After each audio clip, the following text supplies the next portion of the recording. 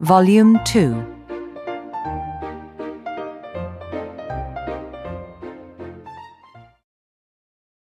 Chapter 1.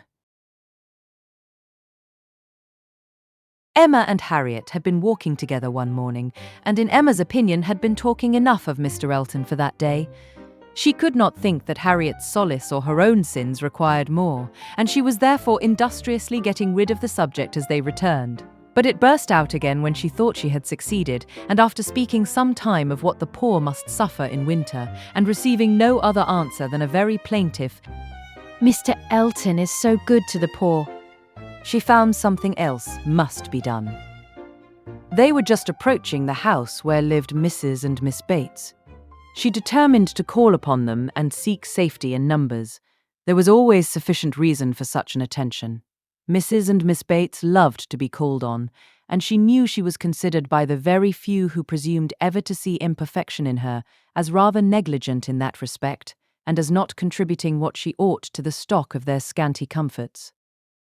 She had had many a hint from Mr. Knightley and some from her own heart as to her deficiency, but none were equal to counteract the persuasion of its being very disagreeable, a waste of time, tiresome women, and all the horror of being in danger of falling in with the second-rate and third-rate of Highbury, who were calling on them forever, and therefore she seldom went near them.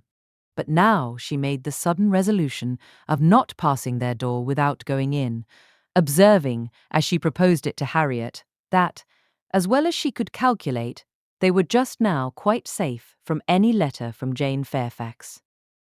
The house belonged to people in business. Mrs. and Miss Bates occupied the drawing-room floor, and there, in the very moderate-sized apartment, which was everything to them, the visitors were most cordially and even gratefully welcomed. The quiet, neat old lady who with her knitting was seated in the warmest corner, wanting even to give up her place to Miss Woodhouse, and her more active talking daughter, almost ready to overpower them with care and kindness, thanks for their visit, solicitude for their shoes, anxious inquiries after Mr. Woodhouse's health, cheerful communications about her mother's, and sweet cake from the buffet. Mrs. Cole had just been there, just called in for 10 minutes, and had been so good as to sit an hour with them, and she had taken a piece of cake, and been so kind as to say she liked it very much, and therefore she hoped Miss Woodhouse and Miss Smith would do them the favour to eat a piece too. The mention of the Coles was sure to be followed by that of Mr. Elton. There was intimacy between them, and Mr. Cole had heard from Mr. Elton since his going away. Emma knew what was coming. They must have the letter over again, and settle how long he had been gone, and how much he was engaged in company, and what a favourite he was wherever he went, and how full the master of the ceremonies ball had been. And she went through it very well, with all the interest and all the commendation that could be requisite, and always putting forward to prevent Harriet's being obliged to say a word. This she had been prepared for when she entered the house, but meant, having once talked him handsomely over, to be no farther incommoded by any troublesome topic, and to wander at large amongst all the mistresses and misses of Highbury and their card parties. She had not been prepared to have Jane Fairfax succeed Mr. Elton, but he was actually hurried off by Miss Bates. She jumped away from him at last abruptly to the Coles, to usher in a letter from her niece. "Oh, Mrs. Elton, I understand, certainly as to dancing. Mrs. Cole was telling me that dancing at the rooms at Bath was— Mrs. Cole was so kind as to sit some time with us, talking of Jane, for as soon as she came in, she began inquiring after her. Jane is so very great a favourite there. Whenever she is with us, Mrs. Cole does not know how to show her kindness enough, and I must say that Jane deserves it as much as anybody can. And so she began inquiring after her directly, saying, 'I know you cannot have heard from Jane lately, because it is not her time for writing.' And when I immediately said, 'But indeed we have. We had a letter this very morning,' I do not know that I ever saw anybody more surprised. 'Have you, upon your honour?' said she. 'Well, that is quite unexpected. Do let me hear what she says.'" Emma's politeness was at hand directly, to say with smiling interest, "Have you heard from Miss Fairfax so lately? I am extremely happy. I hope she is well." "Thank you. You are so kind," replied the happily deceived aunt, while eagerly hunting for the letter. "Oh, Here it is. I was sure it could not be far off. But I had put my huswife upon it, you see, without being aware, and so it was quite hid, but I had it in my hands so very lately that I was almost sure it must be on the table. I was reading it to Mrs. Cole, and since she went away, I was reading it again to my mother, for it is such a pleasure to her, a letter from Jane, that she can never hear it often enough. So I knew it could not be far off, and here it is, only just under my huswife, and since you are so kind as to wish to hear what she says, but first of all, I really must, in justice to Jane, apologize for her writing so short a letter, only 2 pages, you see, hardly 2, and in general she fills the whole paper and crosses half. My mother often wonders that I can make it out so well. She often says when the letter is first opened, "Well, Hetty, now I think you will be put to it to make out all that checker work, don't you, ma'am?" And then I tell her I am sure she would contrive to make it out herself. If she had nobody to do it for her, every word of it, I am sure she would pore over it till she had made out every word. And indeed, though my mother's eyes are not so good as they were, she can see amazingly well still, thank God. With the help of spectacles, it is such a blessing. My mothers are really very good indeed. Jane often says when she is here, "I am sure, Grandmamma, you must have had very strong eyes to see as you do, and so much fine work as you have done too. I only wish my eyes may last me as well." All this spoken extremely fast obliged Miss Bates to stop for breath, and Emma said something very civil about the excellence of Miss Fairfax's handwriting. "You are extremely kind. You who are such a judge and write so beautifully yourself, I am sure there is nobody's praise that could give us so much pleasure as Miss Woodhouse's. My mother does not hear. She is a little deaf, you know, ma'am. Do you hear what Miss Woodhouse is so obliging to say about Jane's handwriting?" And Emma had the advantage of hearing her own silly compliment repeated twice over before the good old lady could comprehend it.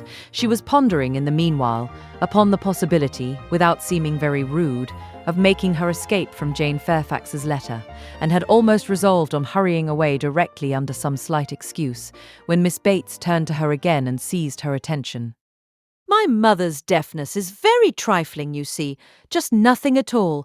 By only raising my voice and saying anything 2 or 3 times over, she is sure to hear, but then she is used to my voice.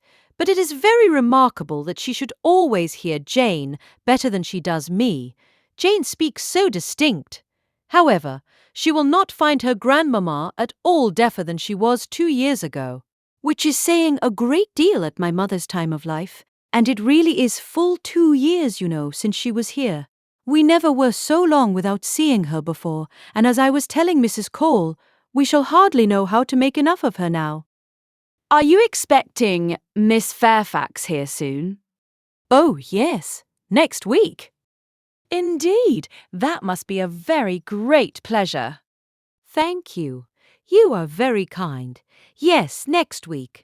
Everybody is so surprised, and everybody says the same obliging things. I am sure she will be as happy to see her friends at Highbury as they can be to see her. Yes, Friday or Saturday. She cannot say which, because Colonel Campbell will be wanting the carriage himself one of those days. So very good of them to send her the whole way, but they always do, you know. Oh yes, Friday or Saturday next. That is what she writes about. That is the reason of her writing out of rule, as we call it, for, in the common course, we should not have heard from her before next Tuesday or Wednesday." Yes, so I imagined. I was afraid there could be little chance of my hearing anything of Miss Fairfax today. "So obliging of you. No, we should not have heard if it had not been for this particular circumstance of her being to come here so soon. My mother is so delighted, for she is to be 3 months with us at least. 3 months, she says so, positively, as I am going to have the pleasure of reading to you. The case is, you see, that the Campbells are going to Ireland. Mrs. Dixon has persuaded her father and mother to come over and see her directly. They had not intended to go over till the summer, but she is so impatient to see them again. For till she married last October, she was never away from them so much as a week, which must make it very strange to be in different kingdoms, I was going to say, but however different countries, and so she wrote a very urgent letter to her mother, or her father. I declare I do not know which it was, but we shall see presently in Jane's letter, wrote in Mr. Dixon's name as well as her own, to press their coming over directly, and they would give them the meeting in Dublin and take them back to their country seat Baileycraig, a beautiful place I fancy. Jane has heard a great deal of its beauty, from Mr. Dixon, I mean. I do not know that she ever heard about it from anybody else. But it was very natural, you know, that he should like to speak of his own place while he was paying his addresses, and as Jane used to be very often walking out with them, for Colonel and Mrs. Campbell were very particular about their daughters not walking out often with only Mr. Dixon, for which I do not at all blame them. Of course, she heard everything he might be telling Miss Campbell about his own home in Ireland, and I think she wrote us word that he had shown them some drawings of the place, views that he had taken himself. He is a most amiable, charming young man, I believe. Jane was quite longing to go to Ireland from his account of things. At this moment, an ingenious and animating suspicion entering Emma's brain with regard to Jane Fairfax, this charming Mr. Dixon, and the not going to Ireland, she said, with the insidious design of farther discovery. You must feel it very fortunate that Miss Fairfax should be allowed to come to you at such a time. Considering the very particular friendship between her and Mrs. Dixon, you could hardly have expected her to be excused from accompanying Colonel and Mrs. Campbell. Very true indeed. The very thing that we have always been rather afraid of, for we should not have liked to have her at such a distance from us, for months together, not able to come if anything was to happen. But you see, everything turns out for the best. They want her, Mr. and Mrs. Dixon, excessively to come over with Colonel and Mrs. Campbell. Quite depend upon it, nothing can be more kind or pressing than their joint invitation, Jane says, as you will hear presently. Mr. Dixon does not seem in the least backward in any attention. He is a most charming young man. Ever since the service he rendered Jane at Weymouth, when they were out in that party on the water, and she, by the sudden whirling round of something or other among the sails, would have been dashed into the sea at once, and actually was all but gone, if he had not, with the greatest presence of mind, caught hold of her habit. I can never think of it without trembling. But ever since we had the history of that day, I have been so fond of Mr. Dixon. But, in spite of all her friend's urgency and her own wish of seeing Ireland, Miss Fairfax prefers devoting the time to you and Mrs. Bates. Yes, entirely her own doing, entirely her own choice. And Colonel and Mrs. Campbell think she does quite right, just what they should recommend, and indeed they particularly wish her to try her native air, as she has not been quite so well as usual lately. I am concerned to hear of it. I think they judge wisely, but Mrs. Dixon must be very much disappointed. Mrs. Dixon, I understand, has no remarkable degree of personal beauty, is not by any means to be compared with Miss Fairfax. Oh, no, you are very obliging to say such things, but certainly not. There is no comparison between them. Miss Campbell always was absolutely plain, but extremely elegant and amiable. Yes, that of course. Jane caught a bad cold, poor thing, so long ago as the 7th of November, as I am going to read to you, and has never been well since. A long time, is not it, for a cold to hang upon her? She never mentioned it before because she would not alarm us. Just like her, so considerate, but however she is so far from well that her kind friends the Campbells think she had better come home and try an air that always agrees with her.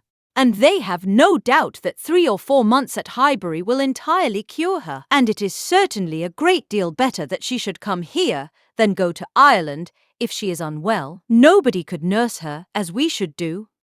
It appears to me the most desirable arrangement in the world.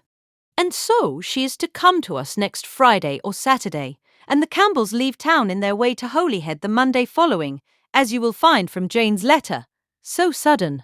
You may guess, dear Miss Woodhouse, what a flurry it has thrown me in. If it was not for the drawback of her illness, but I am afraid we must expect to see her grown thin and looking very poorly. I must tell you what an unlucky thing happened to me as to that. I always make a point of reading Jane's letters through to myself first, before I read them aloud to my mother, you know, for fear of there being anything in them to distress her. Jane desired me to do it, so I always do. And so I began today with my usual caution. But no sooner did I come to the mention of her being unwell than I burst out, quite frightened, with "Bless me, poor Jane is ill," which my mother, being on the watch, heard distinctly and was sadly alarmed at. However, when I read on, I found it was not near so bad as I had fancied at first, and I make so light of it now to her that she does not think much about it. But I cannot imagine how I could be so off my guard. If Jane does not get well soon, we will call in Mr. Perry. The expense shall not be thought of. And though he is so liberal and so fond of Jane that I dare say he would not mean to charge anything for attendance, we could not suffer it to be so, you know. He has a wife and family to maintain, and is not to be giving away his time. Well, now I have just given you a hint of what Jane writes about, we will turn to her letter, and I am sure she tells her own story a great deal better than I can tell it for her. I am afraid we must be running away, said Emma, glancing at Harriet and beginning to rise. My father will be expecting us. I had no intention. I thought I had no power of staying more than 5 minutes when I first entered the house. I merely called because I would not pass the door without inquiring after Mrs. Bates, but I have been so pleasantly detained. Now, however, we must wish you and Mrs. Bates good morning. And not all that could be urged to detain her succeeded. She regained the street happy in this, that though much had been forced on her against her will, though she had in fact heard the whole substance of Jane Fairfax's letter, she had been able to escape the letter itself.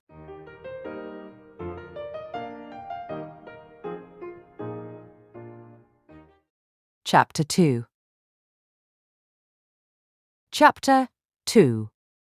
Jane Fairfax was an orphan, the only child of Mrs. Bates's youngest daughter. The marriage of Lieutenant Fairfax of the Regiment of Infantry and Miss Jane Bates had had its day of fame and pleasure, hope and interest, but nothing now remained of it, save the melancholy remembrance of him dying in action abroad, of his widow sinking under consumption and grief soon afterwards, and this girl.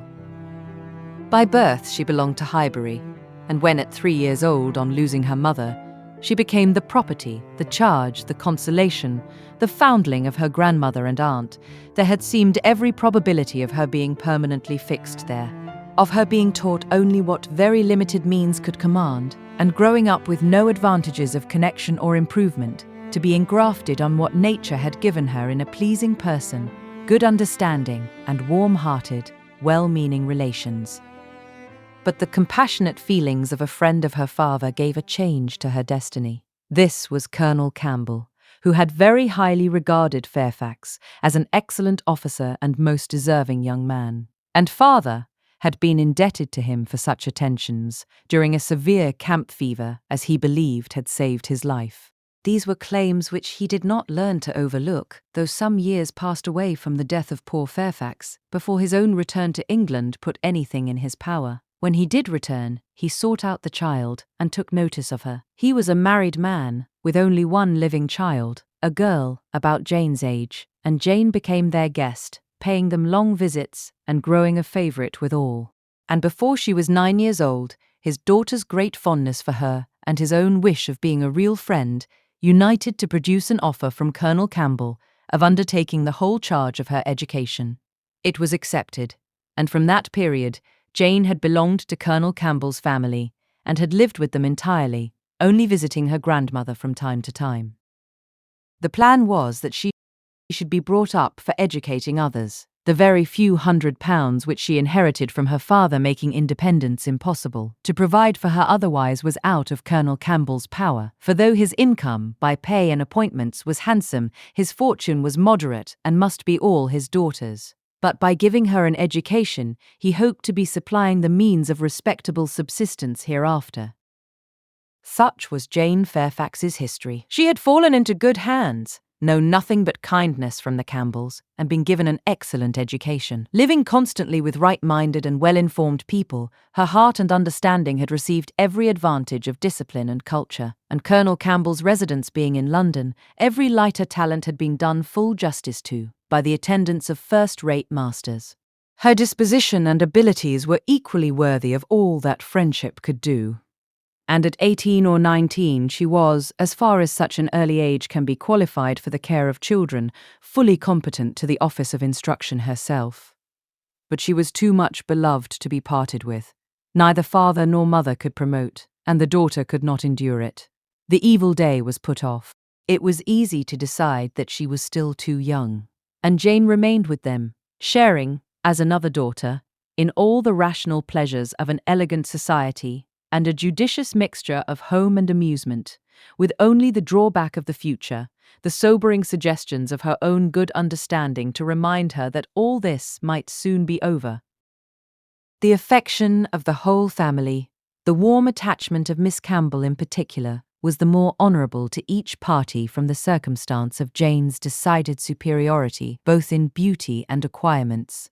That nature had given it in feature could not be unseen by the young woman, nor could her higher powers of mind be unfelt by the parents.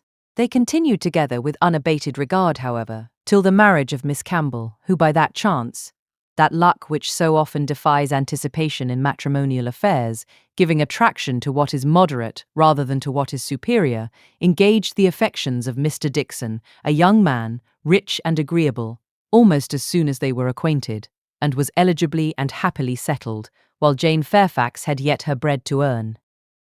This event had very lately taken place, too lately for anything to be yet attempted by her less fortunate friend towards entering on her path of duty. Though she had now reached the age which her own judgment had fixed on for beginning, she had long resolved that 21 should be the period.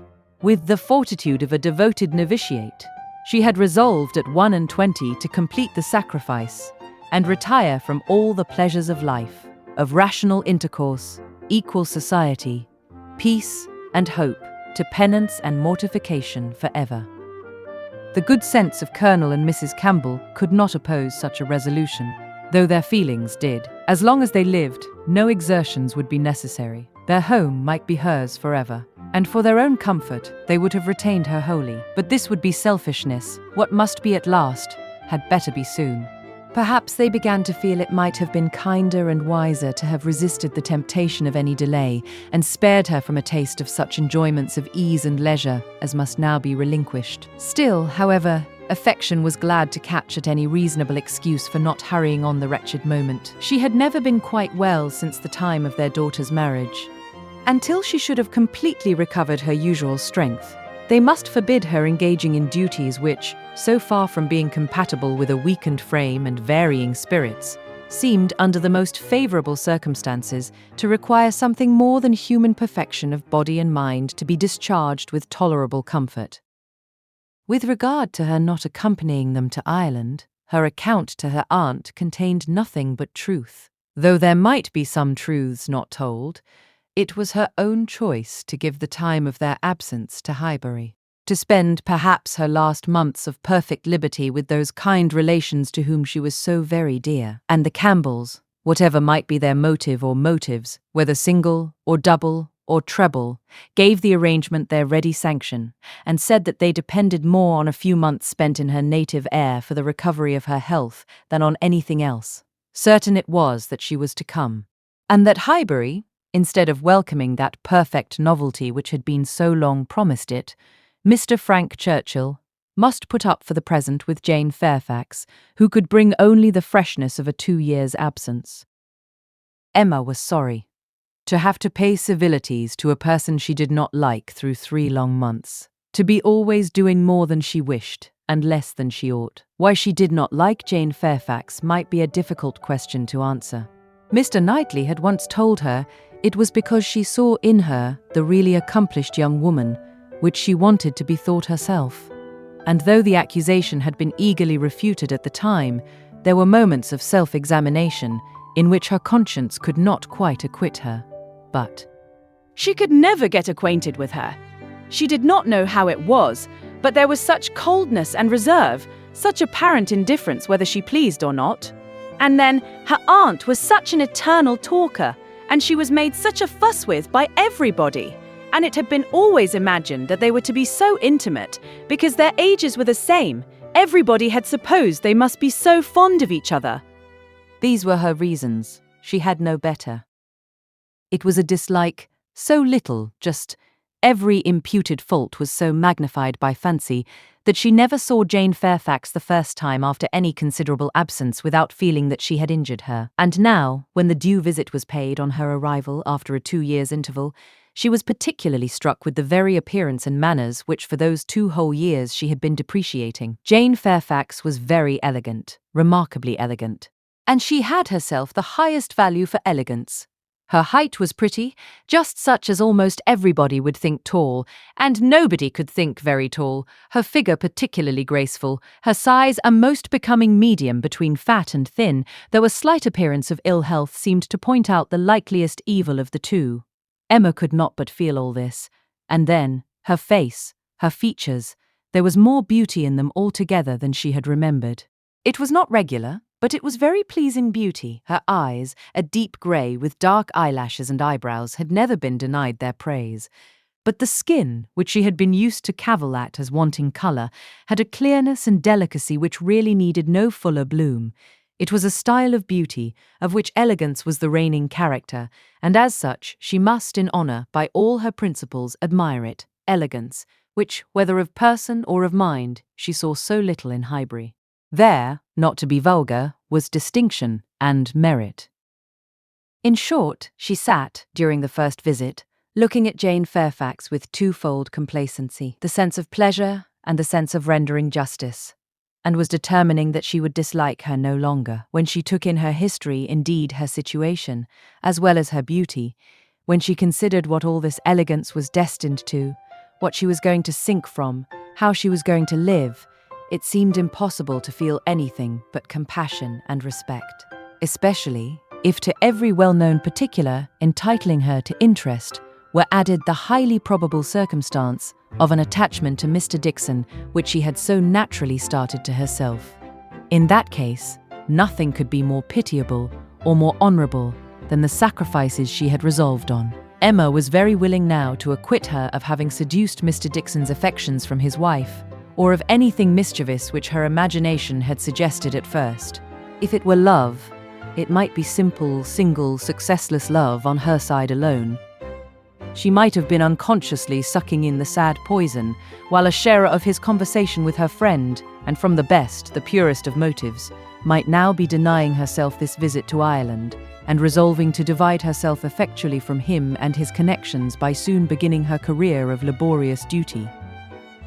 Upon the whole, Emma left her with such softened, charitable feelings as made her look around in walking home and lament that Highbury afforded no young man worthy of giving her independence, nobody that she could wish to scheme about for her. These were charming feelings, but not lasting. Before she had committed herself by any public profession of eternal friendship for Jane Fairfax, or done more towards a recantation of past prejudices and errors than saying to Mr. Knightley, "She certainly is handsome. She is better than handsome." Jane had spent an evening at Hartfield with her grandmother and aunt, and everything was relapsing much into its usual state. Former provocations reappeared. The aunt was as tiresome as ever. More tiresome, because anxiety for her health was now added to admiration of her powers, and they had to listen to the description of exactly how little bread and butter she ate for breakfast, and how small a slice of mutton for dinner, as well as to see exhibitions of new caps and new work bags for her mother and herself. And Jane's offences rose again. They had music. Emma was obliged to play, and the thanks and praise which necessarily followed appeared to her an affectation of candour, an air of greatness, meaning only to show off in higher style her own very superior performance. She was, besides, which was the worst of all, so cold, so cautious. There was no getting at her real opinion. Wrapped up in a cloak of politeness, she seemed determined to hazard nothing. She was suspiciously reserved. If anything could be more, where all was most, she was more reserved on the subject of Weymouth and the Dicksons than anything. She seemed bent on giving no real insight into Mr. Dickson's character, or her own value for his company, or opinion of the suitableness of the match. It was all general approbation and smoothness, nothing delineated or distinguished. It did her no service, however. Her caution was thrown away. Emma saw its artifice and returned to her first surmises. There probably was something more to conceal than her own preference. Mr. Dickson, perhaps, had been very near changing one friend for the other, or been fixed only to Miss Campbell for the sake of the future £12,000. The like reserve prevailed on other topics. She and Mr. Frank Churchill had been at Weymouth at the same time. It was known that they were a little acquainted, but not a syllable of real information could Emma procure as to what he truly was. Was he handsome? She believed he was reckoned a very fine young man. Was he agreeable? He was generally thought so. Did he appear a sensible young man? A young man of information? At a watering place, or in a common London acquaintance, it was difficult to decide on such points. Manners were all that could be safely judged of, under a much longer knowledge than they had yet had of Mr. Churchill. She believed everybody found his manners pleasing. Emma could not forgive her.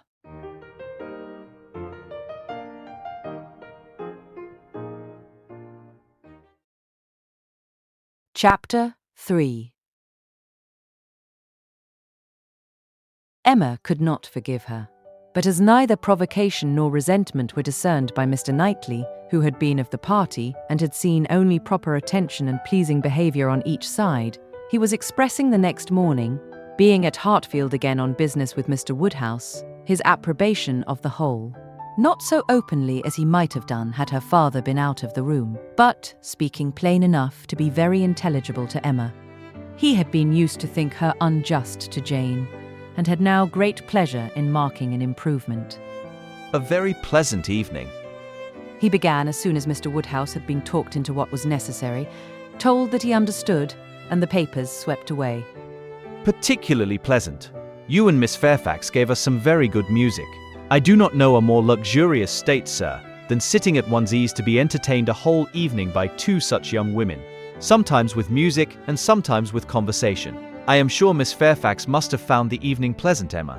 You left nothing undone. I was glad you made her play so much. For having no instrument at her grandmother's, it must have been a real indulgence. I am happy you approved, said Emma, smiling. but I hope I am not often deficient in what is due to guests at Hartfield. No, my dear, said her father instantly.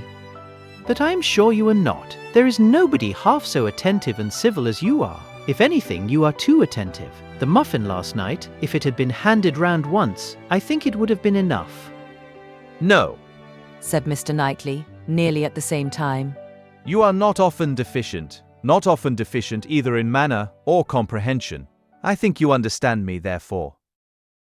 An arch look expressed, I understand you well enough. But she said only, Miss Fairfax is reserved. I always told you she was a little, but you will soon overcome all that part of her reserve which ought to be overcome, all that has its foundation in diffidence. What arises from discretion must be honoured. You think her diffident? I do not see it. My dear Emma, said he, moving from his chair into one close by her. you are not going to tell me, I hope, that you had not a pleasant evening? Oh, no, I was pleased with my own perseverance in asking questions, and amused to think how little information I obtained. I am disappointed. Was his only answer. I hope everybody had a pleasant evening. Said Mr. Woodhouse in his quiet way. I had. Once I felt the fire rather too much, but then I moved back my chair a very little, and it did not disturb me. Miss Bates was very chatty and good-humoured, as she always is, though she speaks rather too quick. However, she is very agreeable, and Mrs. Bates too, in a different way. I like old friends, and Miss Jane Fairfax is a very pretty sort of young lady, a very pretty and a very well-behaved young lady indeed. She must have found the evening agreeable, Mr. Knightley, because she had Emma. True, sir, and Emma, because she had Miss Fairfax. Emma saw his anxiety, and wishing to appease it, at least for the present, said, and with a sincerity which no one could question, She is a sort of elegant creature that one cannot keep one's eyes from. I am always watching her to admire, and I do pity her from my heart. Mr. Knightley looked as if he were more gratified than he cared to express, and before he could make any reply, Mr. Woodhouse, whose thoughts were on the Bateses, said, It is a great pity that their circumstances should be so confined. A great pity indeed. And I have often wished, but it is so little one can venture to do, small trifling presents of anything uncommon. Now we have killed a porker, and Emma thinks of sending them a loin or a leg. It is very small and delicate. Hartfield pork is not like any other pork, but still it is pork. And, my dear Emma, unless one could be sure of their making it into steaks nicely fried as ours are fried, without the smallest grease, and not roast it, for no stomach can bear roast pork, I think we had better send the leg. Do not you think so, my dear? My dear papa, I sent the whole hind quarter. I knew you would wish it. There will be the leg to be salted, you know, which is so very nice, and the loin to be dressed directly in any manner they like. That's right, my dear, very right. I had not thought of it before, but that is the best way. They must not over-salt the leg, and then if it is not over-salted, and if it is very thoroughly boiled, just as Searle boils ours, and eaten very moderately of, with a boiled turnip and a little carrot or parsnip, I do not consider it unwholesome. Emma, said Mr. Knightley presently. I have a piece of news for you. You like news, and I heard an article in my way hither that I think will interest you. News! Oh, yes, I always like news. What is it? Why do you smile so? Where did you hear it? At Randall's? He had time only to say, No, not at Randall's. I have not been near Randall's. when the door was thrown open, and Miss Bates and Miss Fairfax walked into the room. Full of thanks and full of news, Miss Bates knew not which to give quickest. Mr. Knightley soon saw that he had lost his moment, and that not another syllable of communication could rest with him. Oh, my dear sir, how are you this morning? My dear Miss Woodhouse, I come quite overpowered. Such a beautiful hind quarter of pork. You are too bountiful. Have you heard the news? Mr. Elton is going to be married. Emma had not had time even to think of Mr. Elton, and she was so completely surprised that she could not avoid a little start and a little blush at the sound. There is my news. I thought it would interest you, said Mr. Knightley, with a smile which implied a conviction of some part of what had passed between them. But where could you hear it? cried Miss Bates. Where could you possibly hear it, Mr. Knightley? For it is not 5 minutes since I received Mrs. Cole's note. No, it cannot be more than 5, or at least 10, for I had got my bonnet and spencer on, just ready to come out. I was only gone down to speak to Patty again about the pork. Jane was standing in the passage. Were not you, Jane? For my mother was so afraid that we had not any salting pan large enough.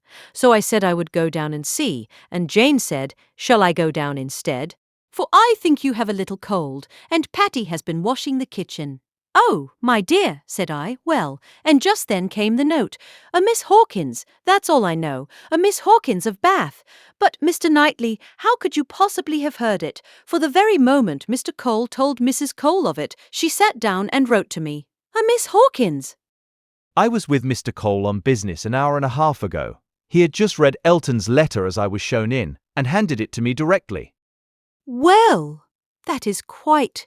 I suppose there never was a piece of news more generally interesting. My dear sir, you really are too bountiful. My mother desires her very best compliments and regards, and 1,000 thanks, and says you really quite oppress her. We consider our Hartfield pork. replied Mr. Woodhouse. Indeed, it certainly is, so very superior to all other pork, that Emma and I cannot have a greater pleasure than— Oh, my dear sir, as my mother says, our friends are only too good to us. If ever there were people who, without having great wealth themselves, had everything they could wish for, I am sure it is us. We may well say that our lot is cast in a goodly heritage. Well, Mr. Knightley, and so you actually saw the letter. Well, It was short, merely to announce, but cheerful, exulting, of course. Here was a sly glance at Emma. He had been so fortunate as to— I forget the precise words. One has no business to remember them. The information was, as you state, that he was going to be married to a Miss Hawkins. By his style, I should imagine it just settled. Mr. Elton, going to be married, said Emma, as soon as she could speak. He will have everybody's wishes for his happiness. He is very young to settle. was Mr. Woodhouse's observation. He had better not be in a hurry. He seemed to me very well off as he was. We were always glad to see him at Hartfield. A new neighbour for us all, Miss Woodhouse, said Miss Bates, joyfully. My mother is so pleased. She says she cannot bear to have the poor old vicarage without a mistress. This is great news indeed. Jane, you have never seen Mr. Elton. No wonder that you have such a curiosity to see him. Jane's curiosity did not appear of that absorbing nature as wholly to occupy her. No, I have never seen Mr. Elton, she replied, starting on this appeal. Is he a tall man? Who shall answer that question? cried Emma. My father would say yes. Mr. Knightley, no. And Miss Bates and I that he is just the happy medium. When you have been here a little longer, Miss Fairfax, you will understand that Mr. Elton is the standard of perfection in Highbury, both in person and mind. Very true, Miss Woodhouse, so she will. He is the very best young man. But, my dear Jane, if you remember, I told you yesterday he was precisely the height of Mr. Perry. Miss Hawkins, I dare say, an excellent young woman. His extreme attention to my mother, wanting her to sit in the vicarage pew, that she might hear the better, for my mother is a little deaf, you know. It is not much, but she does not hear quite quick. Jane says that Colonel Campbell is a little deaf. He fancied bathing might be good for it, the warm bath, but she says it did him no lasting benefit. Colonel Campbell, you know, is quite our angel, and Mr. Dixon seems a very charming young man, quite worthy of him. It is such a happiness when good people get together, and they always do. Now, here will be Mr. Elton and Miss Hawkins, and there are the Coles, such very good people, and the Perrys. I suppose there never was a happier or a better couple than Mr. and Mrs. Perry. I say, sir. Turning to Mr. Woodhouse. I think there are few places with such society as Highbury. I always say we are quite blessed in our neighbours. My dear sir, if there is one thing my mother loves better than another, it is pork, a roast loin of pork. As to who or what Miss Hawkins is, or how long he has been acquainted with her, said Emma. Nothing, I suppose, can be known. One feels that it cannot be a very long acquaintance. He has been gone only 4 weeks. Nobody had any information to give, and after a few more wonderings, Emma said, You are silent, Miss Fairfax, but I hope you mean to take an interest in this news. You, who have been hearing and seeing so much of late on these subjects, who must have been so deep in the business on Miss Campbell's account, we shall not excuse your being indifferent about Mr. Elton and Miss Hawkins. When I have seen Mr. Elton, replied Jane. I dare say I shall be interested, but I believe it requires that with me, and as it is some months since Miss Campbell married, the impression may be a little worn off. Yes, he has been gone just 4 weeks, as you observe, Miss Woodhouse, said Miss Bates. 4 weeks yesterday. A Miss Hawkins? Well, I had always rather fancied it would be some young lady hereabouts. Not that I ever, Mrs. Cole once whispered to me, but I immediately said, No, Mr. Elton is a most worthy young man, but, in short, I do not think I am particularly quick at those sort of discoveries. I do not pretend to it. What is before me, I see. At the same time, nobody could wonder if Mr. Elton should have aspired. Miss Woodhouse lets me chatter on, so good-humouredly. She knows I would not offend for the world.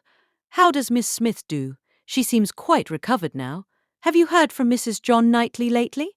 Oh, those dear little children.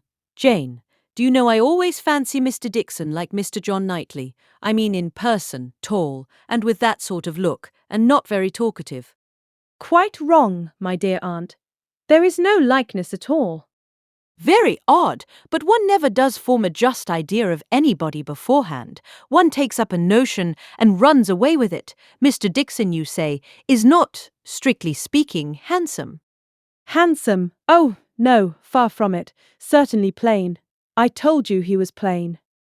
My dear, you said that Miss Campbell would not allow him to be plain, and that you yourself— Oh, as for me, my judgment is worth nothing. Where I have a regard, I always think a person well-looking, but I gave what I believed the general opinion when I called him plain. Well, my dear Jane, I believe we must be running away. The weather does not look well, and Grandmamma will be uneasy.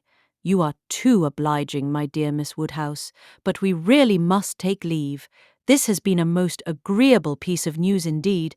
I shall just go round by Mrs. Cole's, but I shall not stop 3 minutes. And Jane, you had better go home directly. I would not have you out in a shower.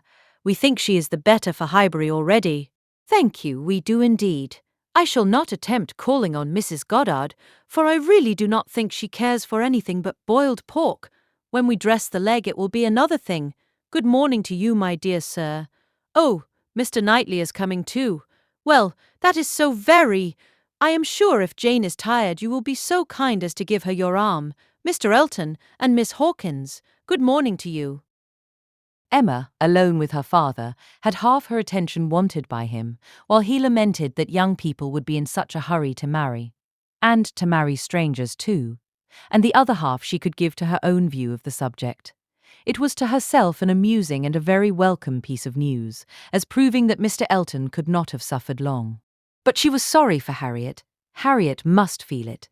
And all that she could hope was, by giving the first information herself, to save her from hearing it abruptly from others.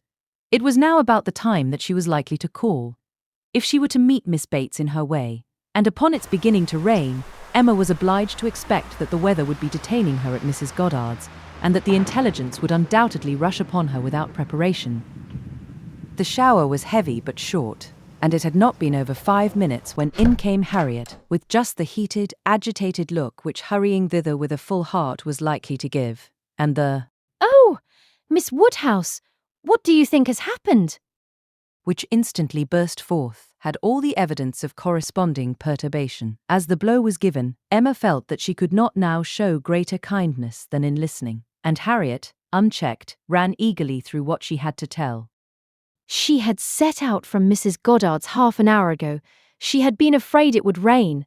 She had been afraid it would pour down every moment, but she thought she might get to Hartfield first.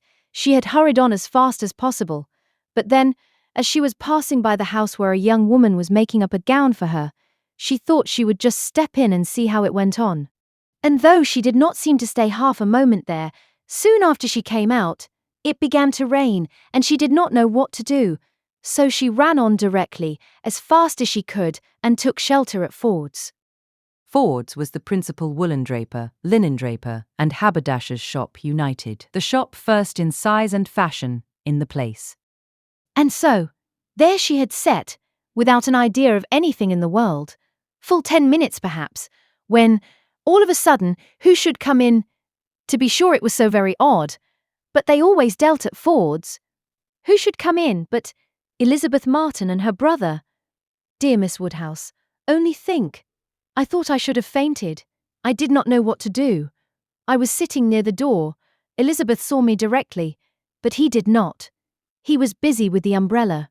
I am sure she saw me, but she looked away directly and took no notice. And they both went to quite the farther end of the shop. And I kept sitting near the door. Oh dear, I was so miserable. I am sure I must have been as white as my gown. I could not go away, you know, because of the rain, but I did so wish myself anywhere in the world but there. Oh dear, Miss Woodhouse. Well, at last, I fancy he looked round and saw me, for instead of going on with her buyings, they began whispering to one another. I am sure they were talking of me, and I could not help thinking that he was persuading her to speak to me. Do you think he was, Miss Woodhouse? For presently she came forward, came quite up to me, and asked me how I did, and seemed ready to shake hands if I would. She did not do any of it in the same way that she used. I could see she was altered. But, however, she seemed to try to be very friendly, and we shook hands, and stood talking some time, but I know no more what I said. I was in such a tremble. I remember, she said she was sorry we never met now, which I thought almost too kind. Dear Miss Woodhouse, I was absolutely miserable. By that time it was beginning to hold up, and I was determined that nothing should stop me from getting away. And then, only think! I found he was coming up towards me too, slowly, you know, and as if he did not quite know what to do. And so he came and spoke, and I answered, and I stood for a minute, feeling dreadfully, you know, One can't tell how, and then I took courage, and said it did not rain, and I must go, and so off I set. And I had not got 3 yards from the door, when he came after me, only to say, if I was going to Hartfield, he thought I had much better go round by Mr. Cole's stables, for I should find the near way quite floated by this rain. Oh dear, I thought it would have been the death of me, so I said, I was very much obliged to him, you know I could not do less. And then he went back to Elizabeth, and I came round by the stables. I believe I did, but I hardly knew where I was, or anything about it. Oh, Miss Woodhouse, I would rather done anything than have it happen, and yet, you know, there was a sort of satisfaction in seeing him behave so pleasantly and so kindly. And Elizabeth too. Oh, Miss Woodhouse, do talk to me and make me comfortable again. Very sincerely did Emma wish to do so, but it was not immediately in her power. She was obliged to stop and think. She was not thoroughly comfortable herself. The young man's conduct and his sister's seemed the result of real feeling, and she could not but pity them. As Harriet described it, there had been an interesting mixture of wounded affection and genuine delicacy in their behaviour, but she had believed them to be well-meaning, worthy people before. And what difference did this make in the evils of the connection? It was folly to be disturbed by it. Of course, he must be sorry to lose her. They must be all sorry. Ambition, as well as love, had probably been mortified. They might all have hoped to rise by Harriet's acquaintance. And besides, what was the value of Harriet's description? So easily pleased, so little discerning. What signified her praise? She exerted herself, and did try to make her comfortable by considering all that had passed as a mere trifle and quite unworthy of being dwelt on. It might be distressing, for the moment, said she, but you seem to have behaved extremely well, and it is over, and may never as a first meeting occur again, and therefore you need not think about it. Harriet said. Very true. And she would not think about it.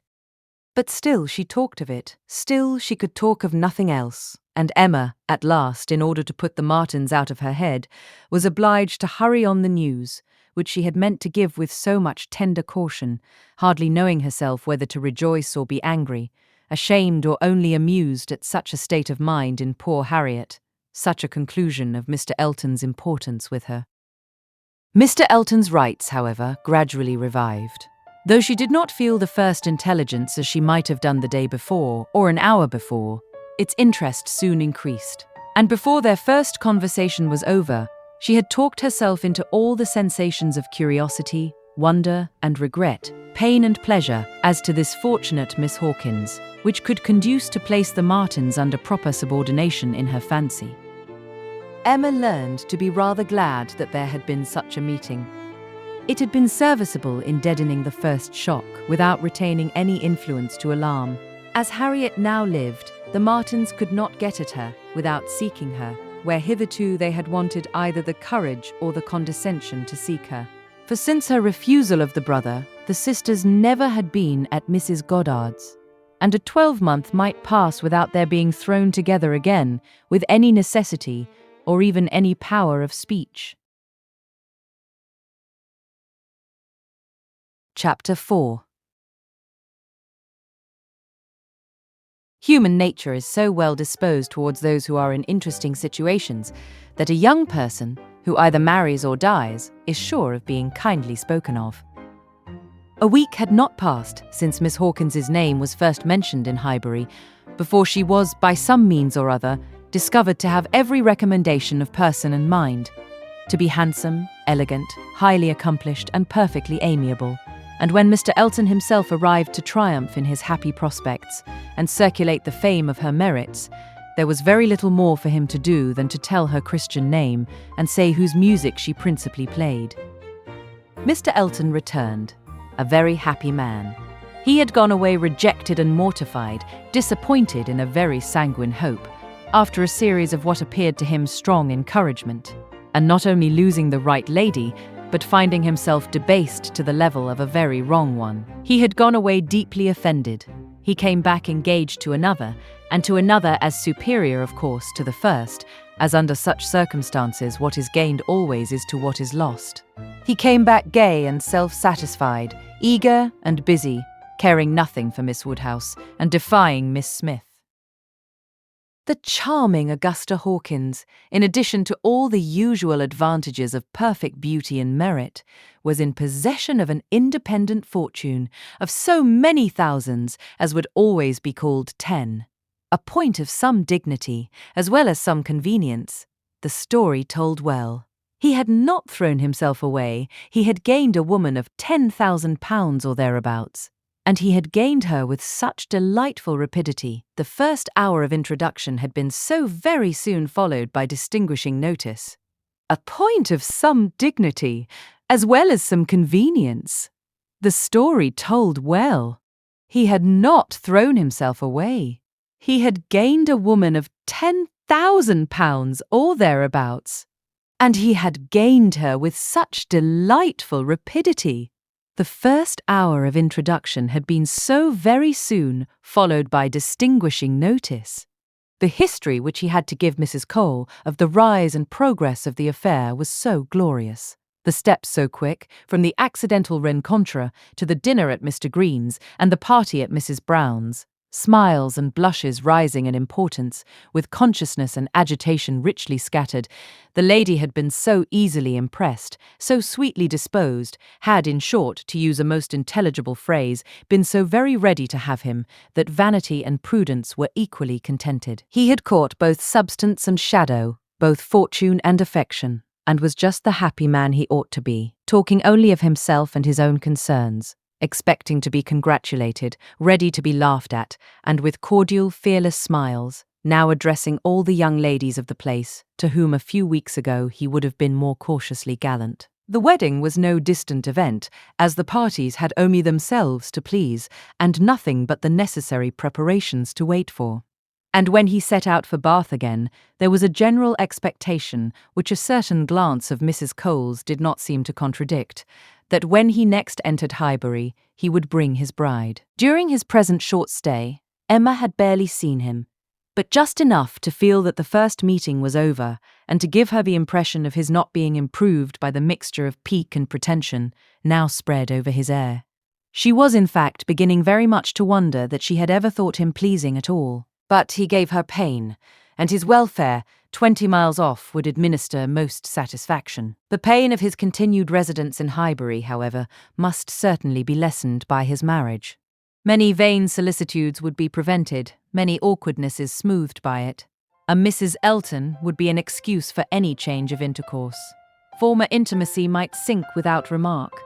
It would be almost beginning their life of civility again. Of the lady, individually, Emma thought very little. She was good enough for Mr. Elton, no doubt. Accomplished enough for Highbury, handsome enough to look plain, probably, by Harriet's side. As to connection, there Emma was perfectly easy. Persuaded that after all his own vaunted claims and disdain of Harriet, he had done nothing. On that article, truth seemed attainable. What she was must be uncertain. But who she was might be found out. And setting aside the 10,000 L, it did not appear that she was at all Harriet's superior. She brought no name, no blood, no alliance. Miss Hawkins was the youngest of the two daughters of a Bristol merchant. Of course, he must be called. But, as the whole of the profits of his mercantile life appeared so very moderate, it was not unfair to guess the dignity of his line of trade had been very moderate also. Part of every winter she had been used to spend in Bath. But Bristol was her home, the very heart of Bristol. For though the father and mother had died some years ago, an uncle remained. In the law line, nothing more distinctly honourable was hazarded of him than that he was in the law line, and with him the daughter had lived. Emma guessed him to be the drudge of some attorney, and too stupid to rise. And all the grandeur of the connection seemed dependent on the elder sister, who was very well married, to a gentleman in a great way near Bristol who kept 2 carriages. That was the wind-up of the history. That was the glory of Miss Hawkins. Could she but have given Harriet her feelings about it all? She had talked her into love, but alas, she was not so easily to be talked out of it. The charm of an object to occupy the many vacancies of Harriet's mind was not to be talked away. He might be superseded by another. He certainly would indeed. Nothing could be clearer. Even a Robert Martin would have been sufficient. But nothing else, she feared, would cure her. Harriet was one of those who, having once begun, would be always in love. And now, poor girl, she was considerably worse from this reappearance of Mr. Elton. She was always having a glimpse of him somewhere or other.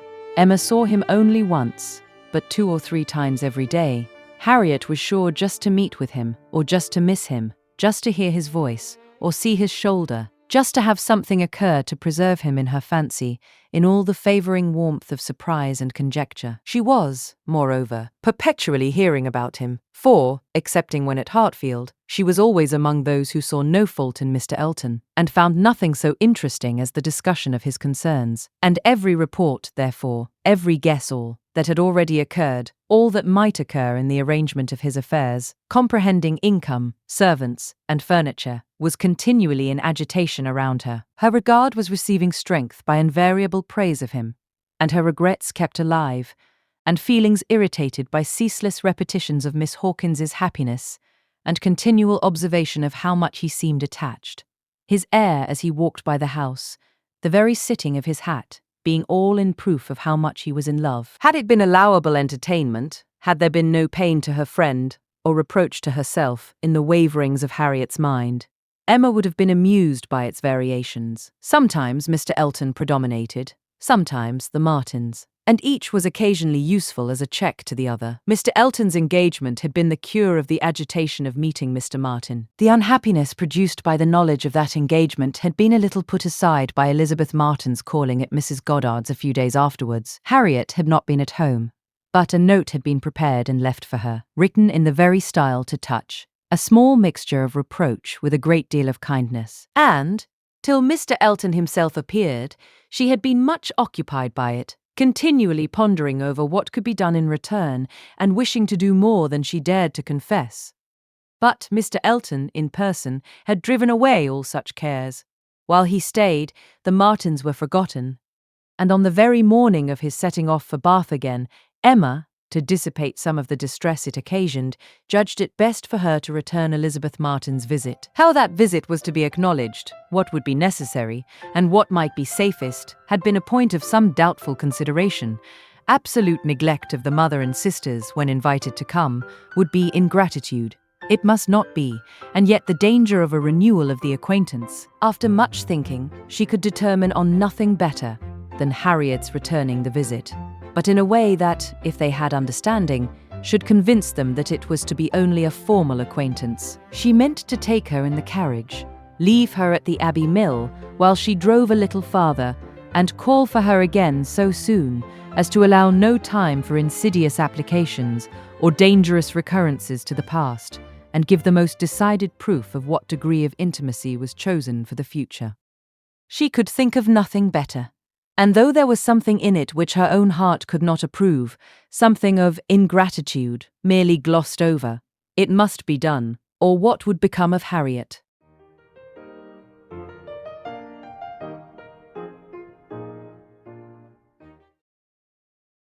Chapter 5.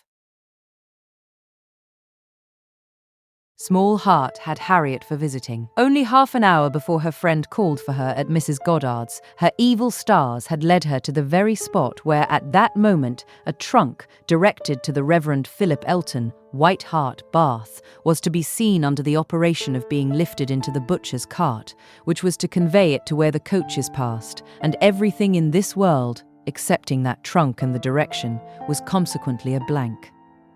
She went, however, and when they reached the farm, and she was to be put down at the end of the broad, neat gravel walk, which led between espalier apple trees to the front door, the sight of everything which had given her so much pleasure the autumn before was beginning to revive a little local agitation. And when they parted, Emma observed her to be looking around with a sort of fearful curiosity, which determined her not to allow the visit to exceed the proposed quarter of an hour. She went on herself, to give that portion of time to an old servant who was married and settled in Donwell. The quarter of an hour brought her punctually to the White Gate again, and Miss Smith, receiving her summons, was with her without delay and unattended by any alarming young man. She came solitarily down the gravel walk, a Miss Martin just appearing at the door, and parting with her seemingly with ceremonious civility. Harriet could not very soon give an intelligible account. She was feeling too much. But at last Emma collected from her enough to understand the sort of meeting and the sort of pain it was creating. She had seen only Mrs. Martin and the two girls. They had received her doubtingly, if not coolly, and nothing beyond the merest commonplace had been talked almost all the time, till just at last, when Mrs. Martin, saying all of a sudden that she thought Miss Smith was grown, had brought on a more interesting subject and a warmer manner. In that very room, she had been measured last September with her two friends. There were the penciled marks and memorandums on the wainscot by the window. He had done it. They all seemed to remember the day, the hour, the party, the occasion, to feel the same consciousness, the same regrets, to be ready to return to the same good understanding. And they were just growing again like themselves. Harriet, as Emma must suspect, as ready as the best of them to be cordial and happy. When the carriage reappeared and all was over, the style of the visit and the shortness of it were then felt to be decisive. 14 minutes to be given to those with whom she had thankfully passed 6 weeks, not 6 months ago. Emma could not but picture it all and feel how justly they might resent, how naturally Harriet must suffer. It was a bad business. She would have given a great deal, or endured a great deal, to have had the Martins in a higher rank of life. They were so deserving that a little higher should have been enough, but as it was, how could she have done otherwise? Impossible, she could not repent. They must be separated, but there was a great deal of pain in the process, so much to herself at this time that she soon felt the necessity of a little consolation, and resolved on going home by way of Randalls to procure it. Her mind was quite sick of Mr. Elton and the Martins. The refreshment of Randalls was absolutely necessary. It was a good scheme, but on driving to the door they heard that neither master nor mistress was at home. They had both been out some time. The man believed they were gone to Hartfield. "This is too bad," cried Emma as they turned away. "And now we shall just miss them. Too provoking. I do not know when I have been so disappointed." And she leaned back in the corner to indulge her murmurs or to reason them away, probably a little of both, such being the commonest process of a not ill-disposed mind. Presently the carriage stopped. She looked up.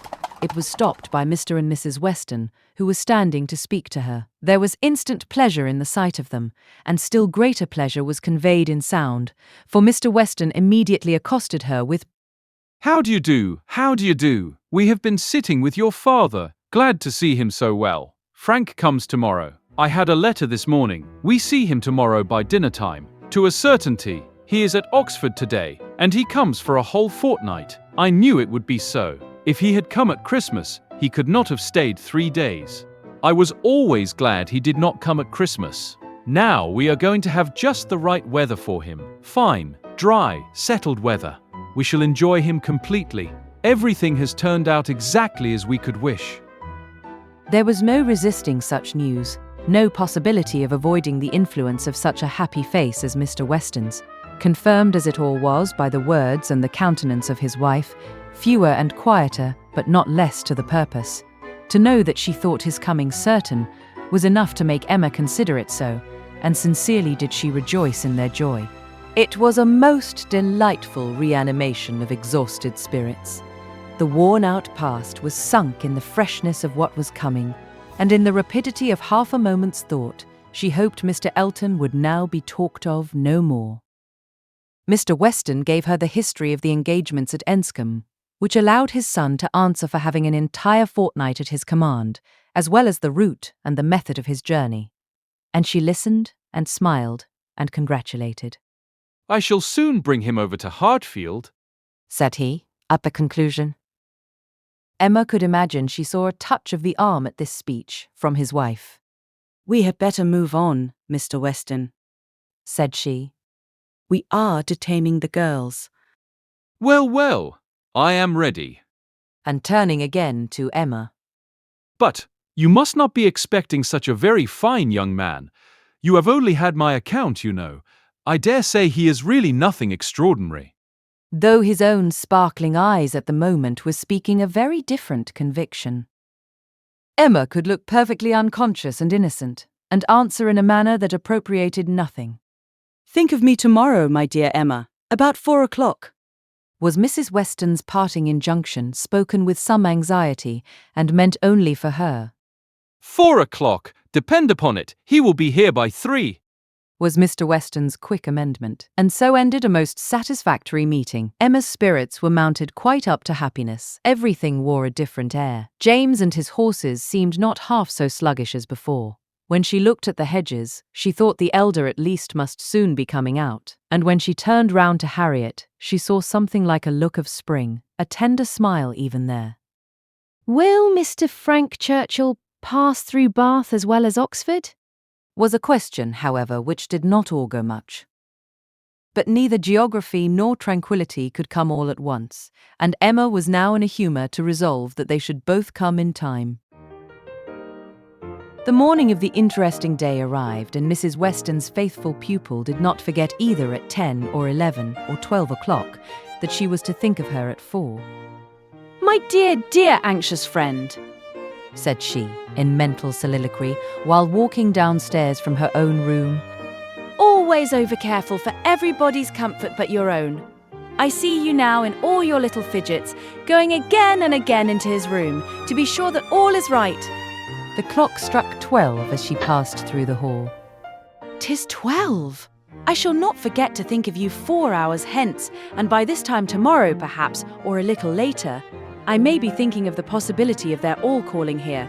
I am sure they will bring him soon.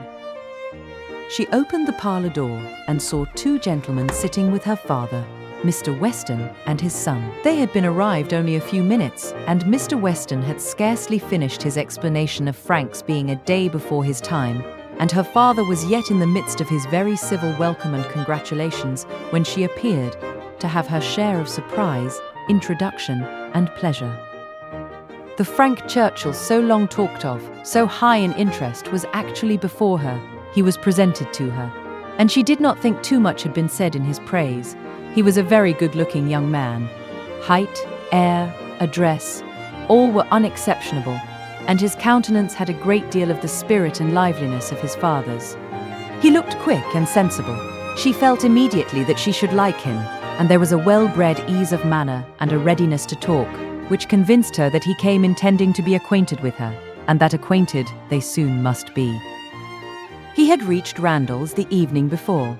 She was pleased with the eagerness to arrive which had made him alter his plan and travel earlier, later, and quicker, that he might gain half a day. I told you yesterday, cried Mr. Weston with exultation. I told you all that he would be here before the time named. I remembered what I used to do myself. One cannot creep upon a journey. One cannot help getting on faster than one has planned, and the pleasure of coming in upon one's friends before the lookout begins is worth a great deal more than any little exertion it needs. It is a great pleasure where one can indulge in it, said the young man. Though there are not many houses that I should presume on so far, but in coming home I felt I might do anything. The word home made his father look on him with fresh complacency. Emma was directly sure that he knew how to make himself agreeable. The conviction was strengthened by what followed. He was very much pleased with Randalls, thought it a most admirably arranged house, would hardly allow it even to be very small, admired the situation, the walk to Highbury, Highbury itself, Hartfield still more, and professed himself to have always felt the sort of interest in the country which none but one's own country gives, and the greatest curiosity to visit it. That he should never have been able to indulge so amiable a feeling before passed suspiciously through Emma's brain. But still, if it were a falsehood, it was a pleasant one, and pleasantly handled. His manner had no air of study or exaggeration. He did really look and speak as if in a state of no common enjoyment. Their subjects in general were such as belonged to an opening acquaintance. On his side were the inquiries. Was she a horsewoman? Pleasant rides? Pleasant walks? Had they a large neighbourhood? Highbury, perhaps, afforded society enough. There were several very pretty houses in and about it. Balls, had they balls? Was it a musical society? But when satisfied on all these points, and their acquaintance proportionably advanced, he contrived to find an opportunity, while their 2 fathers were engaged with each other, of introducing his mother-in-law, and speaking of her with so much handsome praise, so much warm admiration, so much gratitude for the happiness she secured to his father, and her very kind reception of himself, as was an additional proof of his knowing how to please, and of his certainly thinking it worthwhile to try to please her. He did not advance a word of praise beyond what she knew to be thoroughly deserved by Mrs. Weston, but undoubtedly he could know very little of the matter. He understood what would be welcome. He could be sure of little else. His father's marriage, He said. had been the wisest measure. Every friend must rejoice in it, and the family from whom he had received such a blessing must be ever considered as having conferred the highest obligation on him. He got as near as he could to thanking her for Miss Taylor's merits, without seeming quite to forget that in the common course of things it was to be rather supposed that Miss Taylor had formed Miss Woodhouse's character than Miss Woodhouse Miss Taylor's, and at last, as if resolved to qualify his opinion completely for travelling round to its object, he wound it all up with astonishment at the youth and beauty of her person. Elegant, agreeable manners I was prepared for. But I confess that, considering everything, I had not expected more than a very tolerably well-looking woman of a certain age. I did not know that I was to find a pretty young woman in Mrs. Weston. You cannot see too much perfection in Mrs. Weston for my feelings. Were you to guess her to be 18, I should listen with pleasure, but she would be ready to quarrel with you for using such words. Don't let her imagine that you have spoken of her as a pretty young woman. I hope I should know better. No, depend upon it, With a gallant bow, that in addressing Mrs. Weston, I should understand whom I might praise without any danger of being thought extravagant in my terms.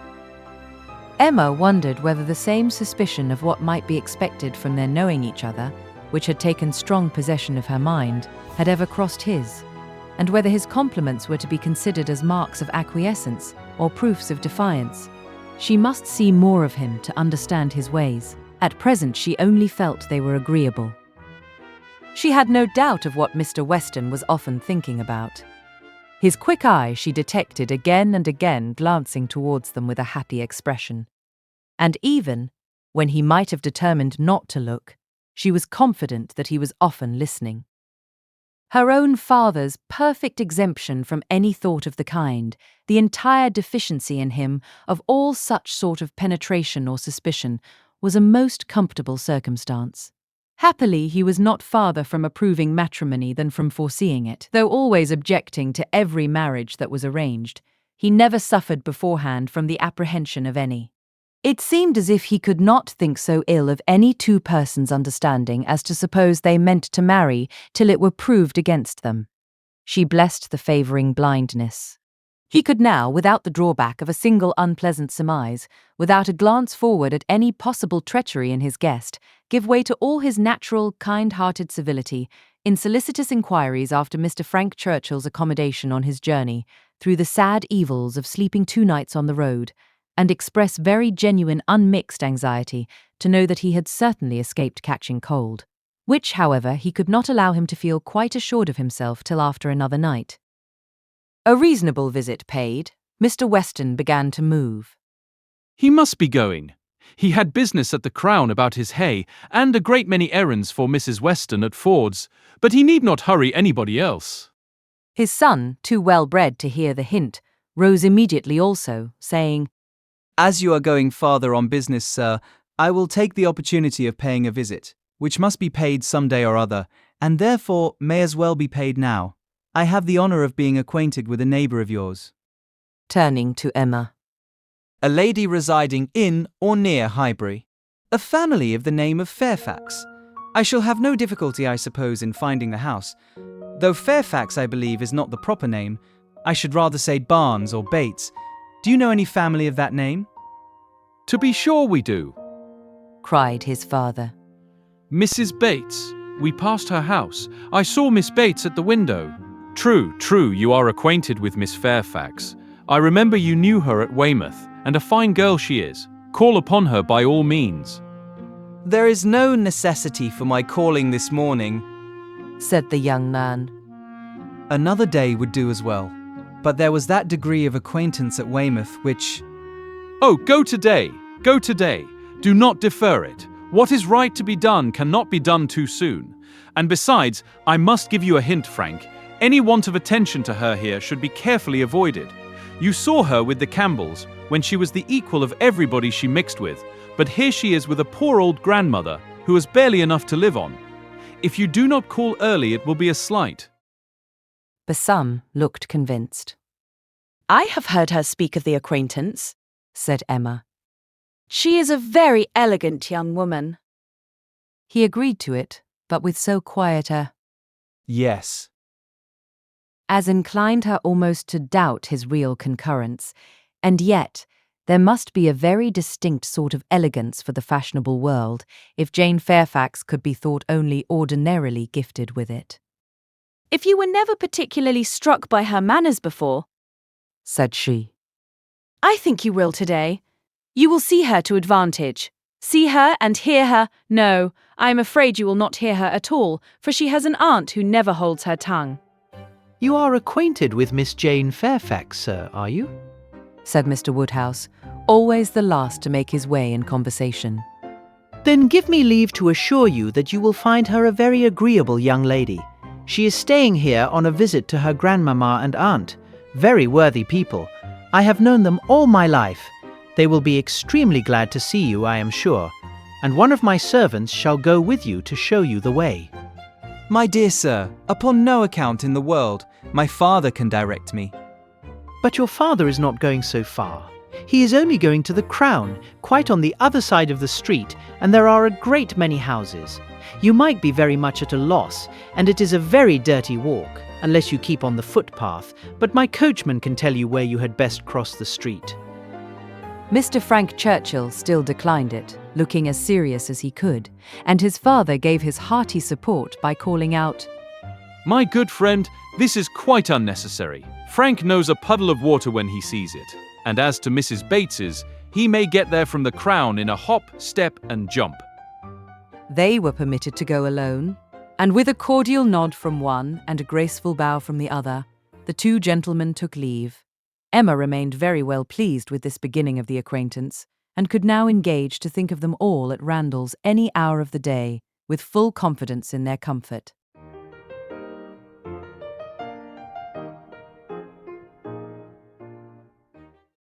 Chapter 6. The next morning brought Mr. Frank Churchill again.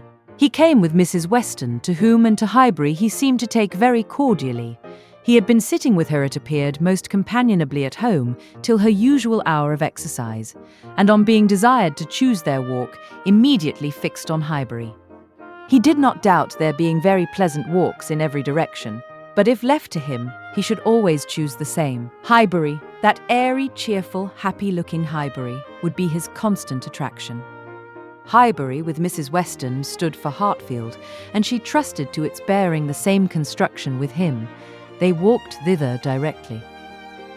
Emma had hardly expected them, for Mr. Weston, who had called in for half a minute in order to hear that his son was very handsome, knew nothing of their plans, and it was an agreeable surprise to her, therefore, to perceive them walking up to the house together, arm in arm.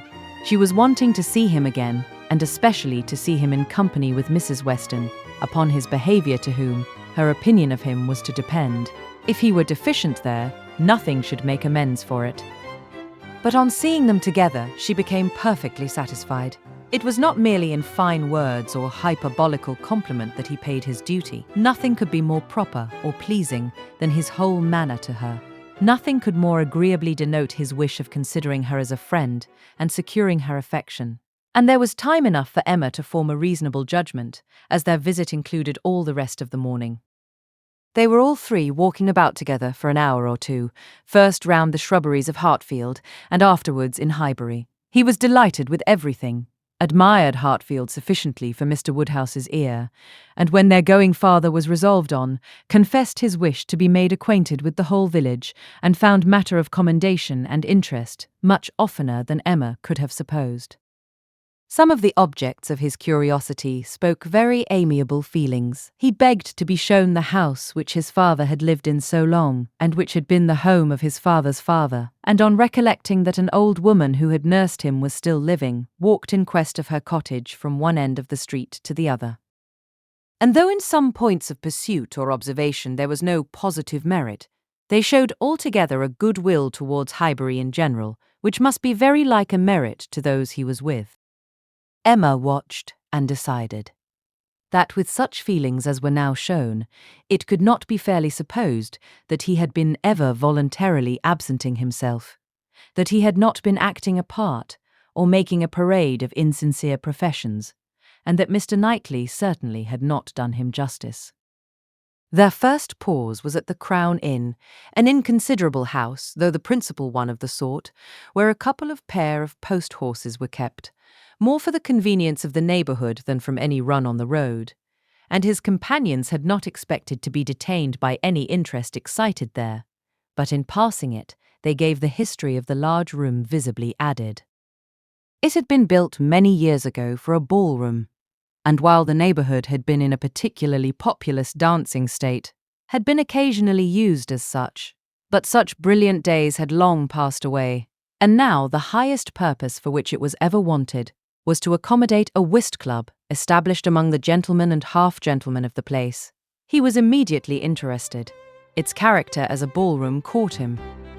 And instead of passing on, he stopped for several minutes at the two superior sashed windows, which were open to look in and contemplate its capabilities, and lament that its original purpose should have ceased.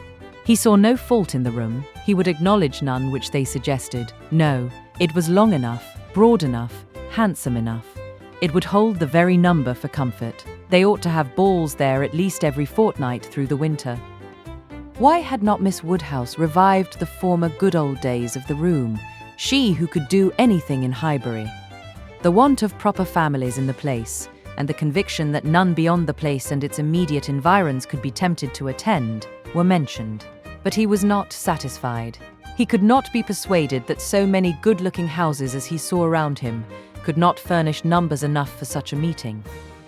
And even when particulars were given and families described, he was still unwilling to admit that the inconvenience of such a mixture would be anything, or that there would be the smallest difficulty in everybody's returning into their proper place the next morning.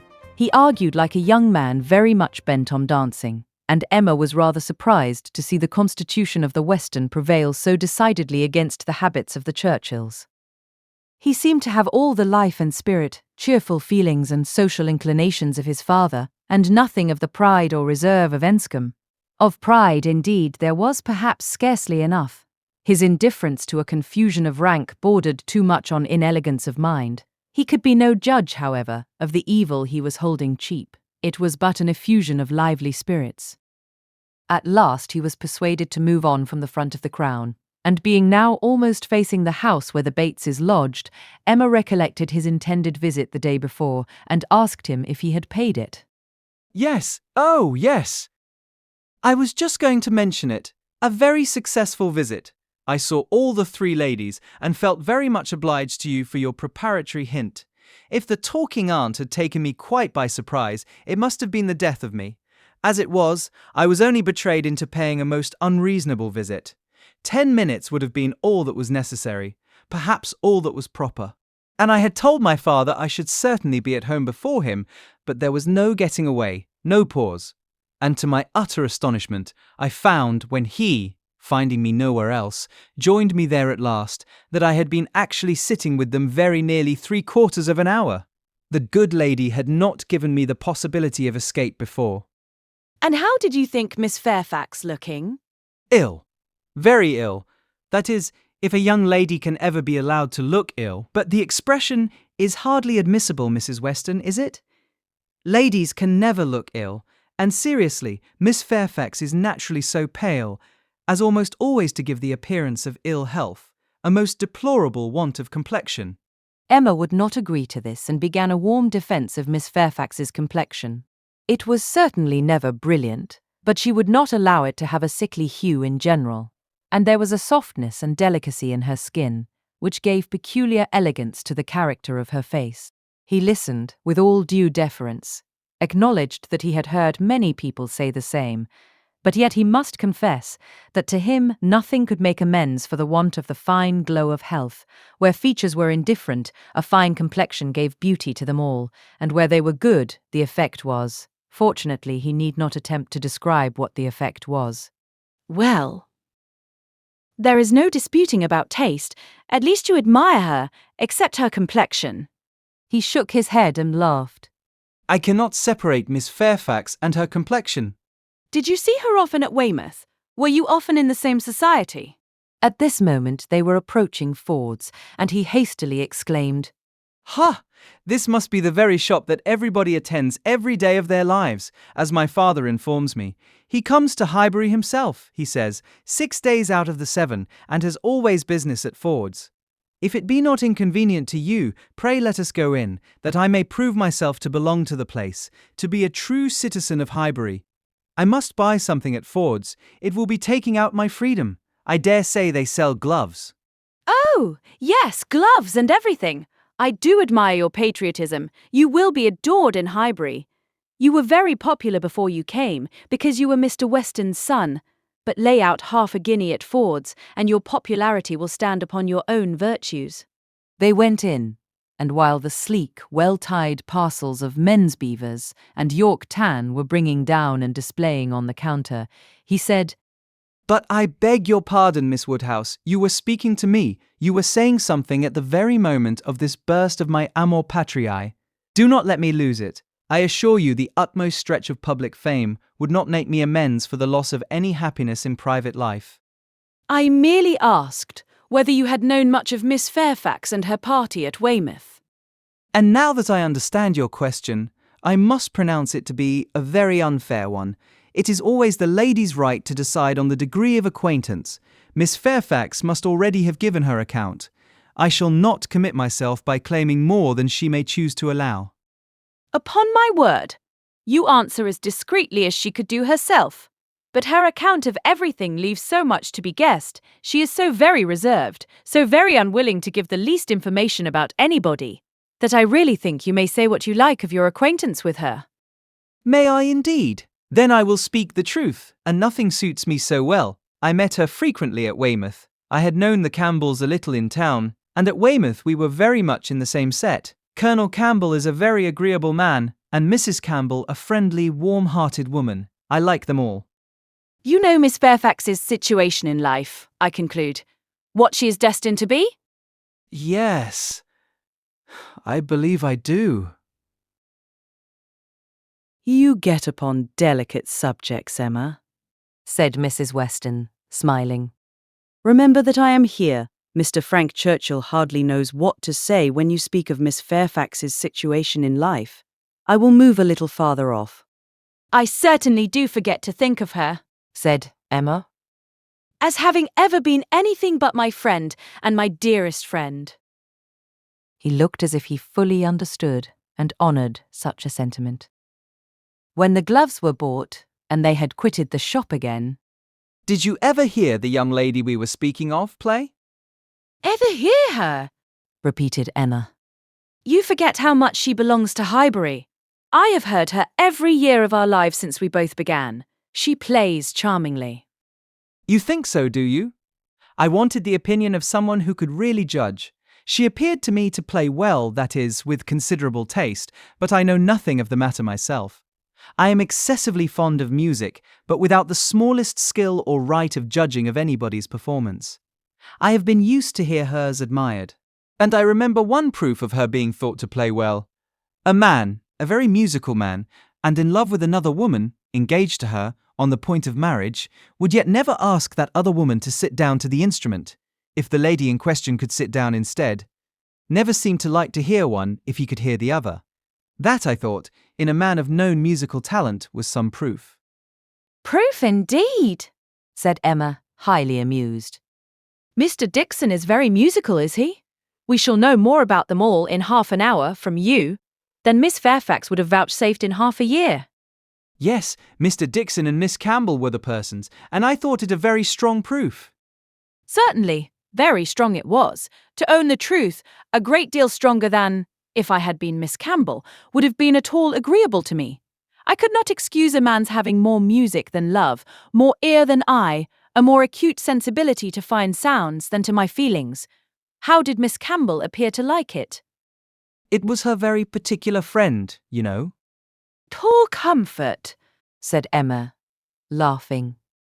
One would rather have a stranger preferred than one's very particular friend. With a stranger it might not recur again. But the misery of having a very particular friend always at hand to do everything better than one does oneself. Poor Mrs. Dickson. Well, I am glad she is gone to settle in Ireland. You are right. It was not very flattering to Miss Campbell, but she really did not seem to feel it. So much the better, or so much the worse, I do not know which. But be it sweetness, or be it stupidity in her quickness of friendship, or dullness of feeling, there was one person, I think, who must have felt it. Miss Fairfax herself. She must have felt the improper and dangerous distinction. As to that, I do not. Oh, do not imagine that I expect an account of Miss Fairfax's sensations from you, or from anybody else. They are known to no human being, I guess, but herself. But if she continued to play whenever she was asked by Mr. Dickson, one may guess what one chooses. There appeared such a perfectly good understanding among them all. He began rather quickly, but checking himself, added, However, it is impossible for me to say on what terms they really were, how it might all be behind the scenes. I can only say that there was smoothness outwardly. But you, who have known Miss Fairfax from a child, must be a better judge of her character, and of how she is likely to conduct herself in critical situations than I can be. I have known her from a child, undoubtedly. We have been children and women together, and it is natural to suppose that we should be intimate, that we should have taken to each other whenever she visited her friends, but we never did. I hardly know how it has happened. A little, perhaps, from that wickedness on my side, which was prone to take disgust towards a girl so idolized and so cried up as she always was, by her aunt and grandmother and all their set. And then, her reserve. I never could attach myself to anyone so completely reserved. It is a most repulsive quality indeed. Oftentimes very convenient, no doubt, but never pleasing. There is safety in reserve, but no attraction. One cannot love a reserved person. Not till the reserve ceases towards oneself, and then the attraction may be the greater. But I must be more in want of a friend, or an agreeable companion, than I have yet been, to take the trouble of conquering anybody's reserve to procure one. Intimacy between Miss Fairfax and me is quite out of the question. I have no reason to think ill of her, not the least, except that such extreme and perpetual cautiousness of word and manner, such a dread of giving a distinct idea about anybody, is apt to suggest suspicions of there being something to conceal. He perfectly agreed with her, and after walking together so long and thinking so much alike, Emma felt herself so well acquainted with him that she could hardly believe it to be only their second meeting. He was not exactly what she had expected, less of the man of the world in some of his notions, less of the spoiled child of fortune, therefore better than she had expected. His ideas seemed more moderate, his feelings warmer. She was particularly struck by his manner of considering Mr. Elton's house, which, as well as the church, he would go and look at, and would not join them in finding much fault with. No, he could not believe it a bad house, not such a house as a man was to be pitied for having. If it were to be shared with the woman he loved, he could not think any man to be pitied for having that house. There must be ample room in it for every real comfort. The man must be a blockhead who wanted more. Mrs. Weston laughed and said he did not know what he was talking about, used only to a large house himself, and without ever thinking how many advantages and accommodations were attached to its size, he could be no judge of the privations inevitably belonging to a small one. But Emma, in her own mind, determined that he did know what he was talking about, and that he showed a very amiable inclination to settle early in life and to marry from worthy motives. He might not be aware of the inroads on domestic peace to be occasioned by no housekeeper's room or a bad butler's pantry, but no doubt he did perfectly feel that Enscombe could not make him happy, and that whenever he were attached he would willingly give up much of wealth to be allowed an early establishment.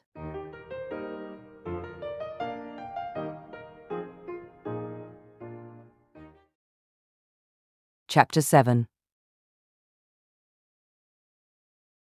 Emma's very good opinion of Frank Churchill was a little shaken the following day by hearing that he was gone off to London, merely to have his hair cut.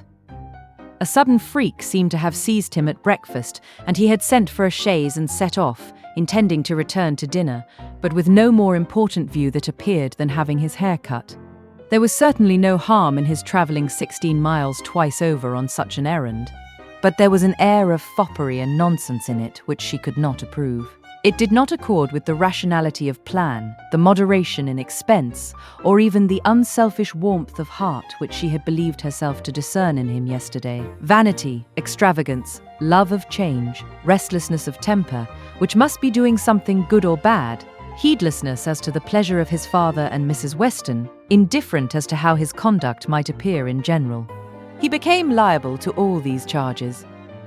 His father only called him a coxcomb and thought it a very good story, but that Mrs. Weston did not like it was clear enough, by her passing it over as quickly as possible, and making no other comment than that all young people would have their little whims. With the exception of this little blot, Emma found that his visit hitherto had given her friend only good ideas of him. Mrs. Weston was very ready to say how attentive and pleasant a companion he made himself, how much she saw to like in his disposition altogether. He appeared to have a very open temper, certainly a very cheerful and lively one. She could observe nothing wrong in his notions, a great deal decidedly right. He spoke of his uncle with warm regard, was fond of talking of him, said he would be the best man in the world if he were left to himself, and though there was no being attached to the aunt, he acknowledged her kindness with gratitude, and seemed to mean always to speak of her with respect. This was all very promising, and, but for such an unfortunate fancy for having his hair cut, there was nothing to denote him unworthy of the distinguished honour which her imagination had given him. The honour, if not of being really in love with her, of being at least very near it and saved only by her own indifference, for still her resolution held of never marrying. The honour, in short, of being marked out for her by all their joint acquaintance. Mr. Weston, on his side, added a virtue to the account which must have some weight. He gave her to understand that Frank admired her extremely, thought her very beautiful and very charming, and with so much to be said for him altogether, she found she must not judge him harshly. As Mrs. Weston observed, all young people would have their little whims. There was one person among his new acquaintance in Surrey, not so leniently disposed. In general, he was judged, throughout the parishes of Donwell and Highbury, with great candour. Liberal allowances were made for the little excesses of such a handsome young man, one who smiled so often and bowed so well. But there was one spirit among them not to be softened from its power of censure by bows or smiles, Mr. Knightley. The circumstance was told him at Hartfield.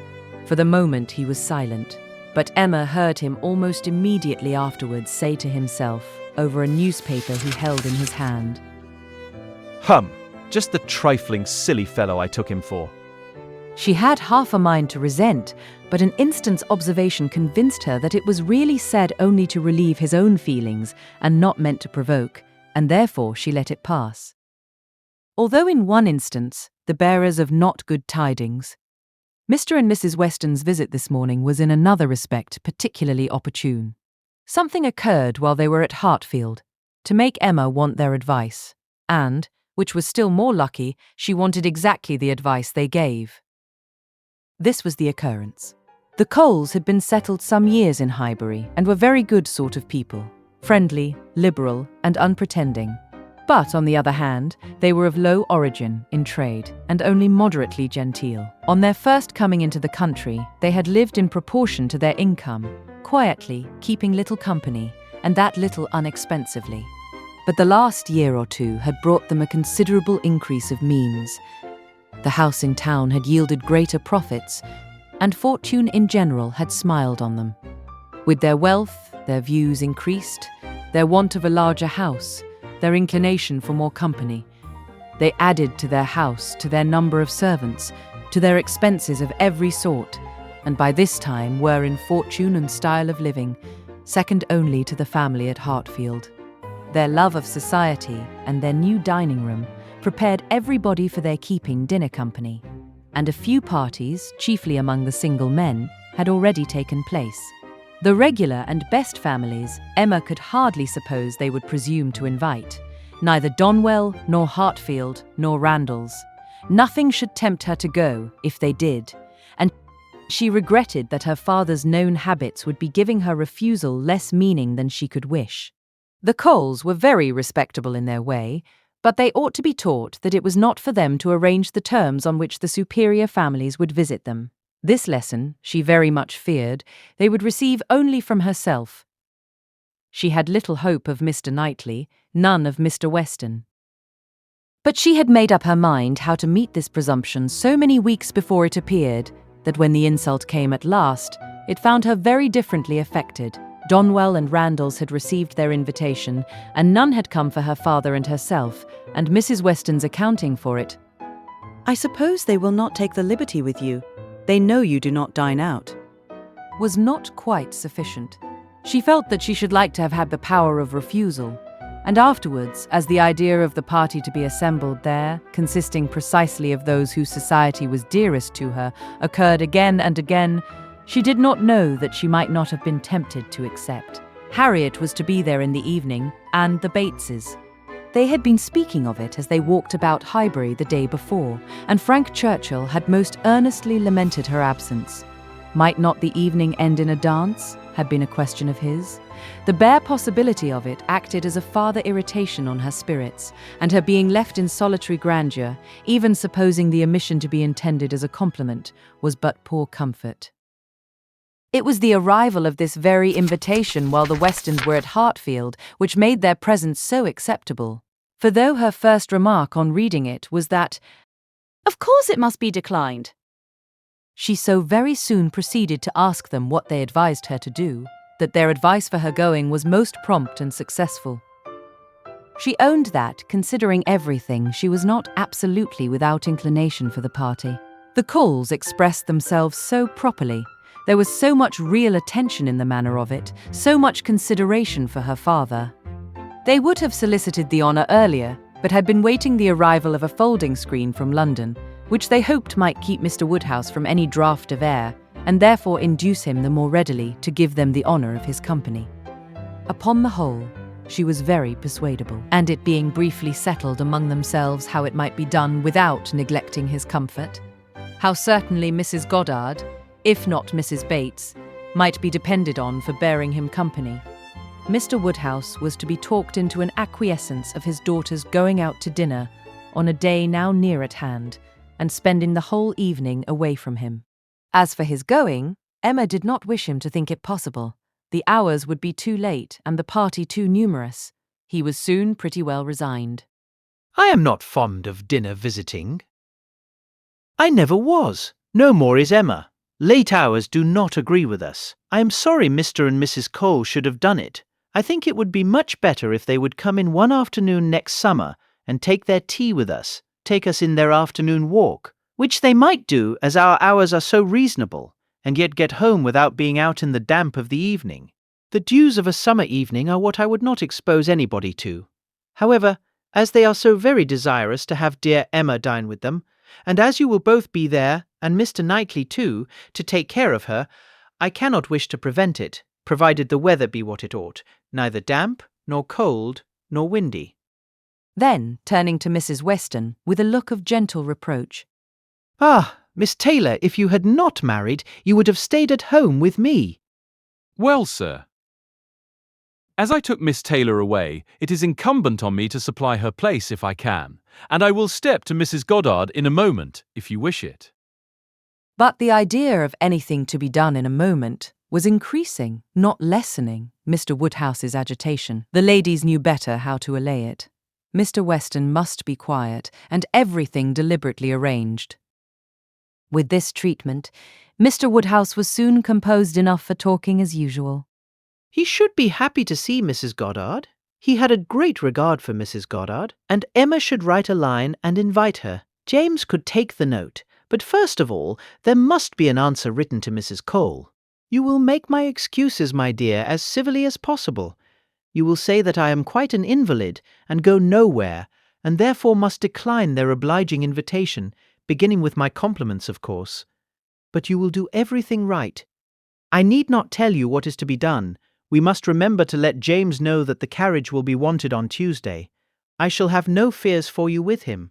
We have never been there above once since the new approach was made. But still, I have no doubt that James will take you very safely, and when you get there, you must tell him at what time you would have him come for you again, and you had better name an early hour. You will not like staying late. You will get very tired when tea is over. But you would not wish me to come away before I am tired, Papa? Oh, no, my love, but you will soon be tired. There will be a great many people talking at once. You will not like the noise. But, my dear sir, if Emma comes away early, it will be breaking up the party. And no great harm if it does. The sooner every party breaks up, the better. But you do not consider how it may appear to the Coles. Emma's going away directly after tea might be giving offence. They are good-natured people and think little of their own claims, but still, they must feel that anybody's hurrying away is no great compliment. And Miss Woodhouse's doing it would be more thought of than any other person's in the room. You would not wish to disappoint and mortify the Coles, I am sure, sir. Friendly, good sort of people as ever lived, and who have been your neighbours these 10 years. No, upon no account in the world, Mr. Weston. I am much obliged to you for reminding me. I should be extremely sorry to be giving them any pain. I know what worthy people they are. Perry tells me that Mr. Cole never touches malt liquor. You would not think it to look at him, but he is bilious. Mr. Cole is very bilious. No, I would not be the means of giving them any pain. My dear Emma, we must consider this. I am sure, rather than run the risk of hurting Mr. and Mrs. Cole, you would stay a little longer than you might wish. You will not regard being tired. You will be perfectly safe, you know, among your friends. Oh, yes, Papa. I have no fears at all for myself, and I should have no scruples of staying as late as Mrs. Weston, but, on your account, I am only afraid of your sitting up for me. I am not afraid of your not being exceedingly comfortable with Mrs. Goddard. She loves piquet, you know, but when she has gone home, I am afraid you will be sitting up by yourself instead of going to bed at your usual time, and the idea of that would entirely destroy my comfort. You must promise me not to sit up. He did, on the condition of some promises on her side, such as that, if she came home cold, she would be sure to warm herself thoroughly. If hungry, that she would take something to eat, that her own maid should sit up for her, and that Searle and the butler should see that everything was safe in the house, as usual.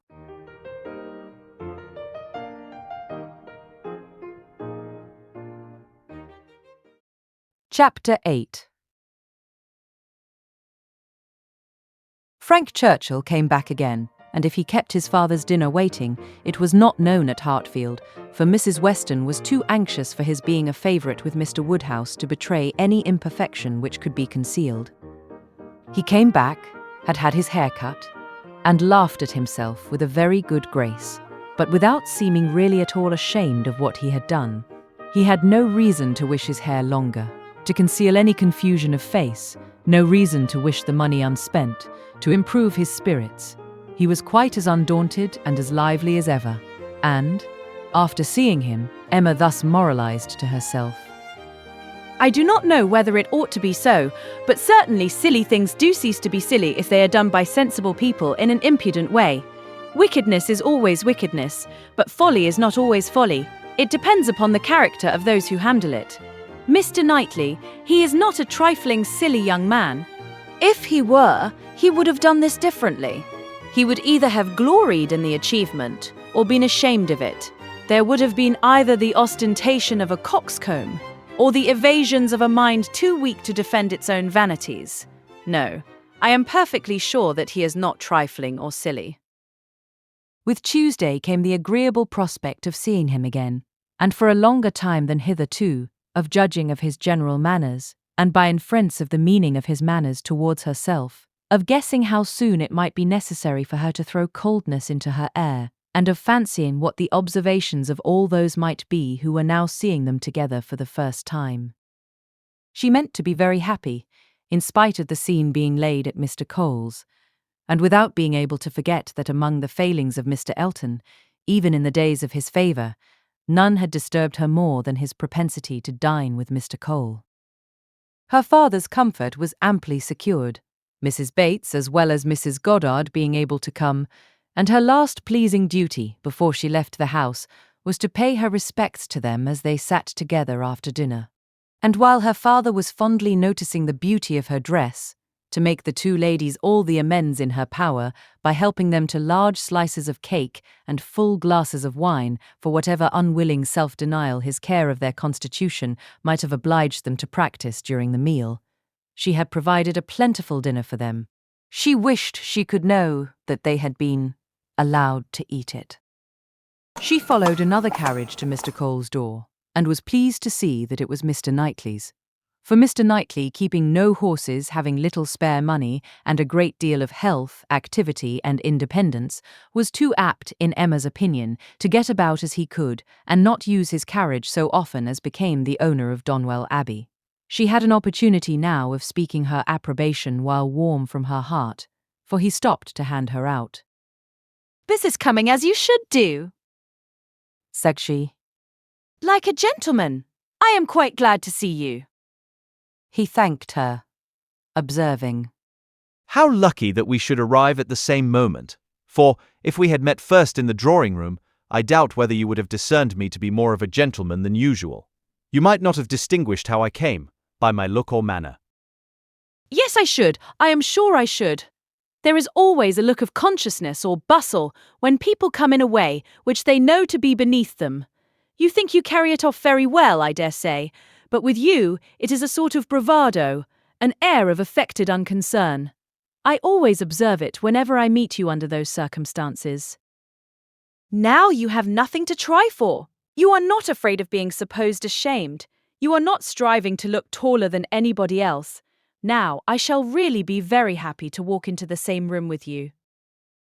Nonsensical girl, was his reply, but not at all in anger.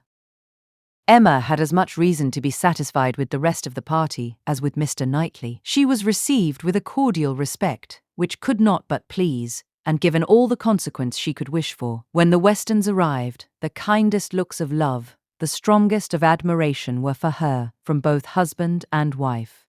The son approached her with a cheerful eagerness which marked her as his peculiar object, and at dinner she found him seated by her, and, as she firmly believed, not without some dexterity on his side. The party was rather large, as it included one other family, a proper, unobjectionable country family, whom the Coles had the advantage of naming among their acquaintance, and the male part of Mr. Cox's family, the lawyer of Highbury. The less worthy females were to come in the evening, with Miss Bates, Miss Fairfax, and Miss Smith, but already at dinner they were too numerous for any subject of conversation to be general. And, while politics and Mr. Elton were talked over, Emma could fairly surrender all her attention to the pleasantness of her neighbour. The first remote sound to which she felt herself obliged to attend was the name of Jane Fairfax. Mrs. Cole seemed to be relating something of her that was expected to be very interesting. She listened, and found it well worth listening to. That very dear part of Emma, her fancy, received an amusing supply. Mrs. Cole was telling that she had been calling on Miss Bates, and as soon as she entered the room had been struck by the sight of a pianoforte, a very elegant-looking instrument, not a grand but a large-sized square pianoforte. And the substance of the story. The end of all the dialogue which ensued of surprise and inquiry, and congratulations on her side, and explanations on Miss Bates's, was that this pianoforte had arrived from Broadwoods the day before, to the great astonishment of both aunt and niece, entirely unexpected. That at first, by Miss Bates's account, Jane herself was quite at a loss, quite bewildered to think who could possibly have ordered it. But now, they were both perfectly satisfied that it could be from only one quarter. Of course it must be from Colonel Campbell. "One can suppose nothing else," added Mrs. Cole. "and I was only surprised that there could ever have been a doubt. But Jane, it seems, had a letter from them very lately, and not a word was said about it. She knows their ways best, but I should not consider their silence as any reason for their not meaning to make the present. They might choose to surprise her." Mrs. Cole had many to agree with her. Everybody who spoke on the subject was equally convinced that it must come from Colonel Campbell, and equally rejoiced that such a present had been made, and there were enough ready to speak to allow Emma to think her own way, and still listen to Mrs. Cole. "I declare, I do not know when I have heard anything that has given me more satisfaction. It always has quite hurt me that Jane Fairfax, who plays so delightfully, should not have an instrument. It seemed quite a shame, especially considering how many houses there are where fine instruments are absolutely thrown away. This is like giving ourselves a slap, to be sure. And it was but yesterday. I was telling Mr. Cole, I really was ashamed to look at our new grand pianoforte in the drawing room, while I do not know one note from another, and our little girls, who are but just beginning, perhaps may never make anything of it. And there is poor Jane Fairfax, who is mistress of music, has not anything of the nature of an instrument, not even the pitifullest old spinet in the world to amuse herself with. I was saying this to Mr. Cole but yesterday, and he quite agreed with me, only he is so particularly fond of music that he could not help indulging himself in the purchase, hoping that some of our good neighbours might be so obliging occasionally to put it to a better use than we can. And that really is the reason why the instrument was bought, or else I'm sure we ought to be ashamed of it. We are in great hopes that Miss Woodhouse may be prevailed with to try it this evening. Miss Woodhouse made the proper acquiescence, and finding that nothing more was to be entrapped from any communication of Mrs. Cole's, turned to Frank Churchill. "Why do you smile?" said she. Nay, why do you? "Me? I suppose I smile for pleasure at Colonel Campbell's being so rich and so liberal. It is a handsome present." Very. "I rather wonder that it was never made before." Perhaps Miss Fairfax has never been staying here so long before. Or that he did not give her the use of their own instrument, which must now be shut up in London, untouched by anybody. That is a grand pianoforte, and he might think it too large for Mrs. Bates's house. You may say what you choose, but your countenance testifies that your thoughts on this subject are very much like mine. I do not know. I rather believe you are giving me more credit for acuteness than I deserve. I smile because you smile, and shall probably suspect whatever I find you suspect, but at present I do not see what there is to question, if Colonel Campbell is not the person who can be. What do you say to Mrs. Dixon? Mrs. Dixon! Very true indeed. I had not thought of Mrs. Dixon. She must know as well as her father how acceptable an instrument would be, and perhaps the mode of it, the mystery, the surprise, is more like a young woman's scheme than an elderly man's. It is Mrs. Dixon, I dare say. I told you that your suspicions would guide mine. If so, you must extend your suspicions and comprehend Mr. Dixon in them. Mr. Dixon! Very well. Yes, I immediately perceived that it must be the joint present of Mr. and Mrs. Dixon. We were speaking the other day, you know, of his being so warm an admirer of her performance. Yes, and what you told me on that head confirmed an idea which I had entertained before. I do not mean to reflect upon the good intentions of either Mr. Dixon or Miss Fairfax, but I cannot help suspecting either that, after making his proposals to her friend, he had the misfortune to fall in love with her, or that he became conscious of a little attachment on her side. One might guess 20 things without guessing exactly the right. But I am sure there must be a particular cause for her choosing to come to Highbury instead of going with the Campbells to Ireland. Here, she must be leading a life of privation and penance. There, it would have been all enjoyment. As to the pretence of trying her native air, I look upon that as a mere excuse.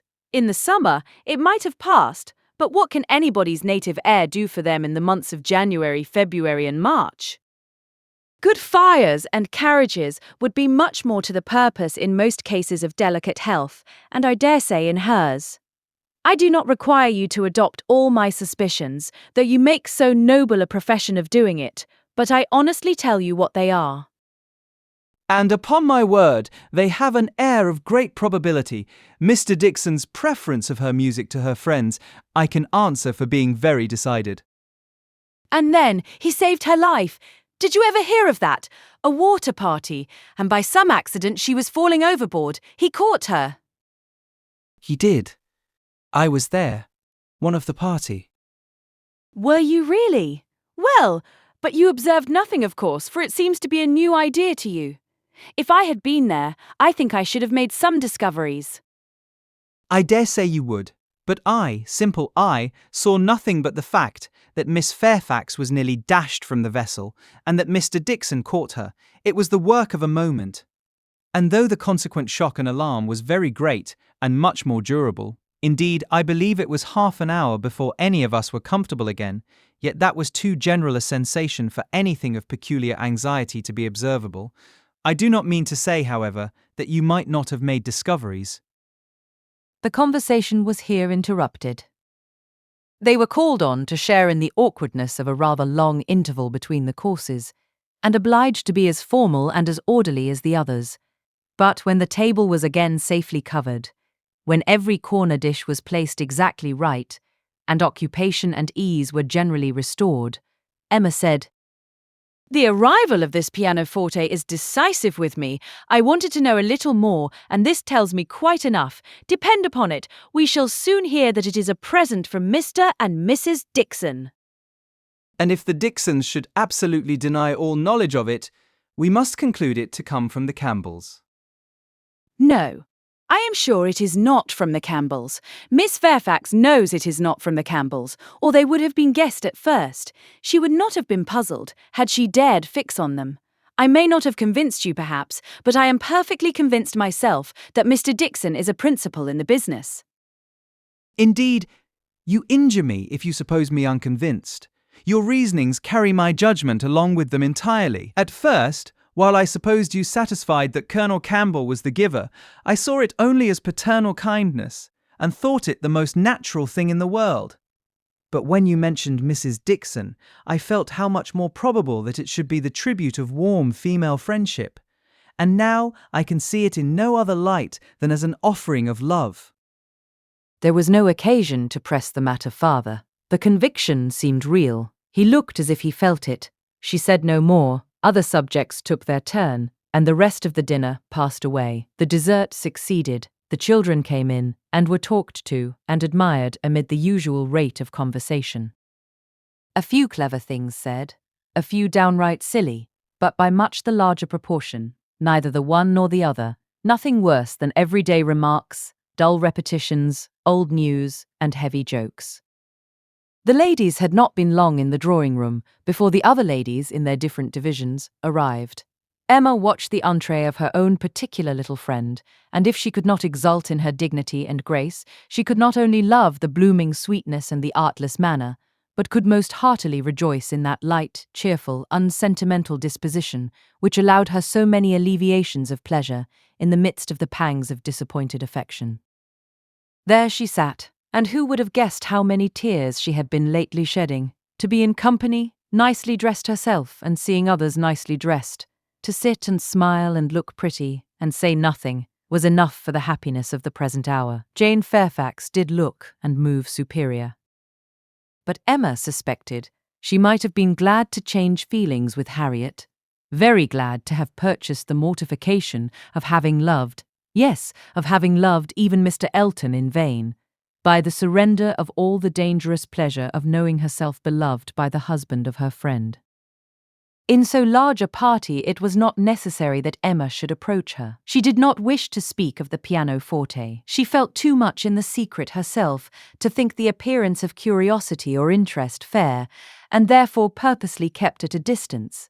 But by the others, the subject was almost immediately introduced, and she saw the blush of consciousness with which congratulations were received, the blush of guilt which accompanied the name of My excellent friend Colonel Campbell. Mrs. Weston, kind-hearted and musical, was particularly interested by the circumstance, and Emma could not help being amused at her perseverance in dwelling on the subject, and having so much to ask and to say as to tone, touch, and pedal, totally unsuspicious of that wish of saying as little about it as possible, which she plainly read in the fair heroine's countenance.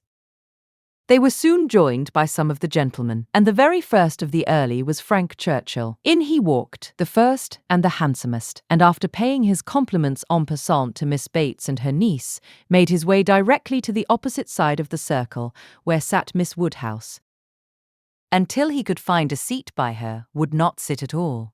Emma divined what everybody present must be thinking. She was his object, and everybody must perceive it. She introduced him to her friend, Miss Smith, and at convenient moments afterwards, heard what each thought of the other. He had never seen so lovely a face and was delighted with her naivete. And she? Only to be sure it was paying him too great a compliment, but she did think there were some looks a little like Mr. Elton. Emma restrained her indignation and only turned from her in silence. Smiles of intelligence passed between her and the gentleman on first glancing towards Miss Fairfax, but it was most prudent to avoid speech. He told her that he had been impatient to leave the dining-room, hated sitting long, was always the first to move when he could, that his father, Mr. Knightley, Mr. Cox and Mr. Cole were left very busy over parish business, that as long as he had stayed, however, it had been pleasant enough, as he had found them in general a set of gentlemanlike, sensible men, and spoke so handsomely of Highbury altogether, thought it so abundant in agreeable families, that Emma began to feel she had been used to despise the place rather too much.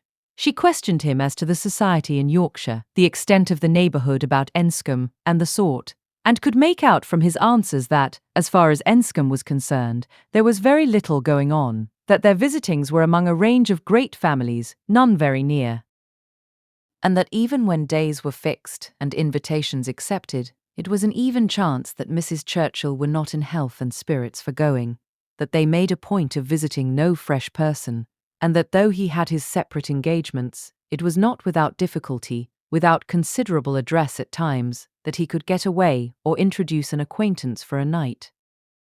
She saw that Enscombe could not satisfy, and that Highbury, taken at its best, might reasonably please a young man who had more retirement at home than he liked. His importance at Enscombe was very evident. He did not boast, but it naturally betrayed itself that he had persuaded his aunt where his uncle could do nothing, and on her laughing and noticing it, he owned that he believed, excepting 1 or 2 points, he could with time persuade her to anything. One of those points on which his influence failed, he then mentioned.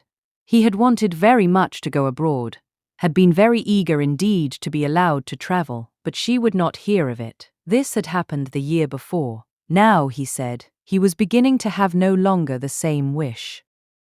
The unpersuadable point, which he did not mention, Emma guessed to be good behaviour to his father. I have made a most wretched discovery, said he, after a short pause. I have been here a week tomorrow, half my time. I never knew days fly so fast, a week tomorrow, and I have hardly begun to enjoy myself, but just got acquainted with Mrs. Weston and others. I hate the recollection. Perhaps you may now begin to regret that you spent one whole day, out of so few, in having your hair cut. No, said he, smiling. That is no subject of regret at all. I have no pleasure in seeing my friends, unless I can believe myself fit to be seen. The rest of the gentlemen being now in the room, Emma found herself obliged to turn from him for a few minutes and listen to Mr. Cole. When Mr. Cole had moved away, and her attention could be restored as before, she saw Frank Churchill looking intently across the room at Miss Fairfax, who was sitting exactly opposite. "What is the matter?" said she. He started. Thank you for rousing me, he replied. I believe I have been very rude, but really Miss Fairfax has done her hair in so odd a way, so very odd a way, that I cannot keep my eyes from her. I never saw anything so outré. Those curls. This must be a fancy of her own. I see nobody else looking like her. I must go and ask her whether it is an Irish fashion. Shall I? Yes, I will. I declare I will, and you shall see how she takes it, whether she colours. He was gone immediately, and Emma soon saw him standing before Miss Fairfax and talking to her.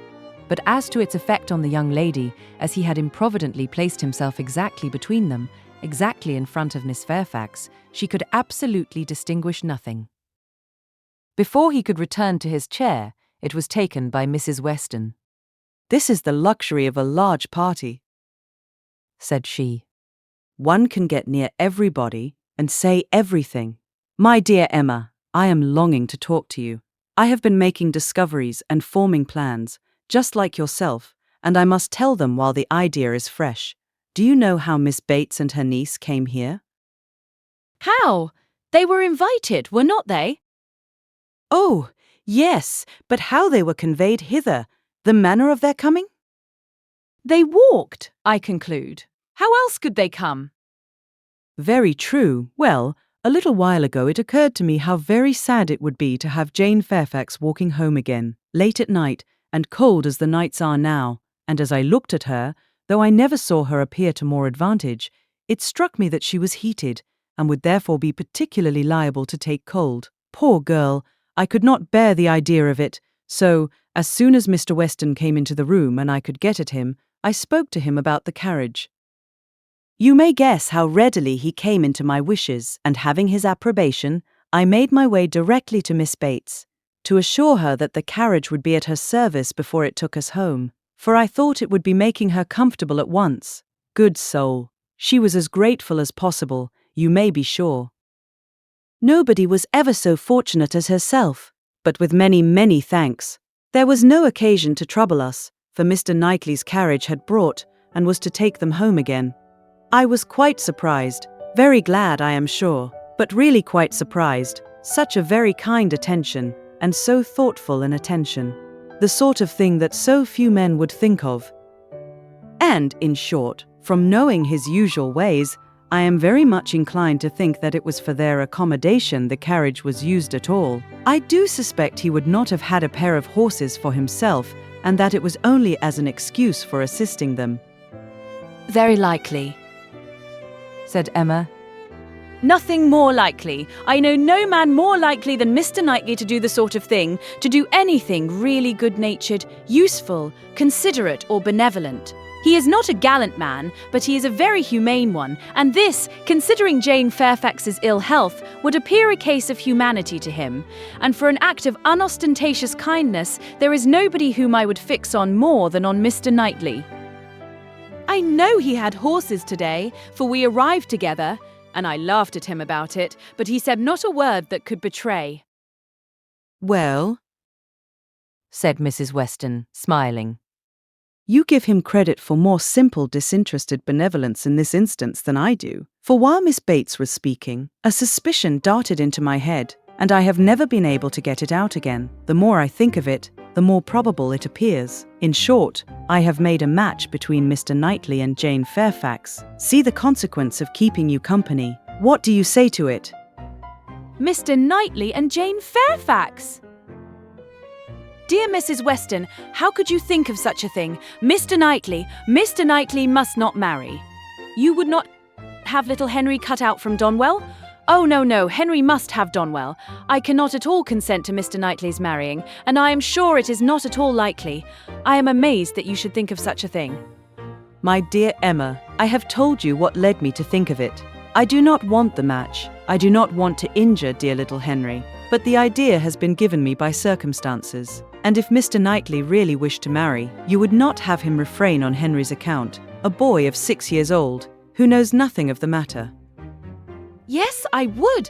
I could not bear to have Henry supplanted. Mr. Knightley marry? No, I have never had such an idea, and I cannot adopt it now. And Jane Fairfax too, of all women. Nay, she has always been a first favourite with him, as you very well know. But the imprudence of such a match! I am not speaking of its prudence, merely its probability. I see no probability in it, unless you have any better foundation than what you mention. His good nature, his humanity, as I tell you, would be quite enough to account for the horses. He has a great regard for the Bateses, you know, independent of Jane Fairfax, and is always glad to show them attention. My dear Mrs. Weston, do not take to matchmaking. You do it very ill. Jane Fairfax, mistress of the Abbey. Oh, no. Every feeling revolts. For his own sake, I would not have him do so mad a thing. Imprudent, if you please, but not mad. Excepting inequality of fortune, and perhaps a little disparity of age, I can see nothing unsuitable. But Mr. Knightley does not want to marry. I am sure he has not the least idea of it. Do not put it into his head. Why should he marry? He is as happy as possible by himself, with his farm and his sheep and his library, and all the parish to manage, and he is extremely fond of his brother's children. He has no occasion to marry. either to fill up his time or his heart. My dear Emma, as long as he thinks so, it is so. But if he really loves Jane Fairfax— Nonsense! He does not care about Jane Fairfax. In the way of love, I am sure he does not. He would do any good to her, or her family, but— Well, said Mrs. Weston, laughing. perhaps the greatest good he could do them would be to give Jane such a respectable home. if it would be good to her, I am sure it would be evil to himself, a very shameful and degrading connection. How would he bear to have Miss Bates belonging to him? To have her haunting the Abbey and thanking him all day long for his great kindness in marrying Jane. So very kind and obliging. But he always had been such a very kind neighbour. And then fly off, through half a sentence, to her mother's old petticoat. Not that it was such a very old petticoat either, for still it would last a great while, and indeed she must thankfully say that their petticoats were all very strong. For shame, Emma. Do not mimic her, you divert me against my conscience, and upon my word, I do not think Mr. Knightley would be much disturbed by Miss Bates. Little things do not irritate him. She might talk on, and if he wanted to say anything himself, he would only talk louder and drown her voice. But the question is not whether it would be a bad connection for him, but whether he wishes it. And I think he does. I have heard him speak, and so must you, so very highly of Jane Fairfax. The interest he takes in her, his anxiety about her health, his concern that she should have no happier prospect. I have heard him express himself so warmly on those points, such an admirer of her performance on the pianoforte, and of her voice. I have heard him say that he could listen to her forever. Oh, and I had almost forgotten one idea that occurred to me. This pianoforte that has been sent here by somebody, though we have all been so well satisfied to consider it a present from the Campbells, may it not be from Mr. Knightley? I cannot help suspecting him. I think he is just the person to do it, even without being in love. Then it can be no argument to prove that he is in love. But I do not think it is at all a likely thing for him to do. Mr. Knightley does nothing mysteriously. I have heard him lamenting her having no instrument repeatedly, oftener than I should suppose such a circumstance would, in the common course of things, occur to him. Very well. And if he had intended to give her one, he would have told her so. There might be scruples of delicacy, my dear Emma. I have a very strong notion that it comes from him. I am sure he was particularly silent when Mrs. Cole told us of it at dinner. You take up an idea, Mrs. Weston, and run away with it, as you have many a time reproached me with doing. I see no sign of attachment. I believe nothing of the pianoforte, and proof only shall convince me that Mr. Knightley has any thought of marrying Jane Fairfax. They combated the point some time longer in the same way, Emma rather gaining ground over the mind of her friend. For Mrs. Weston was the most used of the two, to yield, till a little bustle in the room showed them that tea was over, and the instrument in preparation, and at the same moment Mr. Cole approaching to entreat Miss Woodhouse would do them the honour of trying it. Frank Churchill, of whom, in the eagerness of her conversation with Mrs. Weston, she had been seeing nothing, except that he had found a seat by Miss Fairfax, followed Mr. Cole to add his very pressing entreaties. And as, in every respect, it suited Emma best to lead, she gave a very proper compliance. She knew the limitations of her own powers too well to attempt more than she could perform with credit. She wanted neither taste nor spirit in the little things which are generally acceptable, and could accompany her own voice well. One accompaniment to her song took her agreeably by surprise, a second, slightly but correctly taken by Frank Churchill. Her pardon was duly begged at the close of the song, and everything usual followed. He was accused of having a delightful voice, and a perfect knowledge of music, which was properly denied, and that he knew nothing of the matter, and had no voice at all, roundly asserted. They sang together once more, and Emma would then resign her place to Miss Fairfax, whose performance, both vocal and instrumental, she never could attempt to conceal from herself, was infinitely superior to her own. With mixed feelings, she seated herself at a little distance from the numbers round the instrument, to listen. Frank Churchill sang again. They had sung together once or twice, it appeared, at Weymouth, but the sight of Mr. Knightley among the most attentive soon drew away half Emma's mind, and she fell into a train of thinking on the subject of Mrs. Weston's suspicions, to which the sweet sounds of the united voices gave only momentary interruptions. Her objections to Mr. Knightley's marrying did not in the least subside. She could see nothing but evil in it. It would be a great disappointment to Mr. John Knightley, consequently to Isabella, a real injury to the children, a most mortifying change and material loss to them all, a very great deduction from her father's daily comfort, and, as to herself, she could not at all endure the idea of Jane Fairfax at Donwell Abbey. A Mrs. Knightley for them all to give way to. No, Mr. Knightley must never marry. Little Henry must remain the heir of Donwell. Presently Mr. Knightley looked back and came and sat down by her.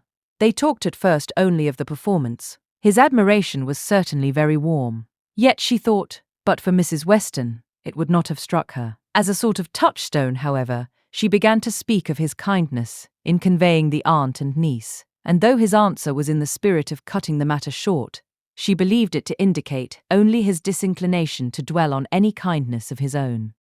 I often feel concern, said she, that I dare not make our carriage more useful on such occasions. It is not that I am without the wish, but you know how impossible my father would deem it that James should put to for such a purpose. Quite out of the question. Quite out of the question, he replied. But you must often wish it, I am sure. And he smiled with such seeming pleasure at the conviction that she must proceed another step. This present from the Campbells, said she. This pianoforte is very kindly given. Yes, he replied, and without the smallest apparent embarrassment. But they would have done better had they given her notice of it. Surprises are foolish things. The pleasure is not enhanced, and the inconvenience is often considerable. I should have expected better judgment in Colonel Campbell. From that moment, Emma could have taken her oath that Mr. Knightley had had no concern in giving the instrument. But whether he were entirely free from peculiar attachment, whether there were no actual preference, remained a little longer doubtful. Towards the end of Jane's second song, her voice grew thick. That will do, said he, when it was finished, thinking aloud. You have sung quite enough for one evening. Now be quiet. Another song, however, was soon begged for. One more. They would not fatigue Miss Fairfax on any account, and would only ask for one more. And Frank Churchill was heard to say, I think you could manage this without effort. The first part is so very trifling. The strength of the song falls on the second. Mr. Knightley grew angry. That fellow, said he, indignantly, thinks of nothing but showing off his own voice. This must not be. And touching Miss Bates, who at that moment passed near. Miss Bates, are you mad to let your niece sing herself hoarse in this manner? Go and interfere. They have no mercy on her. Miss Bates, in her real anxiety for Jane, could hardly stay even to be grateful before she stepped forward and put an end to all farther singing. Here ceased the concert part of the evening, for Miss Woodhouse and Miss Fairfax were the only young lady performers. But soon, within 5 minutes, the proposal of dancing originating nobody exactly knew where, was so effectually promoted by Mr. and Mrs. Cole that everything was rapidly clearing away to give proper space. Mrs. Weston, capital in her country dances, was seated and beginning an irresistible waltz, and Frank Churchill, coming up with most becoming gallantry to Emma, had secured her hand and led her up to the top. While waiting till the other young people could pair themselves off, Emma found time, in spite of the compliments she was receiving on her voice and her taste, to look about and see what became of Mr. Knightley. This would be a trial. He was no dancer in general. If he were to be very alert in engaging Jane Fairfax now, it might augur something. There was no immediate appearance. No, he was talking to Mrs. Cole. He was looking on unconcerned. Jane was asked by somebody else, and he was still talking to Mrs. Cole. Emma had no longer an alarm for Henry. His interest was yet safe, and she led off the dance with genuine spirit and enjoyment. Not more than 5 couple could be mustered, but the rarity and the suddenness of it made it very delightful, and she found herself well matched in a partner. They were a couple worth looking at. 2 dances, unfortunately, were all that could be allowed.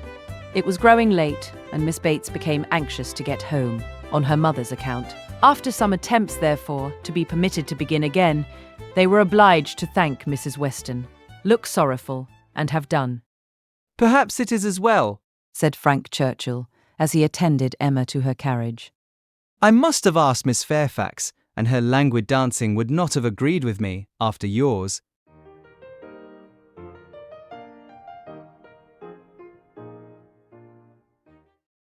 Chapter 9. Emma did not repent her condescension in going to the Coles.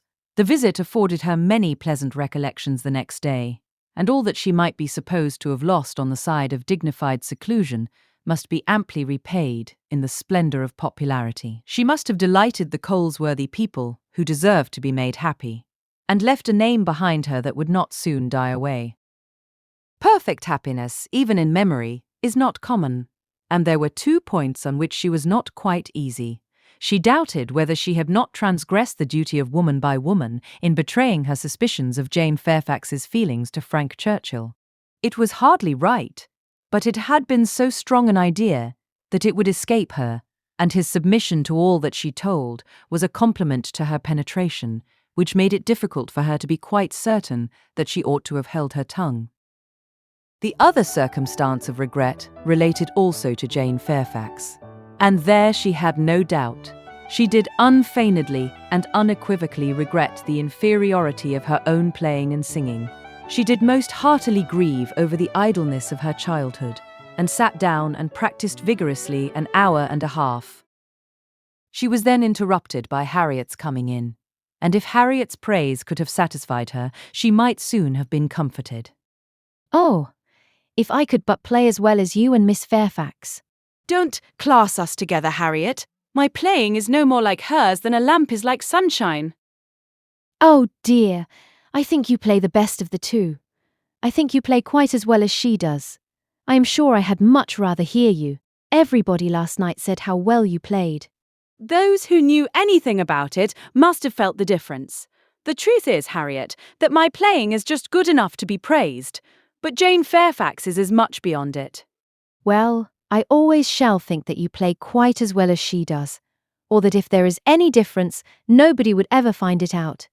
Mr. Cole said how much taste you had, and Mr. Frank Churchill talked a great deal about your taste, and that he valued taste much more than execution. Ah, but Jane Fairfax has them both, Harriet.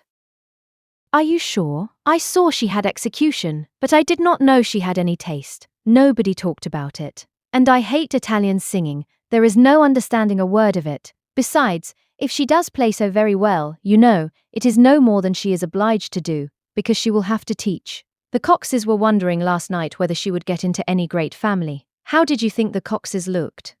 Just as they always do, very vulgar. They told me something, said Harriet, rather hesitatingly. But it is nothing of any consequence. Emma was obliged to ask what they had told her, though fearful of its producing Mr. Elton. They told me that Mr. Martin dined with them last Saturday. Oh. He came to their father upon some business, and he asked him to stay to dinner. Oh. They talked a great deal about him, especially Anne Cox. I do not know what she meant, but she asked me if I thought I should go and stay there again next summer. She meant to be impertinently curious, just as such an Anne Cox should be. She said he was very agreeable the day he dined there. He sat by her at dinner.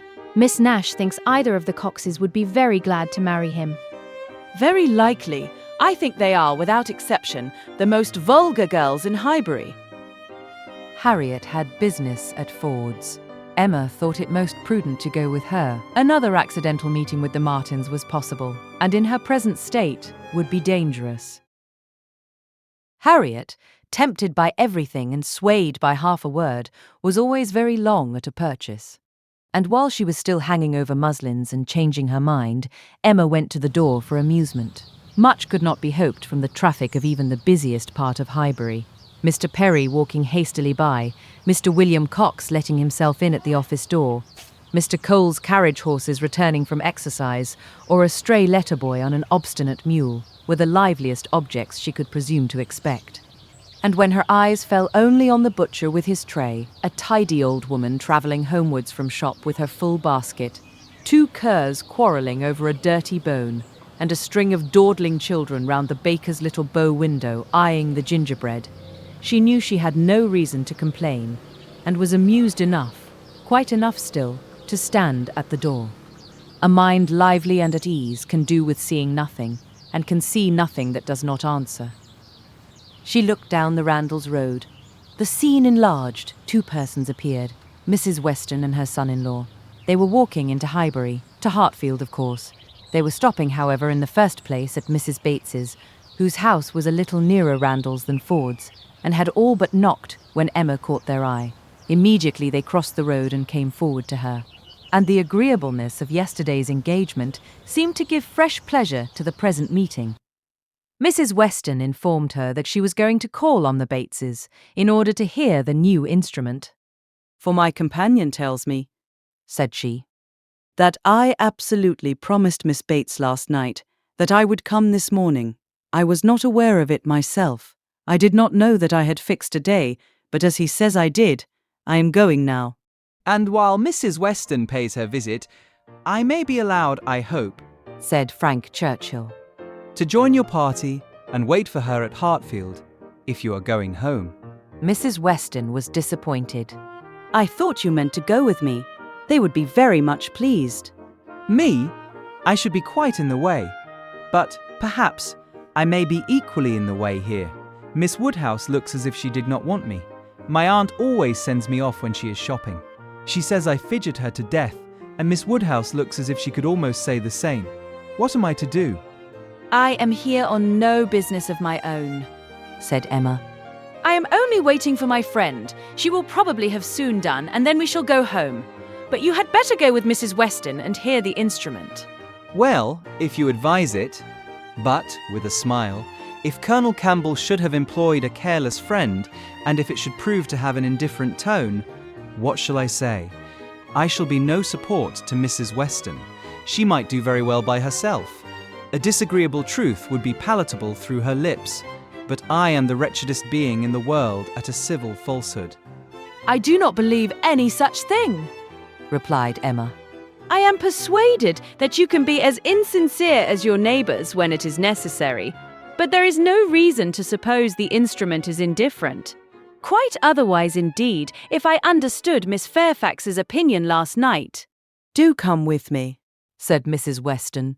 If it be not very disagreeable to you, it need not detain us long. We will go to Hartfield afterwards. We will follow them to Hartfield. I really wish you to call with me. It will be felt so great an attention, and I always thought you meant it. He could say no more, and with the hope of Hartfield to reward him, returned with Mrs. Weston to Mrs. Bates's door. Emma watched them in, and then joined Harriet at the interesting counter, trying with all the force of her own mind to convince her that if she wanted plain muslin, it was of no use to look at figured, and that a blue ribbon, be it ever so beautiful, would still never match her yellow pattern. At last it was all settled, even to the destination of the parcel. Should I send it to Mrs. Goddard's, ma'am? Asked Mrs. Ford. Yes, to Mrs. Goddard's. Only my pattern gown is at Hartfield. No, you shall send it to Hartfield, if you please. But then, Mrs. Goddard will want to see it. And I could take the pattern gown home any day, but I shall want the ribbon directly. So it had better go to Hartfield. At least the ribbon. You could make it into 2 parcels, Mrs. Ford, could not you? It is not worthwhile, Harriet, to give Mrs. Ford the trouble of 2 parcels. No more it is. No trouble in the world, ma'am, said the obliging Mrs. Ford. Oh, but indeed I would much rather have it only in 1. Then, if you please, you shall send it all to Mrs. Goddard's. I do not know. No, I think, Miss Woodhouse, I may just as well have it sent to Hartfield and take it home with me at night. What do you advise? That you do not give another half second to the subject. To Hartfield, if you please, Mrs. Ford. Aye, that will be much best, said Harriet, quite satisfied. I should not at all like to have it sent to Mrs. Goddard's. Voices approached the shop. or rather one voice and two ladies. Mrs. Weston and Miss Bates met them at the door. "My dear Miss Woodhouse," said the latter, "I am just run across to entreat the favour of you to come and sit down with us a little while and give us your opinion of our new instrument, you and Miss Smith. How do you do, Miss Smith? Very well, I thank you. And I begged Mrs. Weston to come with me, that I might be sure of succeeding." I hope Mrs. Bates and Miss Fairfax are. "Very well, I am much obliged to you. My mother is delightfully well, and Jane caught no cold last night. How is Mr. Woodhouse? I am so glad to hear such a good account. Mrs. Weston told me you were here." "Oh! Then," said I must run across. I am sure Miss Woodhouse will allow me just to run across and entreat her to come in. My mother will be so very happy to see her, and now we are such a nice party she cannot refuse." "Aye, pray do," said Mr. Frank Churchill. "Miss Woodhouse's opinion of the instrument will be worth having." "But," said I shall be more sure of succeeding if one of you will go with me." "Oh," said he, "wait half a minute till I have finished my job."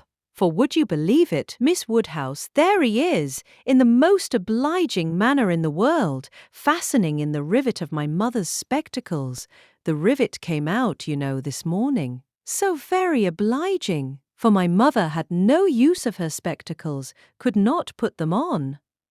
And, by the by, everybody ought to have 2 pair of spectacles. They should indeed. Jane said so. I meant to take them over to John Saunders the first thing I did, but something or other hindered me all the morning. First one thing, then another, there is no saying what, you know. At one time, Patty came to say she thought the kitchen chimney wanted sweeping. "Oh," said I, "Patty, do not come with your bad news to me. Here is the rivet of your mistress's spectacles out." Then the baked apples came home. Mrs. Wallace sent them by her boy. They are extremely civil and obliging to us, the Wallaces. Always. I have heard some people say that Mrs. Wallace can be uncivil and give a very rude answer, but we have never known anything but the greatest attention from them. And it cannot be for the value of our custom now, for what is our consumption of bread, you know?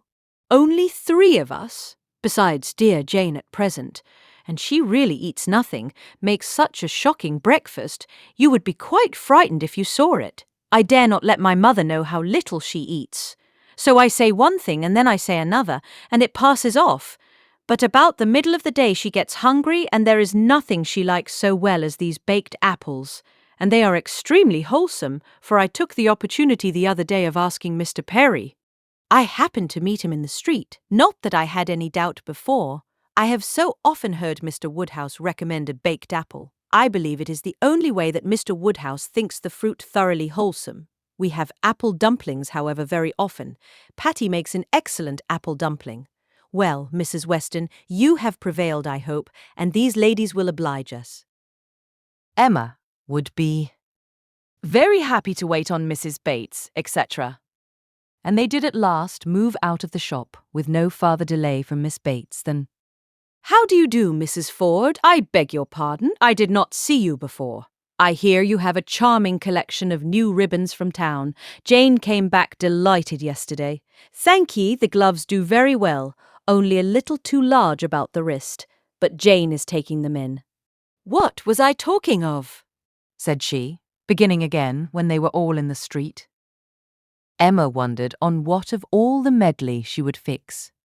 "I declare I cannot recollect what I was talking of. Oh, my mother's spectacles. So very obliging of Mr. Frank Churchill. Oh," said he, "I do think I can fasten the rivet. I like a job of this kind excessively, which you know showed him to be so very. Indeed, I must say that, much as I had heard of him before, and much as I had expected, he very far exceeds anything. I do congratulate you, Mrs. Weston, most warmly. He seems everything the fondest parent could." "Oh," said he, "I can fasten the rivet. I like a job of that sort excessively. I never shall forget his manner. And when I brought out the baked apples from the closet, and hoped our friends would be so very obliging as to take some, 'Oh,' said he directly, 'there is nothing in the way of fruit half so good, and these are the finest-looking home-baked apples I ever saw in my life.' That, you know, was so very, and I am sure, by his manner, it was no compliment. Indeed, they are very delightful apples, and Mrs. Wallace does them full justice. Only we do not have them baked more than twice, and Mr. Woodhouse made us promise to have them done 3 times, but Miss Woodhouse will be so good as not to mention it. The apples themselves are the very finest sort for baking, beyond a doubt, all from Donwell, some of Mr. Knightley's most liberal supply. He sends us a sack every year, and certainly there never was such a keeping apple anywhere as one of his trees. I believe there is 2 of them. My mother says the orchard was always famous in her younger days, but I was really quite shocked the other day, for Mr. Knightley called one morning and Jane was eating these apples, and we talked about them and said how much she enjoyed them, and he asked whether we were not got to the end of our stock. "I am sure you must be," said he, "and I will send you another supply, for I have a great many more than I can ever use. William Larkins let me keep a larger quantity than usual this year. I will send you some more before they get good for nothing." So I begged he would not, for really as to ours being gone, I could not absolutely say that we had a great many left. It was but 6 indeed, but they should be all kept for Jane, and I could not at all bear that he should be sending us more, so liberal as he had been already, and Jane said the same. And when he was gone, she almost quarrelled with me. No, I should not say quarrelled, for we never had a quarrel in our lives, but she was quite distressed that I had owned the apples were so nearly gone. She wished I had made him believe we had a great many left. "Oh," said I, "my dear, I did say as much as I could." However, the very same evening, William Larkins came over with a large basket of apples, the same sort of apples, a bushel at least, and I was very much obliged, and went down and spoke to William Larkins, and said everything as you may suppose. William Larkins is such an old acquaintance, I am always glad to see him. But however, I found afterwards from Patty that William said it was all the apples of that sort his master had. He had brought them all, and now his master had not one left to bake or boil. William did not seem to mind it himself, he was so pleased to think his master had sold so many. For William, you know, thinks more of his master's profit than anything, but Mrs. Hodges, he said, was quite displeased at their being all sent away. She could not bear that her master should not be able to have another apple tart this spring. He told Patty this, but bid her not mind it, and be sure not to say anything to us about it, for Mrs. Hodges would be cross sometimes, and as long as so many sacks were sold, it did not signify who ate the remainder. And so Patty told me, and I was excessively shocked indeed. I would not have Mr. Knightley know anything about it for the world. He would be so very... I wanted to keep it from Jane's knowledge, but unluckily I had mentioned it before I was aware. Miss Bates had just done as Patty opened the door, and her visitors walked upstairs without having any regular narration to attend to, pursued only by the sounds of her desultory goodwill. "Pray take care, Mrs. Weston. There is a step at the turning. Pray take care, Miss Woodhouse. Ours is rather a dark staircase, rather darker and narrower than one could wish. Miss Smith, pray take care. Miss Woodhouse, I am quite concerned. I am sure you hit your foot. Miss Smith, the step at the turning." Chapter 10. The appearance of the little sitting room as they entered was tranquillity itself. Mrs. Bates, deprived of her usual employment, slumbering on one side of the fire, Frank Churchill, at a table near her, most deedily occupied about her spectacles, and Jane Fairfax, standing with her back to them, intent on her pianoforte. Busy as he was, however, the young man was yet able to show a most happy countenance on seeing Emma again. This is a pleasure. Coming at least 10 minutes earlier than I had calculated. You find me trying to be useful. Tell me if you think I shall succeed. What? said Mrs. Weston. Have not you finished it yet? You would not earn a very good livelihood as a working silversmith at this rate. I have not been working uninterruptedly. I have been assisting Miss Fairfax in trying to make her instrument stand steadily. It was not quite firm. An unevenness in the floor, I believe. You see, we have been wedging one leg with paper. This was very kind of you to be persuaded to come. I was almost afraid you would be hurrying home.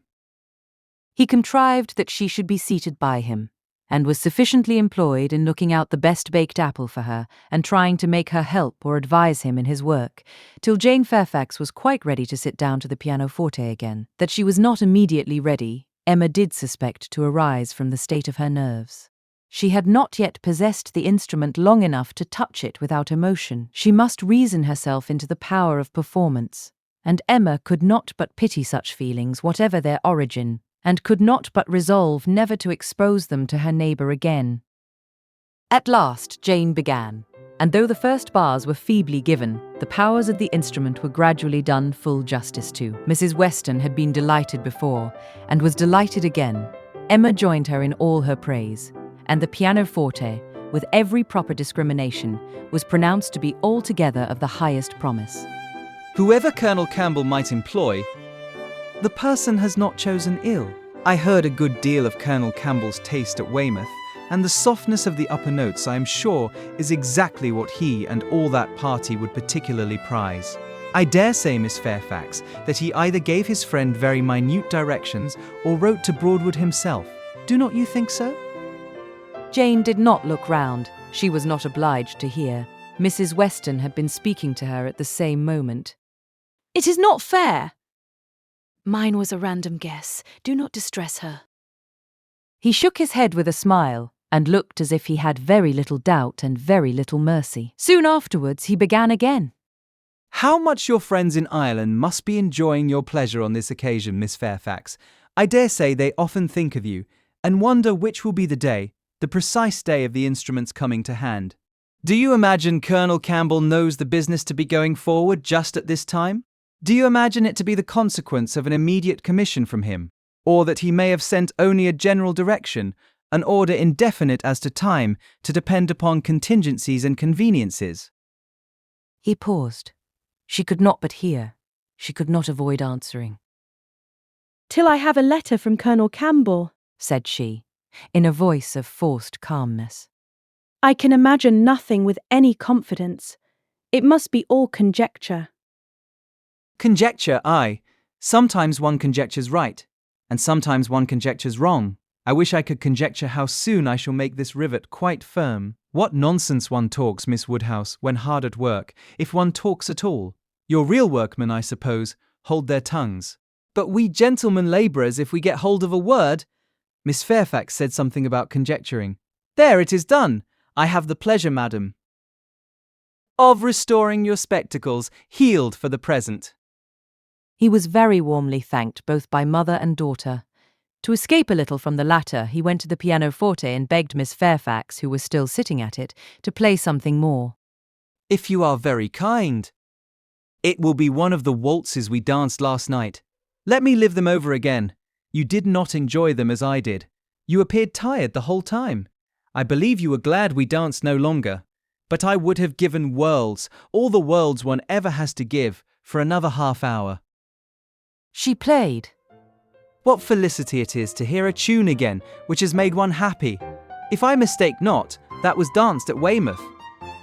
She looked up at him for a moment, coloured deeply, and played something else. He took some music from a chair near the pianoforte, and turning to Emma, said, Here is something quite new to me. Do you know it? Kramer. And here are a new set of Irish melodies, that from such a quarter one might expect. This was all sent with the instrument. Very thoughtful of Colonel Campbell, was not it? He knew Miss Fairfax could have no music here. I honour that part of the attention particularly. It shows it to have been so thoroughly from the heart. Nothing hastily done, nothing incomplete. True affection only could have prompted it. Emma wished he would be less pointed, yet could not help being amused, and when on glancing her eye towards Jane Fairfax, she caught the remains of a smile, when she saw that with all the deep blush of consciousness, there had been a smile of secret delight. She had less scruple in the amusement, and much less compunction with respect to her. This amiable, upright, perfect Jane Fairfax was apparently cherishing very reprehensible feelings. He brought all the music to her, and they looked it over together. Emma took the opportunity of whispering, You speak too plain. She must understand you. I hope she does. I would have her understand me. I am not in the least ashamed of my meaning. But really, I am half ashamed, and wish I had never taken up the idea. I am very glad you did, and that you communicated it to me. I have now a key to all her odd looks and ways. Leave shame to her. If she does wrong, she ought to feel it. She is not entirely without it, I think. I do not see much sign of it. She is playing Robin Adair at this moment, his favourite. Shortly afterwards, Miss Bates, passing near the window, descried Mr. Knightley on horseback not far off. Mr. Knightley, I declare. I must speak to him if possible, just to thank him. I will not open the window here. It would give you all cold, but I can go into my mother's room, you know. I dare say he will come in when he knows who is here.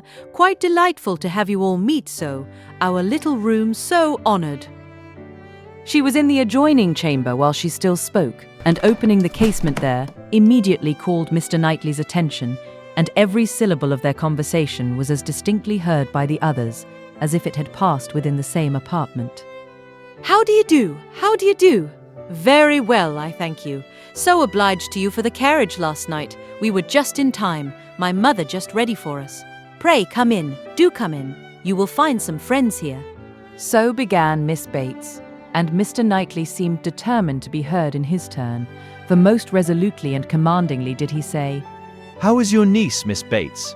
I want to inquire after you all, but particularly your niece. How is Miss Fairfax? I hope she caught no cold last night. How is she today? Tell me how Miss Fairfax is. And Miss Bates was obliged to give a direct answer before he would hear her in anything else. The listeners were amused, and Mrs. Weston gave Emma a look of particular meaning, but Emma still shook her head in steady scepticism. So obliged to you. So very much obliged to you for the carriage, resumed Miss Bates.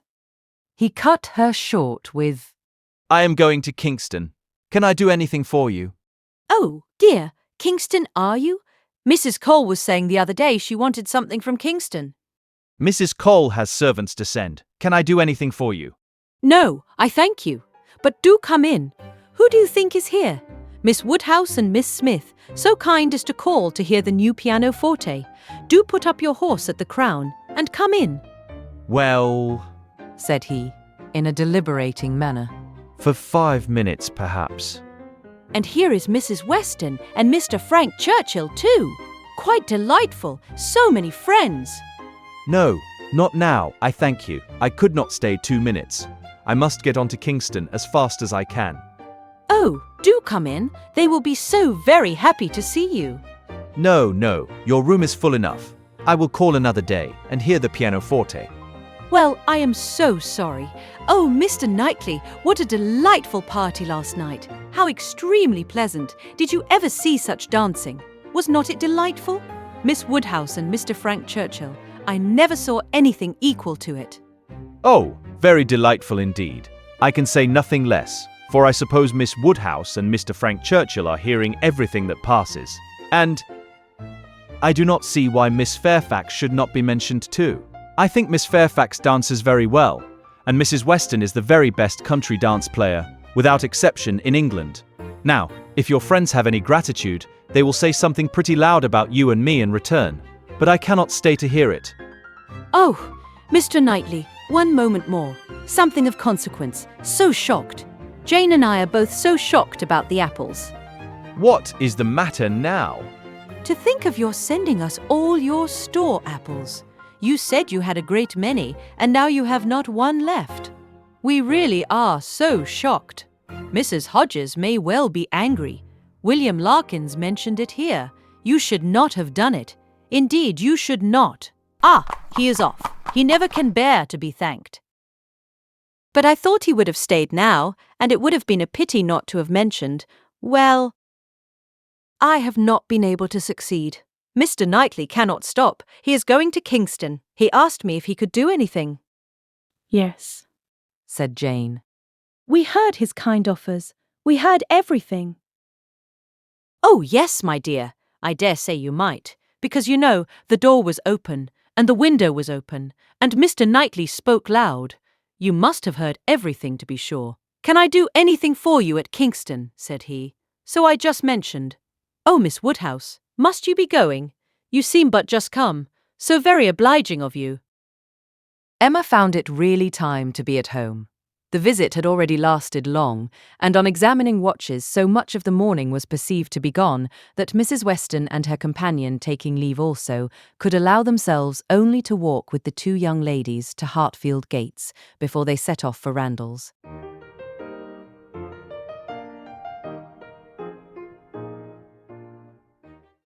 Chapter 11.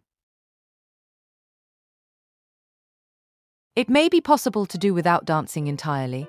Instances have been known of young people passing many, many months successively without being at any ball of any description, and no material injury accrue either to body or mind. But when a beginning is made, when the felicities of rapid motion have once been, though slightly, felt, it must be a very heavy set that does not ask for more. Frank Churchill had danced once at Highbury, and longed to dance again. And the last half hour of an evening which Mr. Woodhouse was persuaded to spend with his daughter at Randalls was passed by the two young people in schemes on the subject. Frank's was the first idea, and his the greatest zeal in pursuing it, for the lady was the best judge of the difficulties and the most solicitous for accommodation and appearance. But still, she had inclination enough for showing people again how delightfully Mr. Frank Churchill and Miss Woodhouse danced, for doing that in which she need not blush to compare herself with Jane Fairfax, and even for simple dancing itself, without any of the wicked aids of vanity, to assist him first in pacing out the room they were in to see what it could be made to hold, and then in taking the dimensions of the other parlour, in the hope of discovering, in spite of all that Mr. Weston could say of their exactly equal size, that it was a little the largest. His first proposition and request, that the dance begun at Mr. Cole's should be finished there, that the same party should be collected and the same musician engaged, met with the readiest acquiescence. Mr. Weston entered into the idea with thorough enjoyment, and Mrs. Weston most willingly undertook to play as long as they could wish to dance. And the interesting employment had followed of reckoning up exactly who there would be, and portioning out the indispensable division of space to every couple. You and Miss Smith and Miss Fairfax will be 3, and the 2 Miss Coxes 5. Had been repeated many times over. And there will be the 2 Gilberts, young Cox, my father and myself, besides Mr. Knightley. Yes, that will be quite enough for pleasure. You and Miss Smith and Miss Fairfax will be 3, and the 2 Miss Coxes 5. And for 5 couple there will be plenty of room. But soon it came to be on one side. But will there be good room for 5 couple? I really do not think there will. On another. And after all, 5 couple are not enough to make it worthwhile to stand up. 5 couple are nothing when one thinks seriously about it. It will not do to invite 5 couple. It can be allowable only as the thought of the moment. Somebody said that Miss Gilbert was expected at her brother's and must be invited with the rest. Somebody else believed Mrs. Gilbert would have danced the other evening if she had been asked.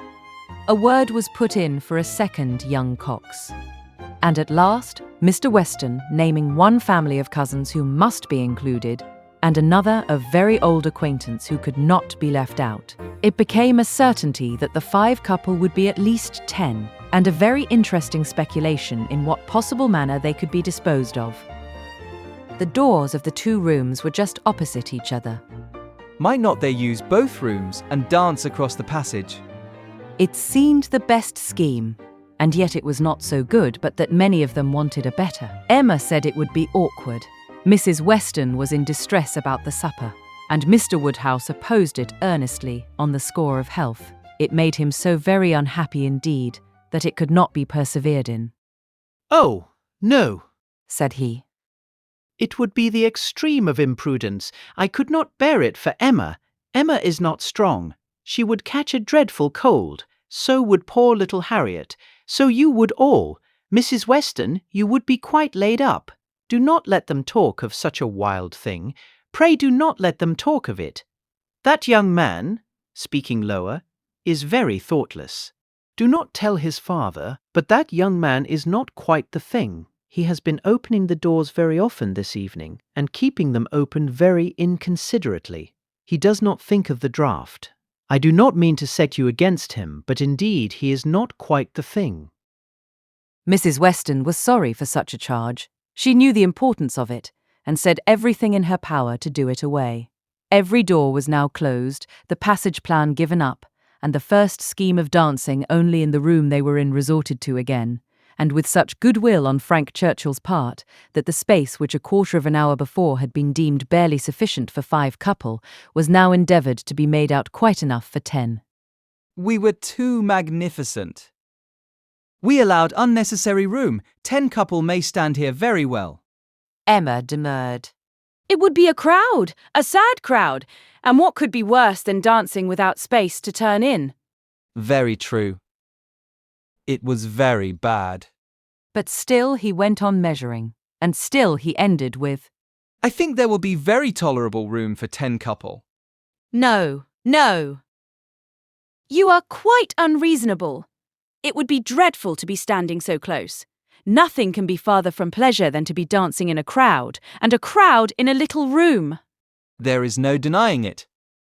I agree with you exactly. A crowd in a little room.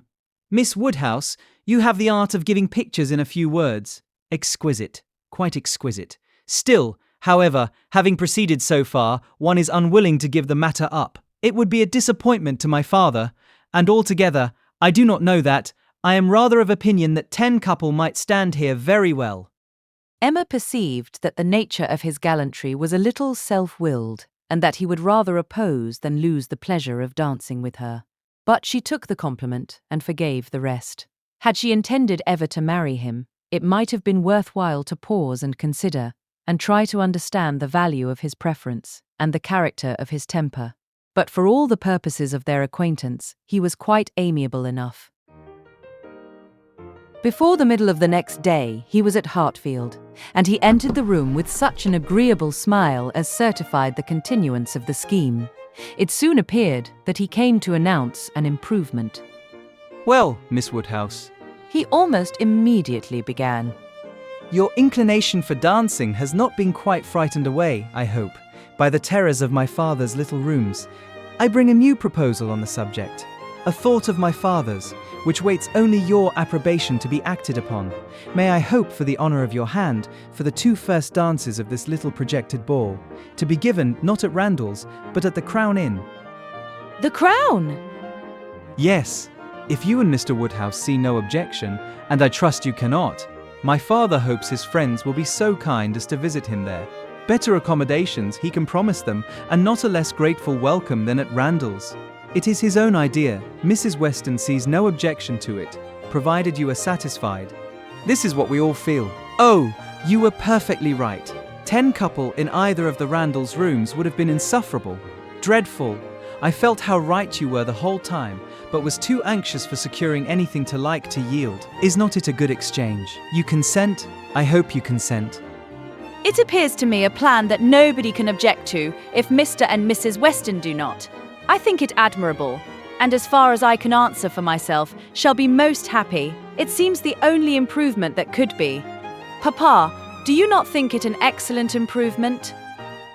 She was obliged to repeat and explain it before it was fully comprehended, and then, being quite new, farther representations were necessary to make it acceptable. No, he thought it very far from an improvement, a very bad plan, much worse than the other.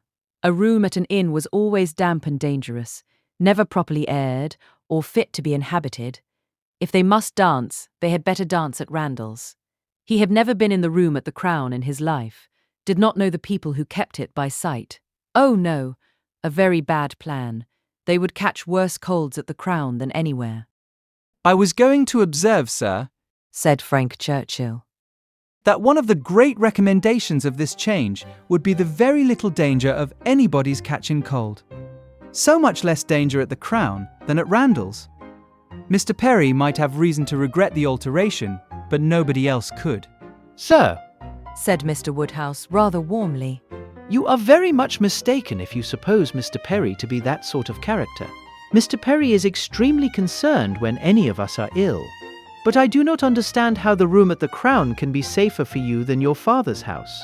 From the very circumstance of its being larger, sir, we shall have no occasion to open the windows at all, not once the whole evening, and it is that dreadful habit of opening the windows, letting in cold air upon heated bodies, which, as you well know, sir, does the mischief. Open the windows? But surely, Mr. Churchill, nobody would think of opening the windows at Randall's. Nobody could be so imprudent. I never heard of such a thing. Dancing with open windows. I am sure neither your father nor Mrs. Weston, poor Miss Taylor that was, would suffer it. Ah, sir, but a thoughtless young person will sometimes step behind a window curtain and throw up a sash without its being suspected. I have often known it done myself.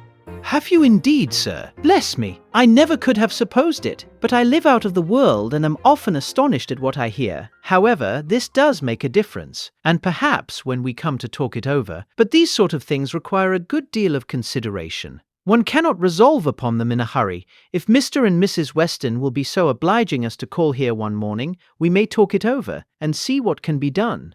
But unfortunately, sir, my time is so limited. Oh, interrupted Emma. There will be plenty of time for talking everything over. There is no hurry at all. If it can be contrived to be at the Crown, Papa, it will be very convenient for the horses. They will be so near their own stable. So they will, my dear. That is a great thing. Not that James ever complains. But it is right to spare our horses when we can. If I could be sure of the rooms being thoroughly aired. But is Mrs. Stokes to be trusted? I doubt it. I do not know her, even by sight. I can answer for everything of that nature, sir, because it will be under Mrs. Weston's care. Mrs. Weston undertakes to direct the whole. There, Papa, now you must be satisfied. Our own dear Mrs. Weston, who is carefulness itself. Do not you remember what Mr. Perry said so many years ago when I had the measles? If Miss Taylor undertakes to wrap Miss Emma up, you need not have any fears, sir. How often have I heard you speak of it as such a compliment to her? Aye, very true. Mr. Perry did say so. I shall never forget it. Poor little Emma. You were very bad with the measles. That is, you would have been very bad, but for Perry's great attention. He came 4 times a day for a week. He said from the first it was a very good sort, which was our great comfort, but the measles are a dreadful complaint. I hope whenever poor Isabella's little ones have the measles, she will send for Perry. My father and Mrs. Weston are at the Crown at this moment, said Frank Churchill. examining the capabilities of the house. I left them there and came on to Hartfield, impatient for your opinion and hoping you might be persuaded to join them and give your advice on the spot. I was desired to say so from both. It would be the greatest pleasure to them if you could allow me to attend you there. They can do nothing satisfactorily without you. Emma was most happy to be called to such a council, and her father, engaging to think it all over while she was gone, the 2 young people set off together without delay for the Crown. There were Mr. and Mrs. Weston, delighted to see her and receive her approbation, very busy and very happy in their different way, she in some little distress, and he finding everything perfect. Emma, Said she, this paper is worse than I expected. Look, in places you see it is dreadfully dirty, and the wainscot is more yellow and forlorn than anything I could have imagined. My dear, you are too particular. said her husband. What does all that signify? You will see nothing of it by candlelight. It will be as clean as Randall's by candlelight. We never see anything of it on our club nights. The ladies here probably exchanged looks which meant, men never know when things are dirty or not. And the gentlemen perhaps thought each to himself, women will have their little nonsenses and needless cares. One perplexity, however, arose, which the gentleman did not disdain. It regarded a supper room. At the time of the ballroom's being built, suppers had not been in question, and a small card room adjoining was the only addition. What was to be done? This card room would be wanted as a card room now, or if cards were conveniently voted unnecessary by their 4 selves, still was it not too small for any comfortable supper? Another room of much better size might be secured for the purpose. But it was at the other end of the house, and a long, awkward passage must be gone through to get at it. This made a difficulty. Mrs. Weston was afraid of draughts for the young people in that passage, and neither Emma nor the gentleman could tolerate the prospect of being miserably crowded at supper.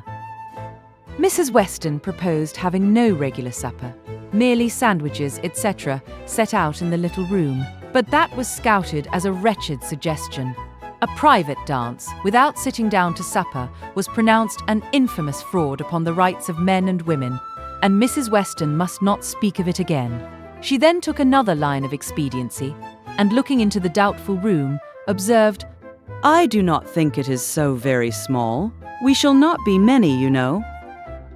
and Mr. Weston at the same time, walking briskly with long steps through the passage, was calling out, You talk a great deal of the length of this passage, my dear. It is a mere nothing after all, and not the least draught from the stairs. I wish, said Mrs. Weston. one could know which arrangement our guests in general would like best. To do what would be most generally pleasing must be our object, if one could but tell what that would be. Yes, very true. Cried Frank. Very true. You want your neighbours' opinions. I do not wonder at you. If one could ascertain what the chief of them, the Coles, for instance, they are not far off. Shall I call upon them, or Miss Bates? She is still nearer, and I do not know whether Miss Bates is not as likely to understand the inclinations of the rest of the people as anybody. I think we do want a larger council. Suppose I go and invite Miss Bates to join us. Well, if you please, said Mrs. Weston, rather hesitating. if you think she will be of any use. You will get nothing to the purpose from Miss Bates, said Emma.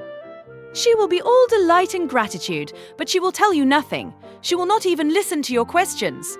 I see no advantage in consulting Miss Bates.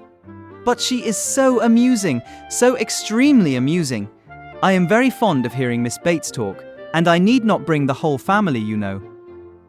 Here Mr. Weston joined them, and on hearing what was proposed, gave it his decided approbation. Aye, do, Frank. Go and fetch Miss Bates, and let us end the matter at once. She will enjoy the scheme, I am sure. And I do not know a properer person for showing us how to do away difficulties. Fetch Miss Bates. We are growing a little too nice. She is a standing lesson of how to be happy. But fetch them both. Invite them both. Both, sir? Can the old lady? The old lady? No, the young lady, to be sure. I shall think you a great blockhead, Frank, if you bring the aunt without the niece. Oh, I beg your pardon, sir. I did not immediately recollect. Undoubtedly, if you wish it, I will endeavour to persuade them both. And away he ran. Long before he reappeared, attending the short, neat, brisk-moving aunt and her elegant niece, Mrs. Weston, like a sweet-tempered woman and a good wife, had examined the passage again, and found the evils of it much less than she had supposed before, indeed very trifling. And here ended the difficulties of decision. All the rest, in speculation at least, was perfectly smooth. All the minor arrangements of table and chair, lights and music, tea and supper, made themselves. All were left as mere trifles to be settled at any time between Mrs. Weston and Mrs. Stokes. Everybody invited was certainly to come. Frank had already written to Enscombe to propose staying a few days beyond his fortnight, which could not possibly be refused, and a delightful dance it was to be. Most cordially, when Miss Bates arrived, did she agree that it must. As a counsellor she was not wanted, but as an approver, a much safer character, she was truly welcome. Her approbation, at once general and minute, warm and incessant, could not but please, and for another half hour they were all walking to and fro between the different rooms, some suggesting, some attending, and all in happy enjoyment of the future. The party did not break up without Emma's being positively secured for the 2 first dances by the hero of the evening, nor without her overhearing Mr. Weston whisper to his wife, He has asked her, my dear. That's right. I knew he would.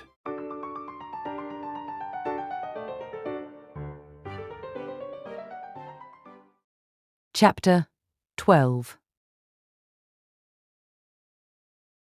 One thing only was wanting to make the prospect of the ball completely satisfactory to Emma. Its being fixed for a day within the granted term of Frank Churchill's stay in Surrey. For, in spite of Mr. Weston's confidence, she could not think it so very impossible that the Churchills might not allow their nephew to remain a day beyond his fortnight. But this was not judged feasible. The preparations must take their time. Nothing could be properly ready till the 3rd week were entered on, and for a few days they must be planning, proceeding and hoping in uncertainty. At the risk, in her opinion, the great risk, of its being all in vain. Enscombe, however, was gracious in fact, if not in word. His wish of staying longer evidently did not please, but it was not opposed. All was safe and prosperous. And as the removal of one solicitude generally makes way for another, Emma, being now certain of her ball, began to adopt as the next vexation Mr. Knightley's provoking indifference about it. Either because he did not dance himself, or because the plan had been formed without his being consulted, he seemed resolved that it should not interest him, determined against its exciting any present curiosity or affording him any future amusement. To her voluntary communications, Emma could get no more approving reply than, Very well. If the Westons think it worthwhile to be at all this trouble for a few hours of noisy entertainment, I have nothing to say against it, but that they shall not choose pleasures for me. Oh, yes, I must be there. I could not refuse, and I will keep as much awake as I can. But I would rather be at home, looking over William Larkin's week's account. Much rather, I confess. Pleasure in seeing dancing. Not I, indeed. I never look at it. I do not know who does. Fine dancing, I believe, like virtue, must be its own reward. Those who are standing by are usually thinking of something very different. This, Emma felt, was aimed at her, and it made her quite angry. It was not in compliment to Jane Fairfax, however, that he was so indifferent or so indignant. He was not guided by her feelings in reprobating the ball, for she enjoyed the thought of it to an extraordinary degree. It made her animated, open-hearted. She voluntarily said, "Oh, Miss Woodhouse, I hope nothing may happen to prevent the ball. What a disappointment it would be. I do look forward to it, I own, with very great pleasure." It was not to oblige Jane Fairfax, therefore, that he would have preferred the society of William Larkins. No! She was more and more convinced that Mrs. Weston was quite mistaken in that surmise. There was a great deal of friendly and of compassionate attachment on his side, but no love. Alas! There was soon no leisure for quarrelling with Mr. Knightley. 2 days of joyful security were immediately followed by the overthrow of everything. A letter arrived from Mr. Churchill to urge his nephew's instant return. Mrs. Churchill was unwell, far too unwell to do without him. She had been in a very suffering state, so said her husband, when writing to her nephew 2 days before, though from her usual unwillingness to give pain and constant habit of never thinking of herself, she had not mentioned it. But now she was too ill to trifle and must entreat him to set off for Enscombe without delay. The substance of this letter was forwarded to Emma in a note from Mrs. Weston instantly. As to his going, it was inevitable. He must be gone within a few hours, though without feeling any real alarm for his aunt to lessen his repugnance. He knew her illnesses. They never occurred but for her own convenience. Mrs. Weston added that he could only allow himself time to hurry to Highbury after breakfast and take leave of the few friends there whom he could suppose to feel any interest in him, and that he might be expected at Hartfield very soon. This wretched note was the finale of Emma's breakfast. When once it had been read, there was no doing anything but lament and exclaim. The loss of the ball, the loss of the young man, and all that the young man might be feeling. It was too wretched. Such a delightful evening as it would have been. Everybody so happy, and she and her partner the happiest. "I said it would be so," was the only consolation. Her father's feelings were quite distinct. He thought principally of Mrs. Churchill's illness, and wanted to know how she was treated. And as for the ball, it was shocking to have dear Emma disappointed, but they would all be safer at home. Emma was ready for her visitor some time before he appeared. But if this reflected at all upon his impatience, his sorrowful look and total want of spirits when he did come might redeem him. He felt the going away almost too much to speak of it. His dejection was most evident. He sat really lost in thought for the first few minutes, and when rousing himself it was only to say, Of all horrid things, leave-taking is the worst. "But you will come again. This will not be your only visit to Randalls." Ah! The uncertainty of when I may be able to return. I shall try for it with a zeal. It will be the object of all my thoughts and cares, and if my uncle and aunt go to town this spring, but I am afraid, they did not stir last spring, I am afraid it is a custom gone forever. Our poor ball must be quite given up. Ah! That ball! Why did we wait for anything? Why not seize the pleasure at once? How often is happiness destroyed by preparation? Foolish preparation. You told us it would be so. Oh, Miss Woodhouse, why are you always so right? Indeed, I am very sorry to be right in this instance. I would much rather have been merry than wise. If I can come again, we are still to have our ball. My father depends on it. Do not forget your engagement. Emma looked graciously. Such a fortnight as it has been. Every day more precious and more delightful than the day before.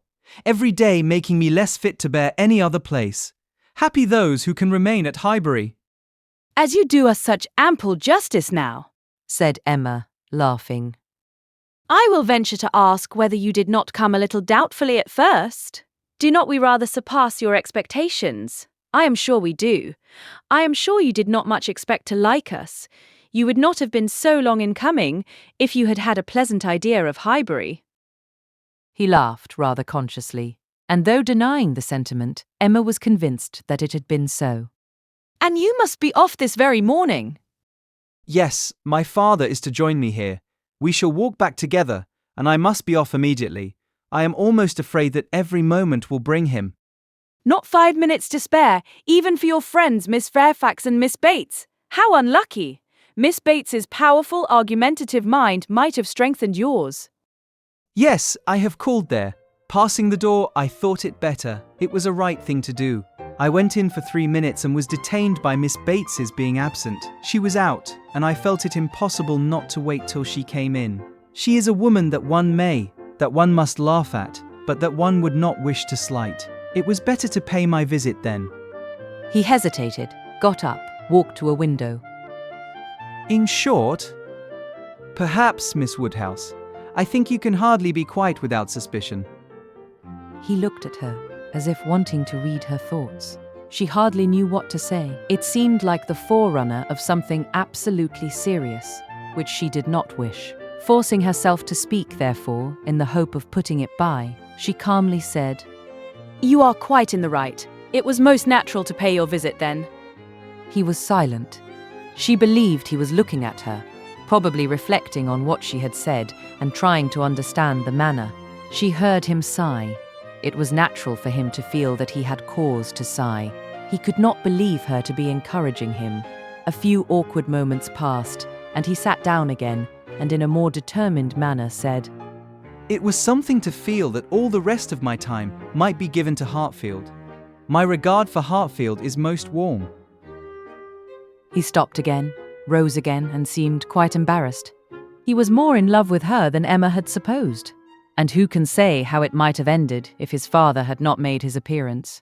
Mr. Woodhouse soon followed, and the necessity of exertion made him composed. A very few minutes more, however, completed the present trial. Mr. Weston, always alert when business was to be done, and as incapable of procrastinating any evil that was inevitable as of foreseeing any that was doubtful, said, It was time to go. And the young man, though he might and did sigh, could not but agree to take leave. I shall hear about you all. That is my chief consolation. I shall hear of everything that is going on among you.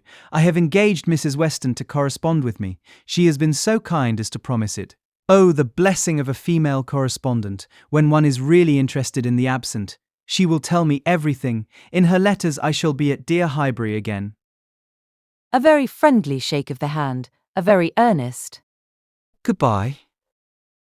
closed the speech, and the door had soon shut out Frank Churchill. Short had been the notice.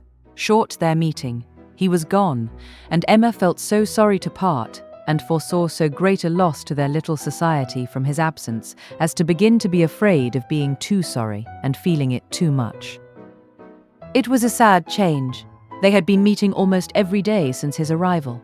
Certainly his being at Randalls had given great spirit to the last 2 weeks. Indescribable spirit. The idea, the expectation of seeing him which every morning had brought, the assurance of his attentions, his liveliness, his manners. It had been a very happy fortnight, and forlorn must be the sinking from it into the common course of Hartfield days. To complete every other recommendation, he had almost told her that he loved her. What strength or what constancy of affection he might be subject to was another point. but at present she could not doubt his having a decidedly warm admiration, a conscious preference of herself, and this persuasion, joined to all the rest, made her think that she must be a little in love with him, in spite of every previous determination against it. I certainly must. This sensation of listlessness, weariness, stupidity, this disinclination to sit down and employ myself, this feeling of everything's being dull and insipid about the house. I must be in love. I should be the oddest creature in the world if I were not, for a few weeks at least. Well, evil to some is always good to others. I shall have many fellow mourners for the ball if not for Frank Churchill, but Mr. Knightley will be happy. He may spend the evening with his dear William Larkins now, if he likes. Mr. Knightley, however, showed no triumphant happiness. He could not say that he was sorry on his own account. His very cheerful look would have contradicted him if he had. But he said, and very steadily, that he was sorry for the disappointment of the others, and with considerable kindness added, You, Emma, who have so few opportunities of dancing, you are really out of luck. You are very much out of luck. It was some days before she saw Jane Fairfax, to judge of her honest regret in this woeful change. But when they did meet, her composure was odious.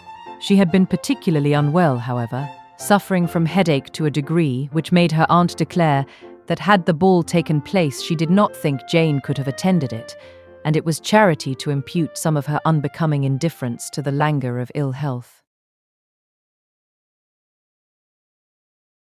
Chapter 13.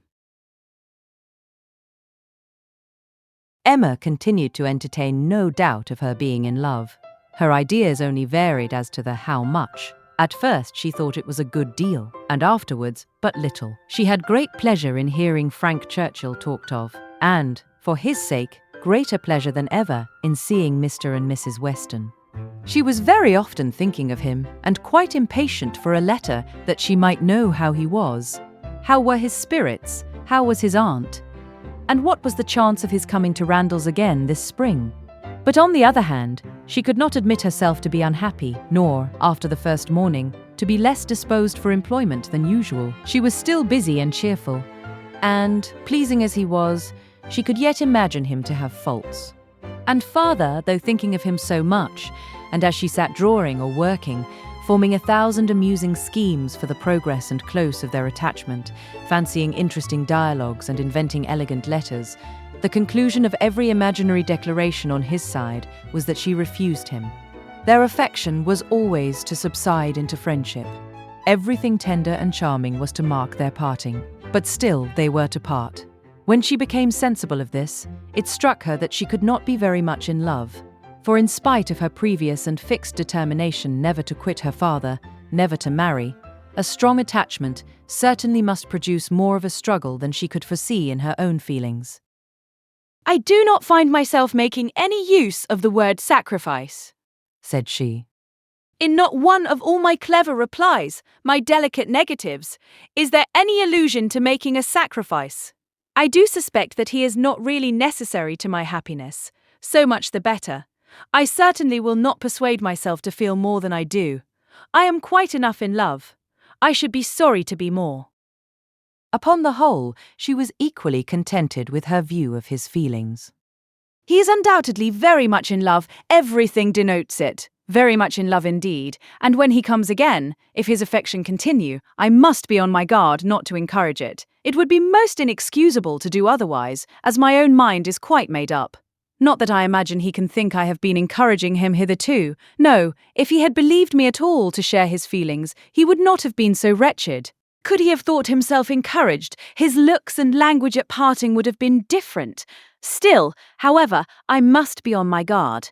This is in the supposition of his attachment continuing what it now is, but I do not know that I expect it will. I do not look upon him to be quite the sort of man. I do not altogether build upon his steadiness or constancy. His feelings are warm, but I can imagine them rather changeable. Every consideration of the subject, in short, makes me thankful that my happiness is not more deeply involved. I shall do very well again after a little while, and then it will be a good thing over, for they say everybody is in love once in their lives, and I shall have been let off easily. When his letter to Mrs. Weston arrived, Emma had the perusal of it. and she read it with a degree of pleasure and admiration which made her at first shake her head over her own sensations and think she had undervalued their strength. It was a long, well-written letter, giving the particulars of his journey and of his feelings, expressing all the affection, gratitude, and respect which was natural and honourable, and describing everything exterior and local that could be supposed attractive, with spirit and precision. No suspicious flourishes now of apology or concern.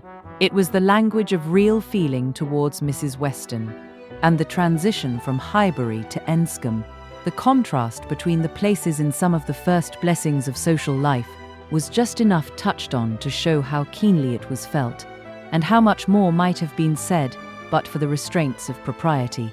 The charm of her own name was not wanting. Miss Woodhouse appeared more than once, and never without a something of pleasing connection, either a compliment to her taste or a remembrance of what she had said. And in the very last time of its meeting, her eye, unadorned as it was by any such broad wreath of gallantry, she yet could discern the effect of her influence, and acknowledge the greatest compliment perhaps of all conveyed. Compressed into the very lowest vacant corner were these words: I had not a spare moment on Tuesday, as you know, for Miss Woodhouse's beautiful little friend. Pray make my excuses and adieus to her. This, Emma could not doubt, was all for herself. Harriet was remembered only from being her friend. His information and prospects as to Enscombe were neither worse nor better than had been anticipated. Mrs. Churchill was recovering, and he dared not yet, even in his own imagination, fix a time for coming to Randalls again. Gratifying, however, and stimulative as was the letter in the material part, its sentiments, she yet found when it was folded up and returned to Mrs. Weston, that it had not added any lasting warmth, that she could still do without the writer, and that he must learn to do without her. Her intentions were unchanged. Her resolution of refusal only grew more interesting by the addition of a scheme for his subsequent consolation and happiness. His recollection of Harriet, and the words which clothed it, "beautiful little friend," suggested to her the idea of Harriet succeeding her in his affections. Was it impossible? No. Harriet undoubtedly was greatly his inferior in understanding, but he had been very much struck with the loveliness of her face, and the warm simplicity of her manner, and all the probabilities of circumstance and connection were in her favour.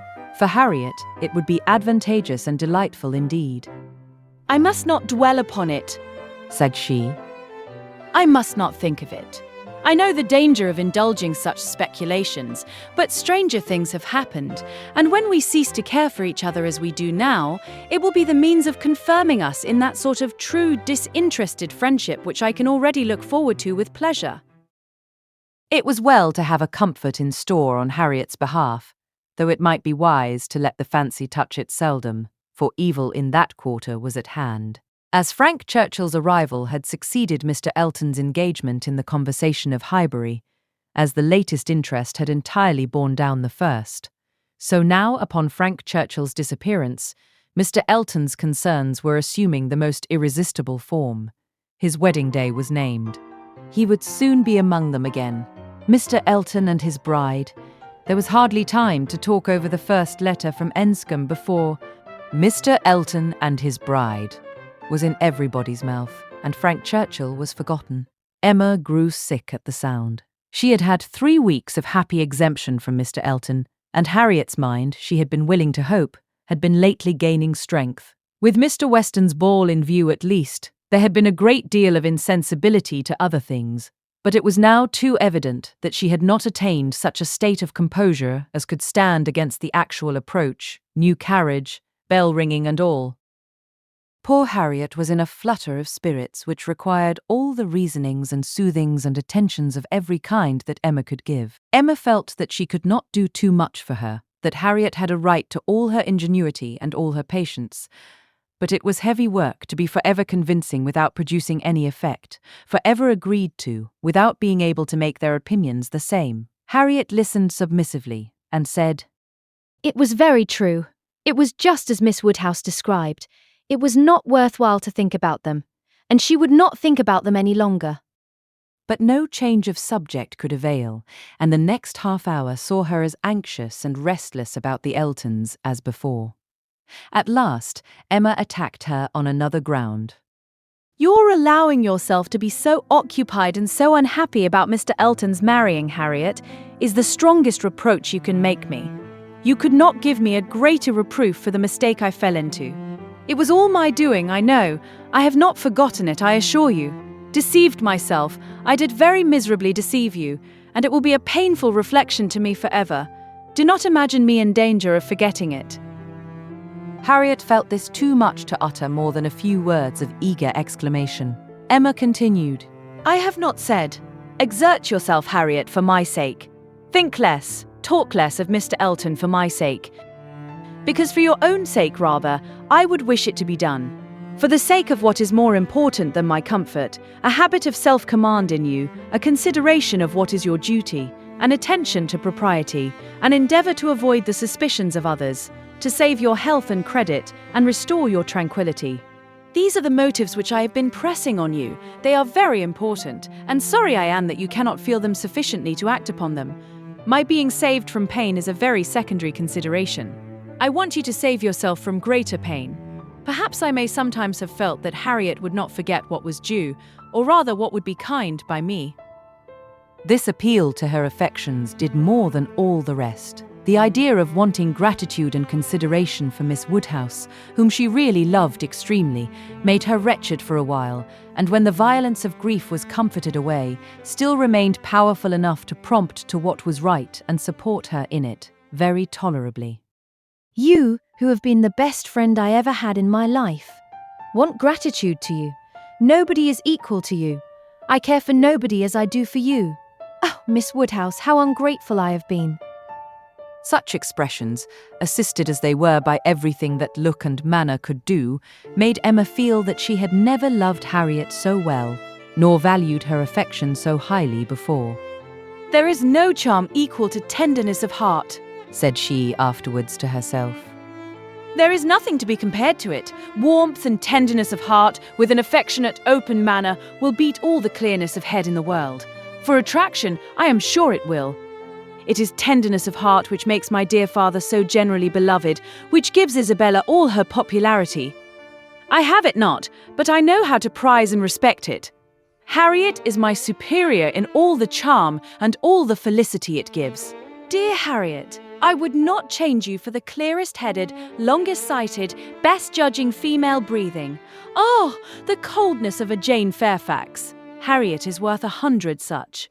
And for a wife, a sensible man's wife, it is invaluable. I mention no names, but happy the man who changes Emma for Harriet.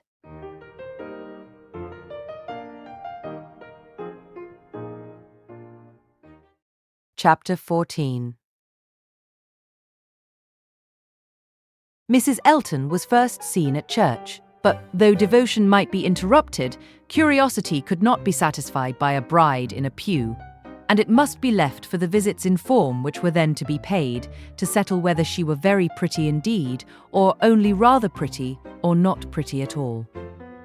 Emma had feelings, less of curiosity than of pride or propriety, to make her resolve on not being the last to pay her respects.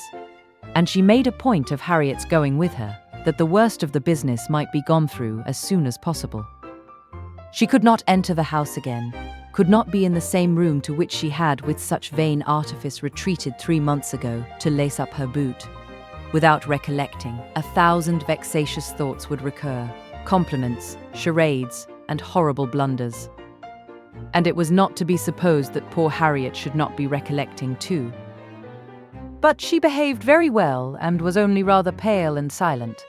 The visit was of course short, and there was so much embarrassment and occupation of mind to shorten it that Emma would not allow herself entirely to form an opinion of the lady, and on no account to give one, beyond the nothing-meaning terms of being elegantly dressed and very pleasing. She did not really like her. She would not be in a hurry to find fault, but she suspected that there was no elegance. Ease, but not elegance. She was almost sure that for a young woman, a stranger, a bride, there was too much ease. Her person was rather good, her face not unpretty, but neither feature, nor air, nor voice, nor manner were elegant. Emma thought at least it would turn out so. As for Mr. Elton, his manners did not appear, but no, She would not permit a hasty or a witty word from herself about his manners. It was an awkward ceremony at any time to be receiving wedding visits, and a man had need be all grace to acquit himself well through it. The woman was better off. She might have the assistance of fine clothes and the privilege of bashfulness, but the man had only his own good sense to depend on. And when she considered how peculiarly unlucky poor Mr. Elton was in being in the same room at once with the woman he had just married, the woman he had wanted to marry, and the woman whom he had been expected to marry, she must allow him to have the right to look as little wise and to be as much affectedly and as little really easy as could be. "Well, Miss Woodhouse," said Harriet, when they had quitted the house, and after waiting in vain for her friend to begin. "Well, Miss Woodhouse, what do you think of her? Is not she very charming?" There was a little hesitation in Emma's answer. "Oh, yes, a very pleasing young woman." "I think her beautiful, quite beautiful." "Very nicely dressed indeed. A remarkably elegant gown." "I am not at all surprised that he should have fallen in love." "Oh, no, there is nothing to surprise one at all. A pretty fortune, and she came in his way." "I dare say," returned Harriet, sighing again. "I dare say she was very much attached to him." "Perhaps she might, but it is not every man's fate to marry the woman who loves him best. Miss Hawkins perhaps wanted a home and thought this the best offer she was likely to have." "Yes," said Harriet, earnestly. "and well she might. Nobody could ever have a better. Well, I wish them happy with all my heart. And now, Miss Woodhouse, I do not think I shall mind seeing them again. He is just as superior as ever. But being married, you know, it is quite a different thing. No, indeed, Miss Woodhouse, you need not be afraid. I can sit and admire him now without any great misery. To know that he has not thrown himself away is such a comfort. She does seem a charming young woman, just what he deserves. Happy creature. He called her Augusta. How delightful." When the visit was returned, Emma made up her mind. She could then see more and judge better.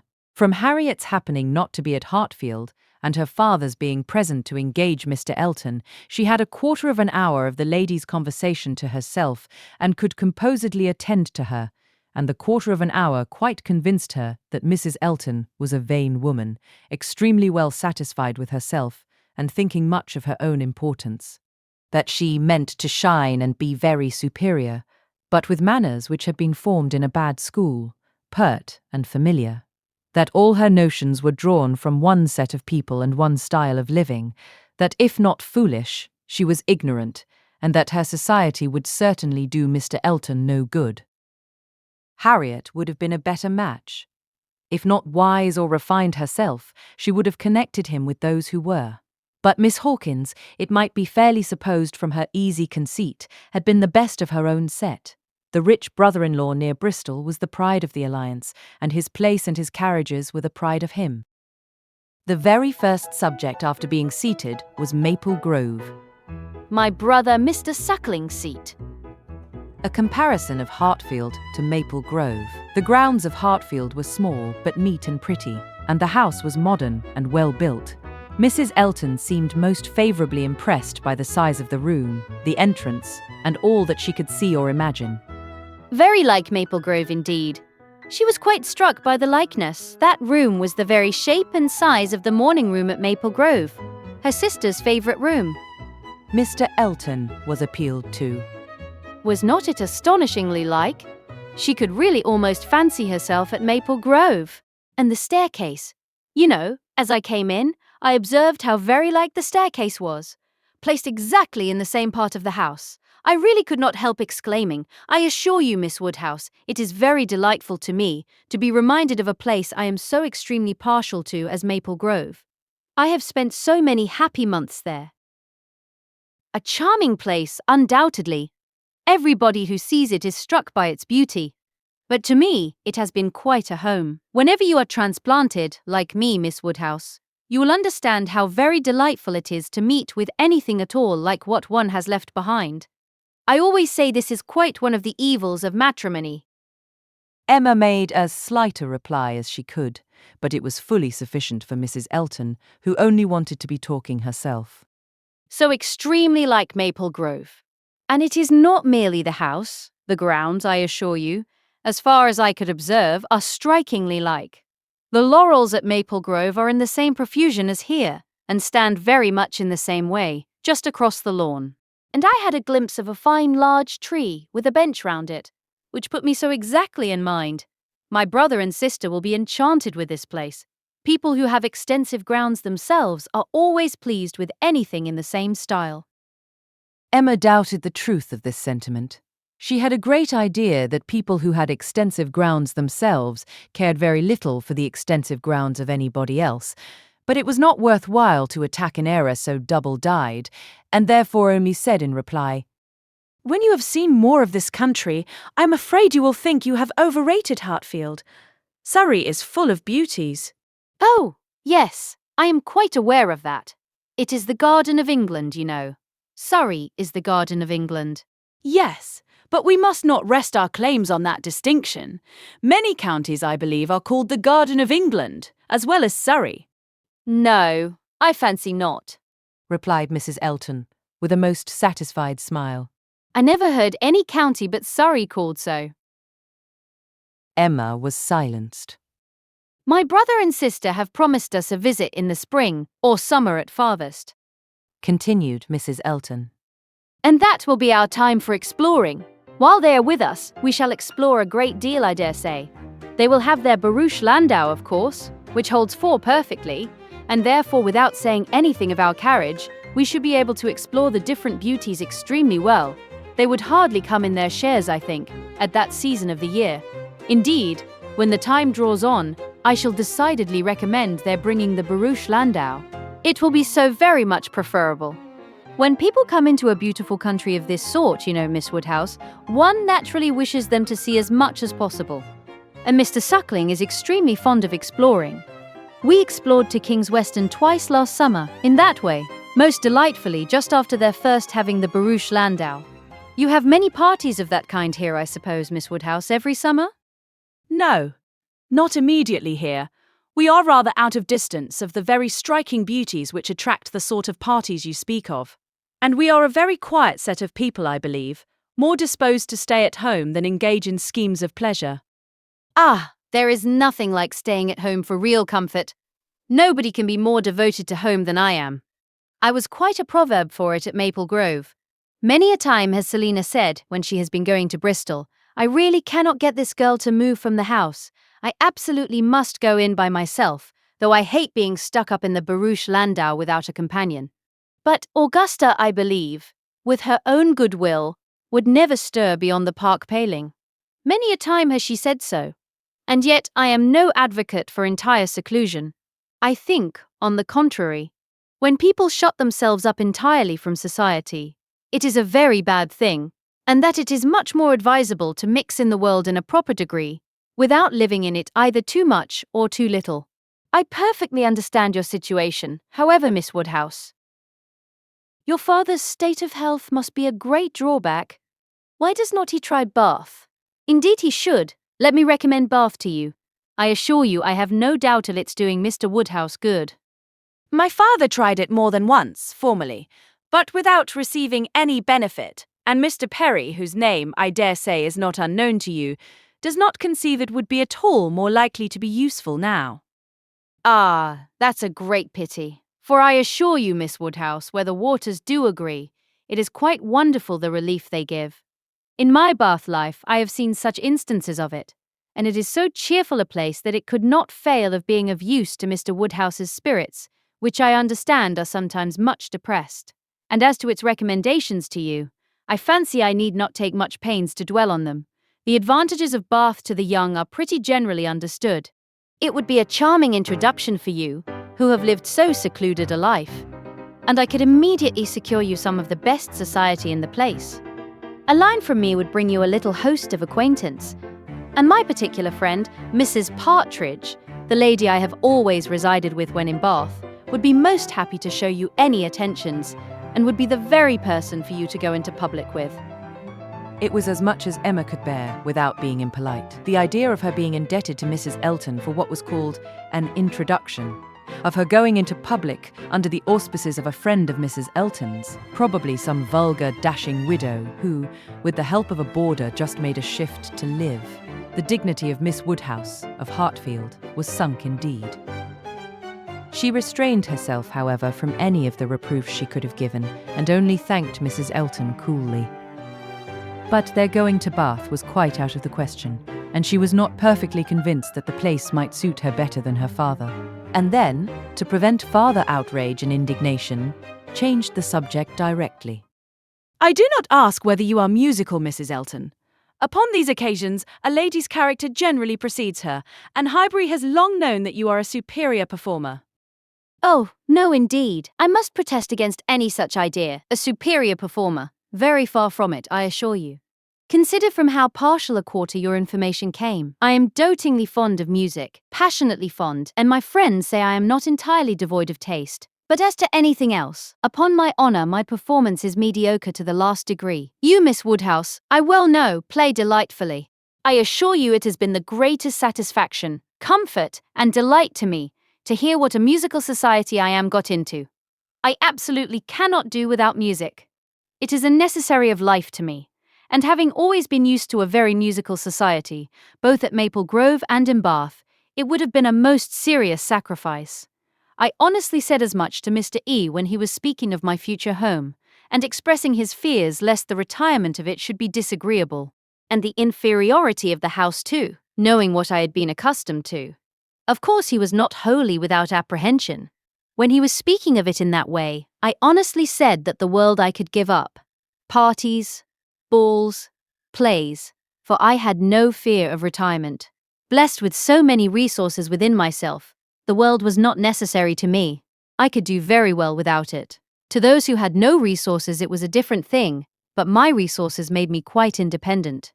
And as to smaller-sized rooms than I had been used to, I really could not give it a thought. I hoped I was perfectly equal to any sacrifice of that description. Certainly I had been accustomed to every luxury at Maple Grove, but I did assure him that 2 carriages were not necessary to my happiness, nor were spacious apartments. But, said I, to be quite honest, I do not think I can live without something of a musical society. I condition for nothing else. But without music, life would be a blank to me. We cannot suppose that Mr. Elton would hesitate to assure you of there being a very musical society in Highbury, and I hope he will not find he has outstepped the truth more than may be pardoned in consideration of the motive. No, indeed, I have no doubts at all on that head. I am delighted to find myself in such a circle. I hope we shall have many sweet little concerts together. I think, Miss Woodhouse, you and I must establish a musical club, and have regular weekly meetings at your house, or ours. Will not it be a good plan? If we exert ourselves, I think we shall not be long in want of allies. Something of that nature would be particularly desirable for me, as an inducement to keep me in practice. For married women, you know, there is a sad story against them, in general. They are but too apt to give up music. But you, who are so extremely fond of it, there can be no danger, surely. I should hope not, but really, when I look around among my acquaintance, I tremble. Selina has entirely given up music, never touches the instrument, though she played sweetly, and the same may be said of Mrs. Jeffrey's Clara Partridge, that was, and of the 2 Millmans, now Mrs. Bird, and Mrs. James Cooper, and of more than I can enumerate. Upon my word, it is enough to put one in a fright. I used to be quite angry with Selina, but really I begin now to comprehend that a married woman has many things to call her attention. I believe I was half an hour this morning shut up with my housekeeper. But everything of that kind will soon be in so regular a train. Well, we shall see. Emma, finding her so determined upon neglecting her music, had nothing more to say, and after a moment's pause, Mrs. Elton chose another subject. We have been calling at Randall's, said she, and found them both at home, and very pleasant people they seem to be. I like them extremely. Mr. Weston seems an excellent creature, quite a first-rate favourite with me already, I assure you. And she appears so truly good, there is something so motherly and kind-hearted about her, that it wins upon one directly. She was your governess, I think. Emma was almost too much astonished to answer, but Mrs. Elton hardly waited for the affirmative before she went on. Having understood as much, I was rather astonished to find her so very ladylike. But she is really quite the gentlewoman. Mrs. Weston's manners, Said Emma. were always particularly good. Their propriety, simplicity, and elegance would make them the safest model for any young woman. And who do you think came in while we were there? Emma was quite at a loss. The tone implied some old acquaintance, and how could she possibly guess? Knightley! Continued Mrs. Elton. Knightley himself. Was not it lucky? For, not being within when he called the other day, I had never seen him before. And of course, as so particular a friend of Mr. E.'s, I had a great curiosity. My friend Knightley had been so often mentioned that I was really impatient to see him, and I must do my caro sposo the justice to say that he need not be ashamed of his friend. Knightley is quite the gentleman. I like him very much. Decidedly, I think, a very gentlemanlike man. Happily, it was now time to be gone. They were off, and Emma could breathe. Insufferable woman! Was her immediate exclamation. Worse than I had supposed. Absolutely insufferable. Knightley, I could not have believed it. Knightley! Never seen him in her life before, and call him Knightley, and discover that he is a gentleman. A little upstart, vulgar being, with her Mr. E and her caro sposo, and her resources, and all her airs of pert pretension and underbred finery. Actually to discover that Mr. Knightley is a gentleman. I doubt whether he will return the compliment and discover her to be a lady. I could not have believed it, and to propose that she and I should unite to form a musical club. One would fancy we were bosom friends. And Mrs. Weston! Astonished that the person who had brought me up should be a gentlewoman. Worse and worse. I never met with her equal. Much beyond my hopes. Harriet is disgraced by any comparison. Oh! What would Frank Churchill say to her if he were here? How angry and how diverted he would be. Ah!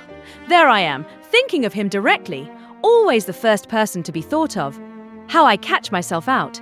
Frank Churchill comes as regularly into my mind. All this ran so glibly through her thoughts that by the time her father had arranged himself after the bustle of the Eltons' departure and was ready to speak, she was very tolerably capable of attending.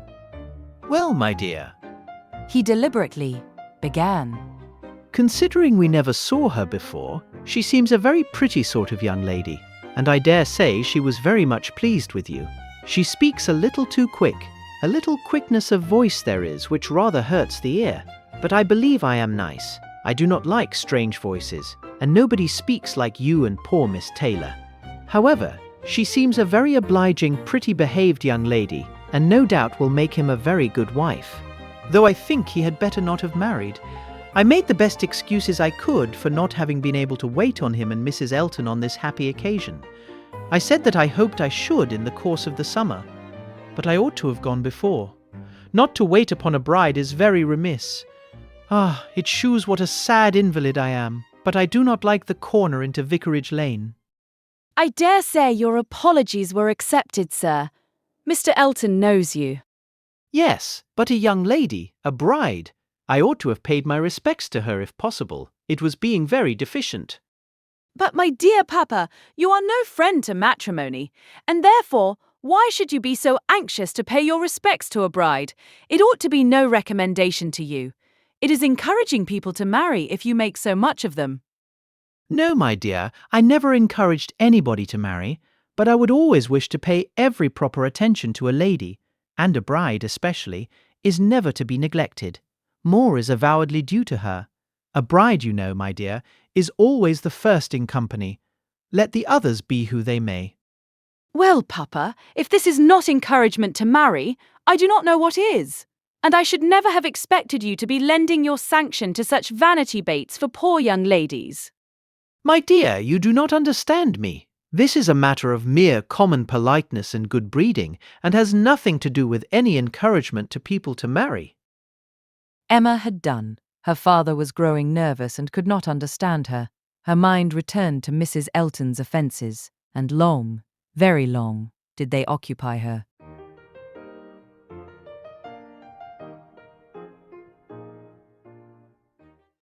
Chapter 15. Emma was not required, by any subsequent discovery, to retract her ill opinion of Mrs. Elton. Her observation had been pretty correct. Such as Mrs. Elton appeared to her on this second interview, such she appeared whenever they met again, self-important, presuming, familiar, ignorant, and ill-bred. She had a little beauty and a little accomplishment, but so little judgment that she thought herself coming with superior knowledge of the world to enliven and improve a country neighbourhood, and conceived Miss Hawkins to have held such a place in society as Mrs. Elton's consequence only could surpass. There was no reason to suppose Mr. Elton thought at all differently from his wife. He seemed not merely happy with her, but proud. He had the air of congratulating himself on having brought such a woman to Highbury, as not even Miss Woodhouse could equal, and the greater part of her new acquaintance disposed to commend, or not in the habit of judging, following the lead of Miss Bates's goodwill, or taking it for granted that the bride must be as clever and as agreeable as she professed herself, were very well satisfied, so that Mrs. Elton's praise passed from one mouth to another as it ought to do, unimpeded by Miss Woodhouse, who readily continued her first contribution and talked with a good grace of her being Very pleasant and very elegantly dressed. in one respect. Mrs. Elton grew even worse than she had appeared at first. Her feelings altered towards Emma, offended, probably, by the little encouragement which her proposals of intimacy met with. She drew back in her turn and gradually became much more cold and distant, and though the effect was agreeable, the ill will which produced it was necessarily increasing Emma's dislike. Her manners, too, and Mr. Elton's were unpleasant towards Harriet. They were sneering and negligent. Emma hoped it must rapidly work Harriet's cure, but the sensations which could prompt such behaviour sunk them both very much. It was not to be doubted that poor Harriet's attachment had been an offering to conjugal unreserve, and her own share in the story, under a colouring the least favourable to her and the most soothing to him, had in all likelihood been given also. She was, of course, the object of their joint dislike. When they had nothing else to say, it must be always easy to begin abusing Miss Woodhouse, and the enmity which they dared not show in open disrespect to her found a broader vent in contemptuous treatment of Harriet. Mrs. Elton took a great fancy to Jane Fairfax, and from the first, not merely when a state of warfare with one young lady might be supposed to recommend the other, but from the very first. And she was not satisfied with expressing a natural and reasonable admiration, but without solicitation or plea or privilege, she must be wanting to assist and befriend her. Before Emma had forfeited her confidence, and about the third time of their meeting, she heard all Mrs. Elton's knight-errantry on the subject. Jane Fairfax is absolutely charming, Miss Woodhouse. I quite rave about Jane Fairfax. A sweet, interesting creature.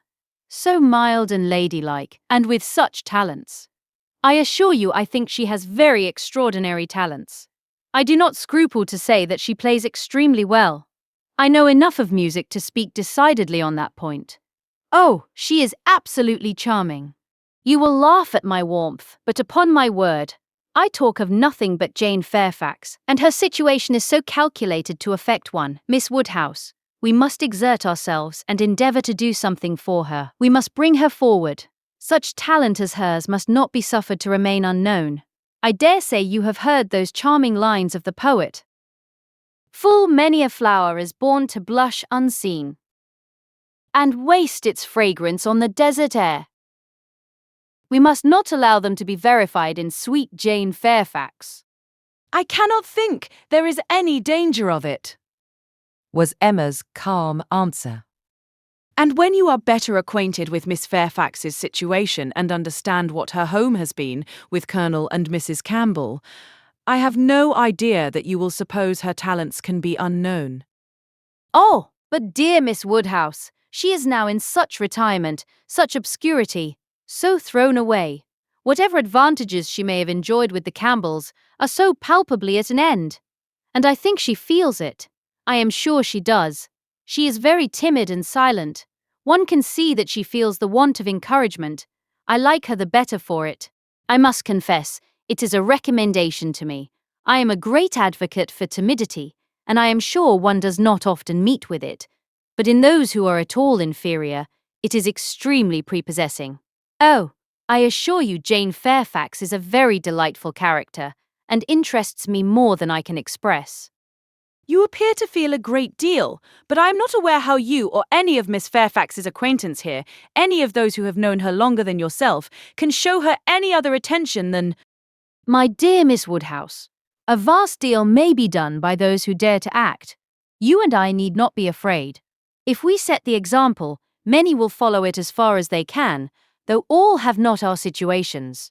We have carriages to fetch and convey her home, and we live in a style which could not make the addition of Jane Fairfax at any time the least inconvenient. I should be extremely displeased if Wright were to send us up such a dinner as could make me regret having asked more than Jane Fairfax to partake of it. I have no idea of that sort of thing. It is not likely that I should, considering what I have been used to.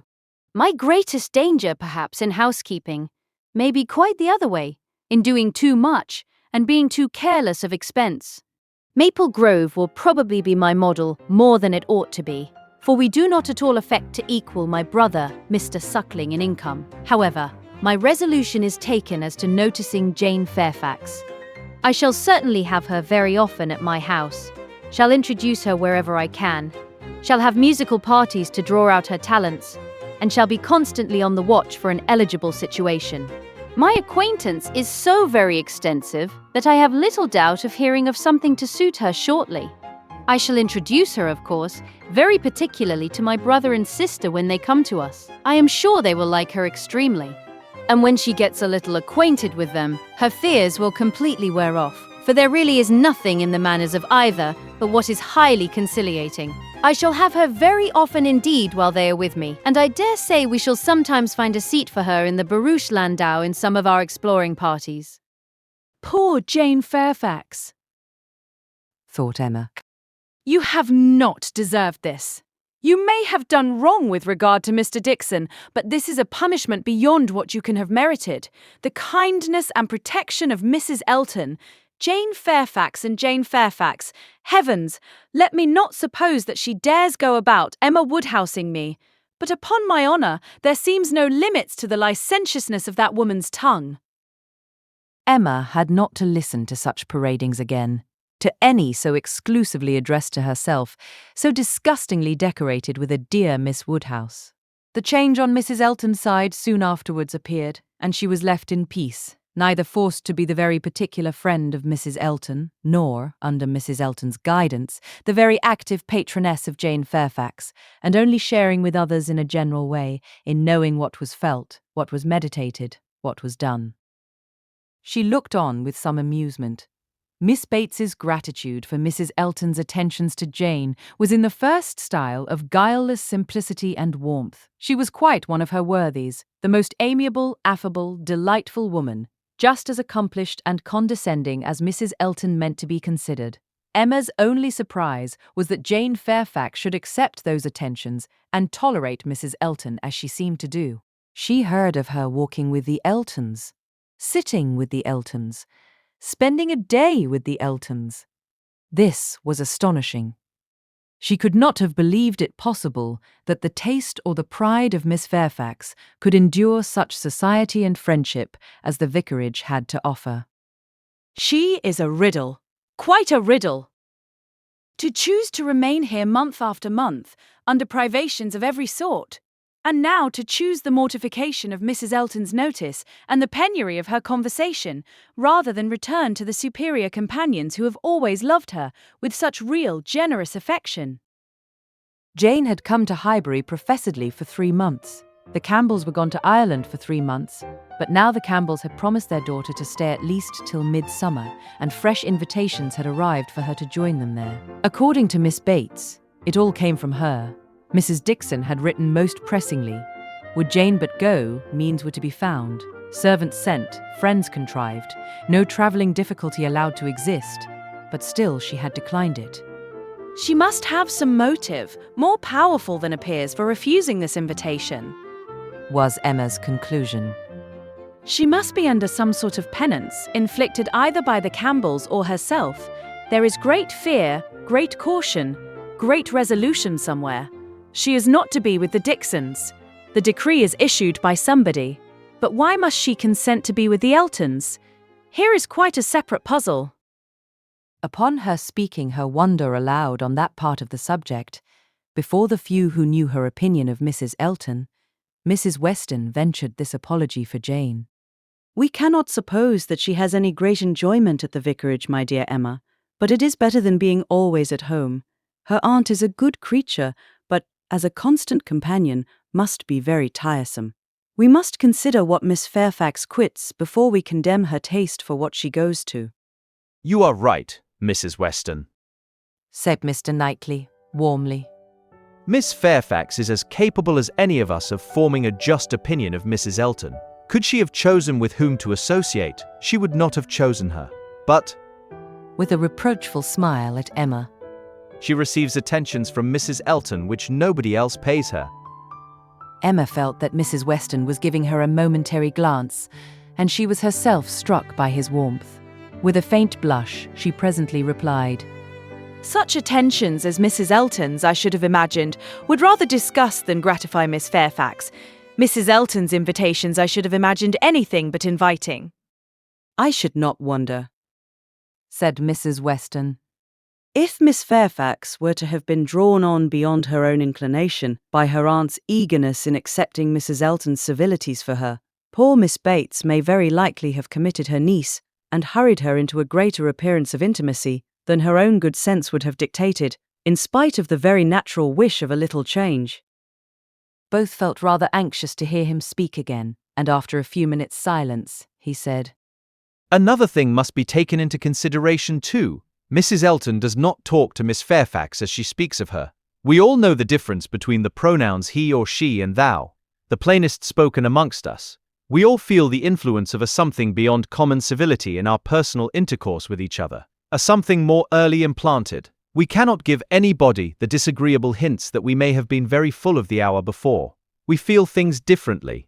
And besides the operation of this, as a general principle, you may be sure that Miss Fairfax awes Mrs. Elton by her superiority both of mind and manner, and that face to face, Mrs. Elton treats her with all the respect which she has a claim to. Such a woman as Jane Fairfax probably never fell in Mrs. Elton's way before, and no degree of vanity can prevent her acknowledging her own comparative littleness in action, if not in consciousness. I know how highly you think of Jane Fairfax. Little Henry was in her thoughts, and a mixture of alarm and delicacy made her irresolute what else to say. Yes, he replied.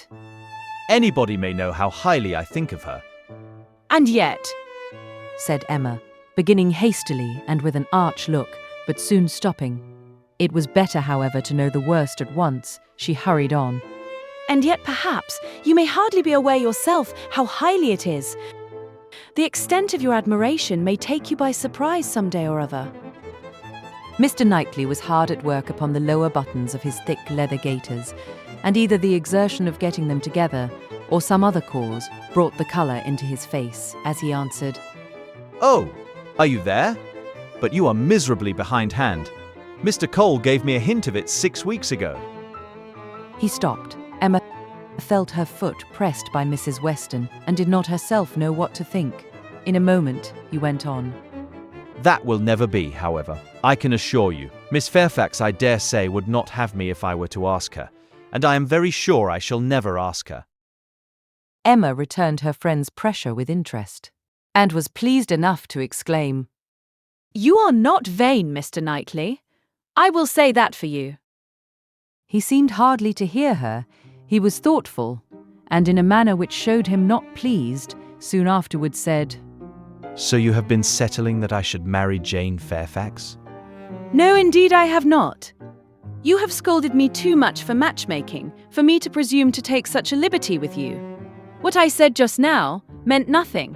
One says those sort of things, of course, without any idea of a serious meaning. Oh, no, upon my word, I have not the smallest wish for your marrying Jane Fairfax, or Jane anybody.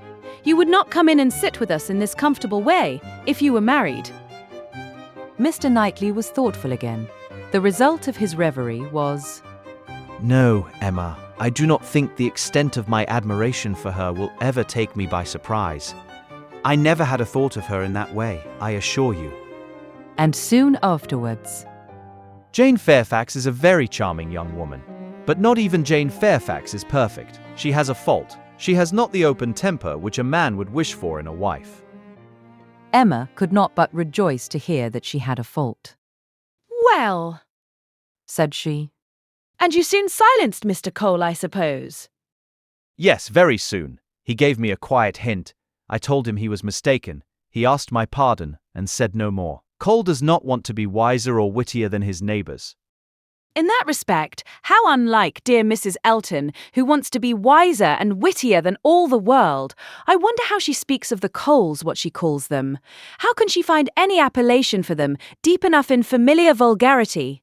She calls you Knightley. What can she do for Mr. Cole? And so I am not to be surprised that Jane Fairfax accepts her civilities and consents to be with her. Mrs. Weston, your argument weighs most with me. I can much more readily enter into the temptation of getting away from Miss Bates than I can believe in the triumph of Miss Fairfax's mind over Mrs. Elton. I have no faith in Mrs. Elton's acknowledging herself the inferior in thought, word, or deed, or in her being under any restraint beyond her own scanty rule of good breeding. I cannot imagine that she will not be continually insulting her visitor with praise, encouragement, and offers of service. That she will not be continually detailing her magnificent intentions, from the procuring her a permanent situation to the including her in those delightful exploring parties which are to take place in the barouche landau. Jane Fairfax has feeling. said Mr. Knightley.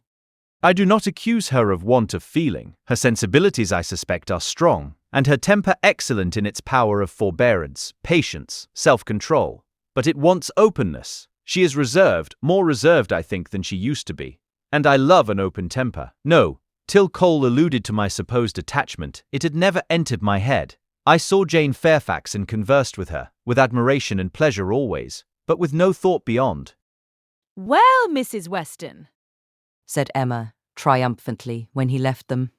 what do you say now to Mr. Knightley's marrying Jane Fairfax? Why, really, dear Emma, I say that he is so very much occupied by the idea of not being in love with her that I should not wonder if it were to end in his being so at last. Do not beat me.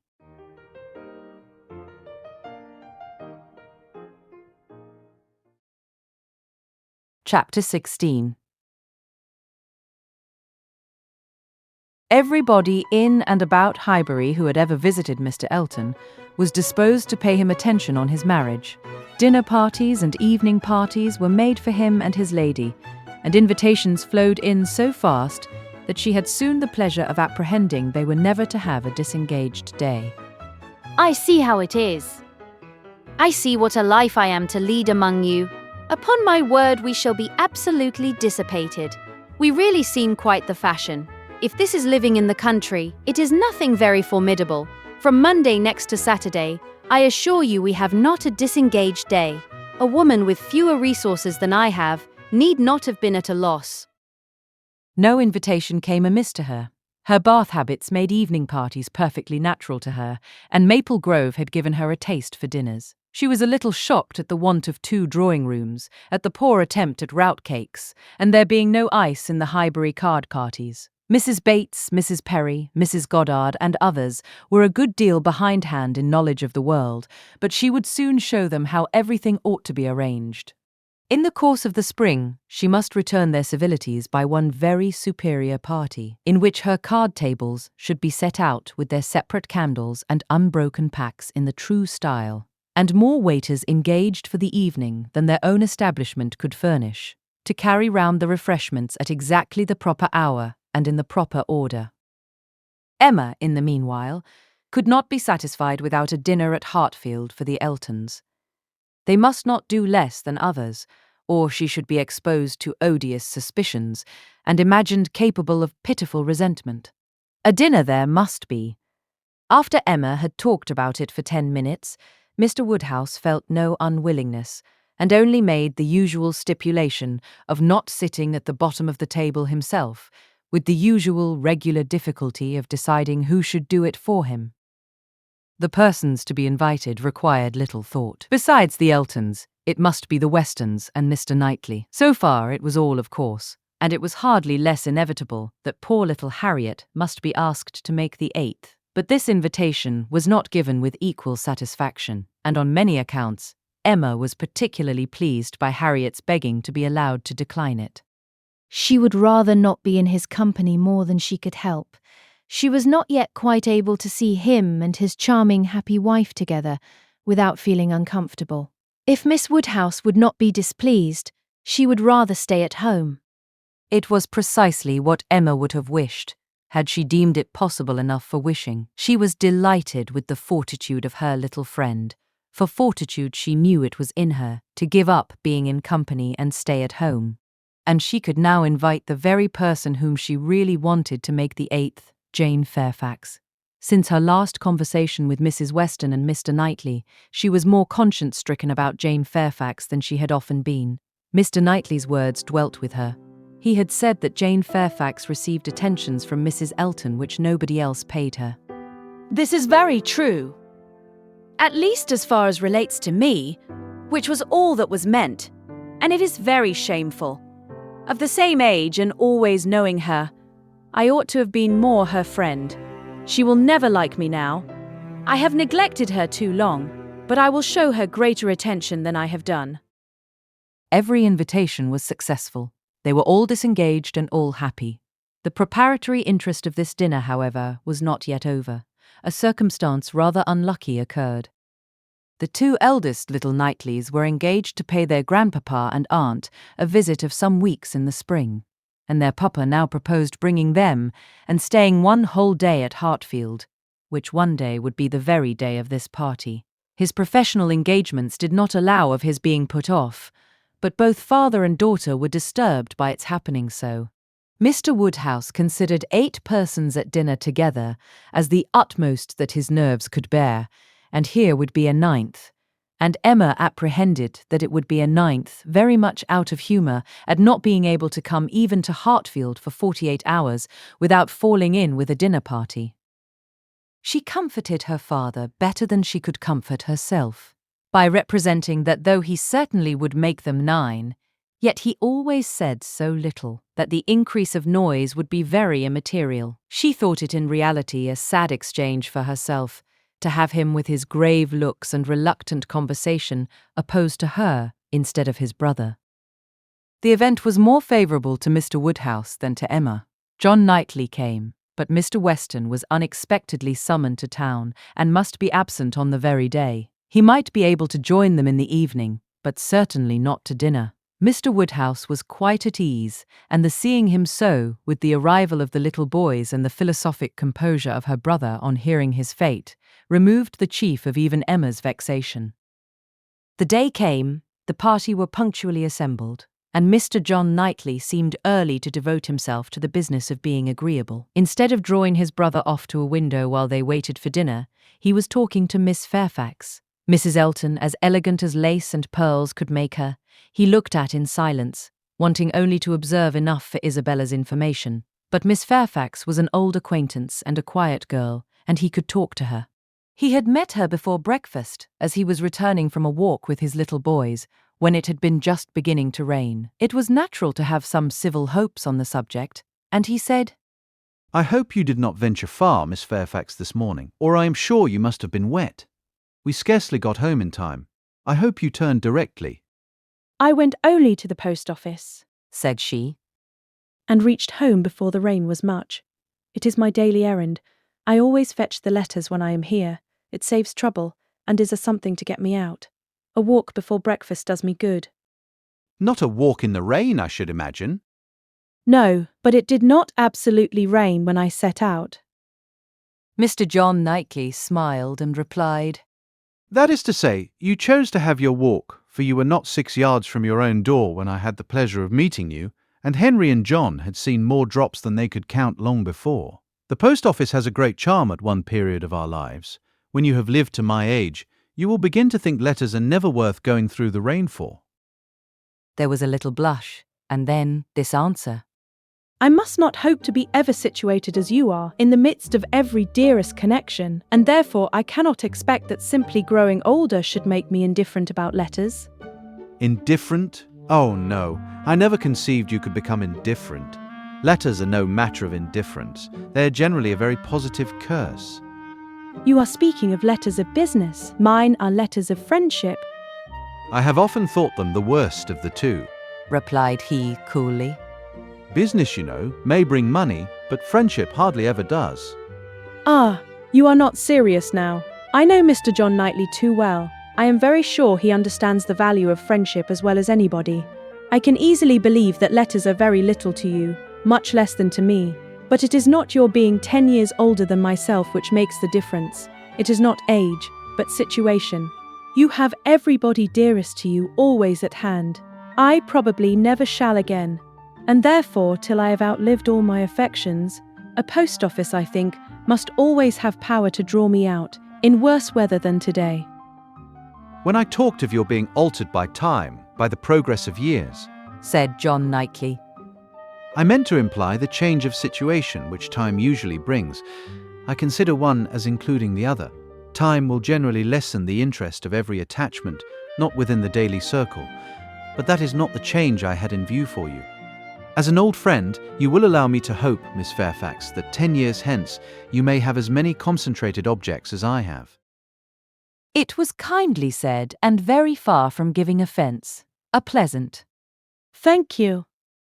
seemed meant to laugh it off, but a blush, a quivering lip, a tear in the eye, showed that it was felt beyond a laugh. Her attention was now claimed by Mr. Woodhouse, who being, according to his custom on such occasions, making the circle of his guests and paying his particular compliments to the ladies, was ending with her, and with all his mildest urbanity said, I am very sorry to hear, Miss Fairfax, of your being out this morning in the rain. Young ladies should take care of themselves. Young ladies are delicate plants. They should take care of their health and their complexion. My dear, did you change your stockings? Yes, sir, I did indeed, and I am very much obliged by your kind solicitude about me. My dear Miss Fairfax, young ladies are very sure to be cared for. I hope your good grandmamma and aunt are well. They are some of my very old friends. I wish my health allowed me to be a better neighbour. You do us a great deal of honour today, I am sure. My daughter and I are both highly sensible of your goodness, and have the greatest satisfaction in seeing you at Hartfield. The kind-hearted, polite old man might then sit down and feel that he had done his duty and made every fair lady welcome and easy. By this time, the walk in the rain had reached Mrs. Elton, and her remonstrances now opened upon Jane.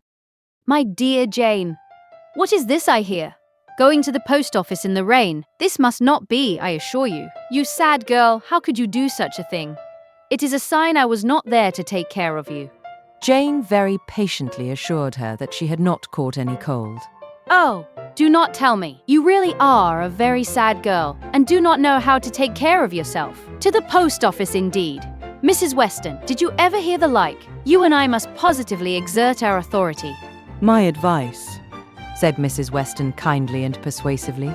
I certainly do feel tempted to give. Miss Fairfax, you must not run such risks, liable as you have been to severe colds. Indeed, you ought to be particularly careful, especially at this time of year. The spring, I always think, requires more than common care. Better wait an hour or two, or even half a day for your letters, than run the risk of bringing on your cough again. Now, do not you feel that you had? Yes, I am sure you are much too reasonable. You look as if you would not do such a thing again. Oh, she shall not do such a thing again. Eagerly rejoined Mrs. Elton. We will not allow her to do such a thing again. And nodding significantly. There must be some arrangement made. There must indeed. I shall speak to Mr. the man who fetches our letters every morning. One of our men, I forget his name, shall inquire for yours too and bring them to you. That will obviate all difficulties, you know. And from us, I really think, my dear Jane, you can have no scruple to accept such an accommodation. You are extremely kind. But I cannot give up my early walk. I am advised to be out of doors as much as I can. I must walk somewhere, and the post office is an object. And upon my word, I have scarcely ever had a bad morning before. My dear Jane, Say no more about it. The thing is determined, that is. As far as I can presume to determine anything without the concurrence of my lord and master. You know, Mrs. Weston, you and I must be cautious how we express ourselves, but I do flatter myself, my dear Jane, that my influence is not entirely worn out. If I meet with no insuperable difficulties, therefore, consider that point as settled. Excuse me, said Jane earnestly. I cannot by any means consent to such an arrangement, so needlessly troublesome to your servant. If the errand were not a pleasure to me, it could be done, as it always is when I am not here, by my grandmammas. Oh, my dear, but so much as Patty has to do, and it is a kindness to employ our men. Jane looked as if she did not mean to be conquered, but instead of answering, she began speaking again to Mr. John Knightley. The post office is a wonderful establishment, said she. The regularity and dispatch of it. If one thinks of all that it has to do, and all that it does so well, it is really astonishing. It is certainly very well regulated. So seldom that any negligence or blunder appears, so seldom that a letter, among the thousands that are constantly passing about the kingdom, is even carried wrong, and not one in a million, I suppose, actually lost. And when one considers the variety of hands, and of bad hands too, that are to be deciphered, it increases the wonder. The clerks grow expert from habit. They must begin with some quickness of sight and hand, and exercise improves them. If you want any further explanation, continued he, smiling, they are paid for it. That is the key to a great deal of capacity. The public pays and must be served well. The varieties of handwriting were farther talked of, and the usual observations made. I have heard it asserted, said John Knightley, that the same sort of handwriting often prevails in a family, and where the same master teaches, it is natural enough. But for that reason I should imagine the likeness must be chiefly confined to the females, for boys have very little teaching after an early age, and scramble into any hand they can get. Isabella and Emma, I think, do write very much alike.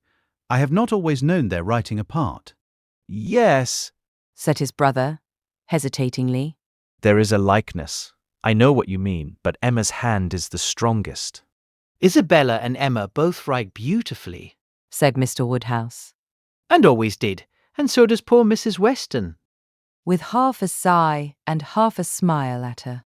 I never saw any gentleman's handwriting, Emma began, looking also at Mrs. Weston, but stopped, on perceiving that Mrs. Weston was attending to someone else, and the pause gave her time to reflect.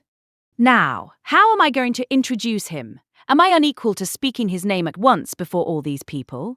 Is it necessary for me to use any roundabout phrase? Your Yorkshire friend, your correspondent in Yorkshire, that would be the way, I suppose, if I were very bad. No, I can pronounce his name without the smallest distress.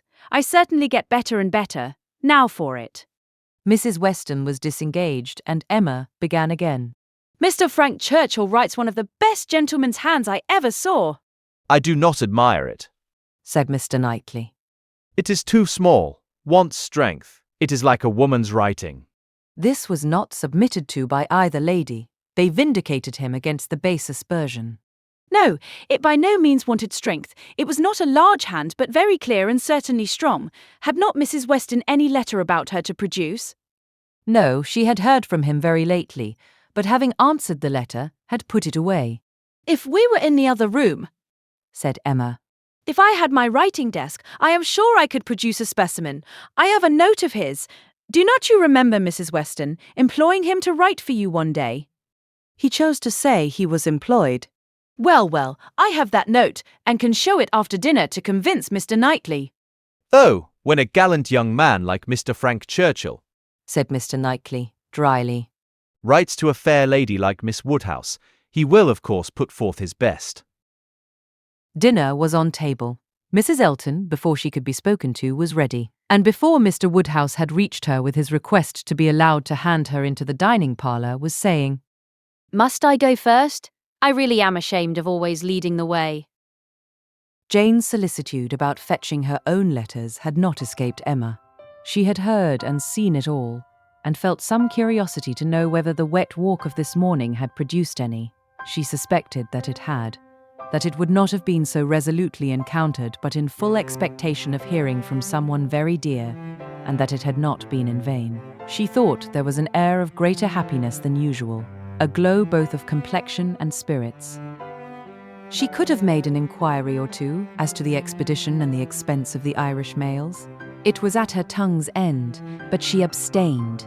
She was quite determined not to utter a word that should hurt Jane Fairfax's feelings, and they followed the other ladies out of the room, arm in arm, with an appearance of goodwill highly becoming to the beauty and grace of each.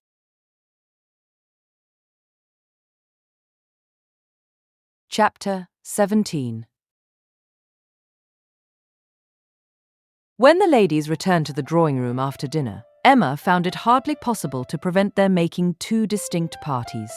With so much perseverance in judging and behaving ill, did Mrs. Elton engross Jane Fairfax and slight herself. She and Mrs. Weston were obliged to be almost always either talking together or silent together. Mrs. Elton left them no choice. If Jane repressed her for a little time, she soon began again. And though much that passed between them was in a half-whisper, especially on Mrs. Elton's side, there was no avoiding a knowledge of their principal subjects. The post office catching cold-fetching letters and friendship were long under discussion, and to them succeeded one which must be at least equally unpleasant to Jane, inquiries whether she had yet heard of any situation likely to suit her, and professions of Mrs. Elton's meditated activity. Here is April come. I get quite anxious about you. June will soon be here. But I have never fixed on June, or any other month, merely looked forward to the summer in general. But have you really heard of nothing? I have not even made any inquiry. I do not wish to make any yet. Oh, my dear, we cannot begin too early. You are not aware of the difficulty of procuring exactly the desirable thing. I'm not aware, said Jane, shaking her head. Dear Mrs. Elton, who can have thought of it as I have done? But you have not seen so much of the world as I have. You do not know how many candidates there always are for the first situations. I saw a vast deal of that in the neighbourhood round Maple Grove. A cousin of Mr. Suckling, Mrs. Bragg, had such an infinity of applications. Everybody was anxious to be in her family, for she moves in the first circle. Wax candles in the schoolroom. You may imagine how desirable. Of all houses in the kingdom, Mrs. Bragg's is the one I would most wish to see you in. Colonel and Mrs. Campbell are to be in town again by Midsummerr. I must spend some time with them. I am sure they will want it. Afterwards, I may probably be glad to dispose of myself, but I would not wish you to take the trouble of making any inquiries at present. Trouble? I know your scruples. You are afraid of giving me trouble. But I assure you, my dear Jane, the Campbells can hardly be more interested about you than I am. I shall write to Mrs. Partridge in a day or two, and shall give her a strict charge to be on the lookout for anything eligible. Thank you, but I would rather you did not mention the subject to her. Till the time draws nearer, I do not wish to be giving anybody trouble. But my dear child, the time is drawing near. Here is April and June, or say even July, is very near, with such business to accomplish before us. Your inexperience really amuses me. A situation such as you deserve, and your friends would require for you, is no everyday occurrence, is not obtained at a moment's notice. Indeed, we must begin inquiring directly. Excuse me, ma'am, but this is by no means my intention. I make no inquiry myself, and should be sorry to have any made by my friends. When I am quite determined as to the time, I am not at all afraid of being long unemployed. There are places in town, offices, where inquiry would soon produce something. Offices for the sale, not quite of human flesh, but of human intellect. Oh, my dear, human flesh! You quite shock me. If you mean a fling at the slave trade, I assure you Mr. Suckling was always rather a friend to the abolition. I did not mean. I was not thinking of the slave trade. Governess trade, I assure you, was all that I had in view. Widely different certainly as to the guilt of those who carry it on, but as to the greater misery of the victims, I do not know where it lies, but I only mean to say that there are advertising offices, and that by applying to them I should have no doubt of very soon meeting with something that would do. Something that would do? Aye, That may suit your humble ideas of yourself. I know what a modest creature you are, but it will not satisfy your friends to have you taking up with anything that may offer any inferior commonplace situation in a family not moving in a certain circle or able to command the elegancies of life. You are very obliging, but as to all that, I am very indifferent. It would be no object to me to be with the rich. My mortifications, I think, would only be the greater. I should suffer more from comparison. A gentleman's family is all that I should condition for. I know you. You would take up with anything. But I shall be a little more nice, and I am sure the good Campbells will be quite on my side. With your superior talents, you have a right to move in the first circle. Your musical knowledge alone would entitle you to name your own terms. Have as many rooms as you like, and mix in the family as much as you chose. That is, I do not know. If you knew the harp, you might do all that, I am very sure. But you sing as well as play. Yes, I really believe you might, even without the harp, stipulate for what you chose. And you must and shall be delightfully, honourably, and comfortably settled before the Campbells or I have any rest. You may well class the delight, the honour, and the comfort of such a situation together. They are pretty sure to be equal, however. I am very serious in not wishing anything to be attempted at present for me. I am exceedingly obliged to you, Mrs. Elton. I am obliged to anybody who feels for me, but I am quite serious in wishing nothing to be done till the summer. For 2 or 3 months longer, I shall remain where I am, and as I am. And I am quite serious too, I assure you, replied Mrs. Elton, gaily. in resolving to be always on the watch, and employing my friends to watch also, that nothing really unexceptionable may pass us. In this style she ran on, never thoroughly stopped by anything till Mr. Woodhouse came into the room. Her vanity had then a change of object, and Emma heard her saying in the same half-whisper to Jane, Here comes this dear old beau of mine, I protest. Only think of his gallantry in coming away before the other men. What a dear creature he is. I assure you, I like him excessively. I admire all that quaint old-fashioned politeness. It is much more to my taste than modern ease. Modern ease often disgusts me. But this good old Mr. Woodhouse, I wish you had heard his gallant speeches to me at dinner. Oh, I assure you I began to think my cara sposa would be absolutely jealous. I fancy I am rather a favourite. He took notice of my gown. How do you like it? Selina's choice? Handsome, I think, but I do not know whether it is not over-trimmed. I have the greatest dislike to the idea of being over-trimmed, quite a horror of finery. I must put on a few ornaments now because it is expected of me. A bride, you know, must appear like a bride, but my natural taste is all for simplicity. A simple style of dress is so infinitely preferable to finery. But I am quite in the minority, I believe. Few people seem to value simplicity of dress. Show and finery are everything. I have some notion of putting such a trimming as this to my white and silver poplin. Do you think it will look well? The whole party were but just reassembled in the drawing-room when Mr. Weston made his appearance among them. He had returned to a late dinner and walked to Hartfield as soon as it was over. He had been too much expected by the best judges for surprise, but there was great joy. Mr. Woodhouse was almost as glad to see him now as he would have been sorry to see him before. John Knightley only was in mute astonishment. That a man who might have spent his evening quietly at home after a day of business in London should set off again and walk half a mile to another man's house for the sake of being in mixed company till bedtime, of finishing his day in the efforts of civility and the noise of numbers, was a circumstance to strike him deeply. A man who had been in motion since 8 o'clock in the morning and might now have been still, who had been long talking and might have been silent, who had been in more than one crowd and might have been alone, such a man, to quit the tranquillity and independence of his own fireside, and on the evening of a cold, sleety April day, rush out again into the world. Could he by a touch of his finger have instantly taken back his wife, there would have been a motive. But his coming would probably prolong rather than break up the party.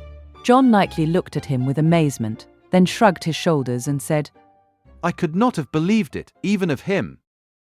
Mr. Weston, meanwhile, perfectly unsuspicious of the indignation he was exciting, happy and cheerful as usual, and with all the right of being principal talker, which a day spent anywhere from home confers, was making himself agreeable among the rest. And having satisfied the inquiries of his wife as to his dinner, convincing her that none of all her careful directions to the servants had been forgotten, and spread abroad what public news he had heard, was proceeding to a family communication, which, though principally addressed to Mrs. Weston, he had not the smallest doubt of being highly interesting to everybody in the room. He gave her a letter. It was from Frank, and to herself, he had met with it in his way, and had taken the liberty of opening it. Read it, said he. It will give you pleasure. Only a few lines will not take you long. Read it to Emma. The two ladies looked over it together, and he sat smiling and talking to them the whole time, in a voice a little subdued, but very audible to everybody. Well, he is coming, you see. Good news, I think. Well, what do you say to it? I always told you he would be here again soon, did not I? Anne, my dear, did not I always tell you so? And you would not believe me. In town next week, you see, at the latest, I dare say, for she is as impatient as the black gentleman when anything is to be done. Most likely they will be there tomorrow or Saturday. As to her illness, all nothing, of course. But it is an excellent thing to have Frank among us again, so near as town. They will stay a good while when they do come, and he will be half his time with us. This is precisely what I wanted. Well, pretty good news, is not it? Have you finished it? Has Emma read it all? Put it up, put it up. We will have a good talk about it some other time, but it will not do now. I shall only just mention the circumstance to the others in a common way. Mrs. Weston was most comfortably pleased on the occasion. Her looks and words had nothing to restrain them. She was happy. She knew she was happy, and knew she ought to be happy.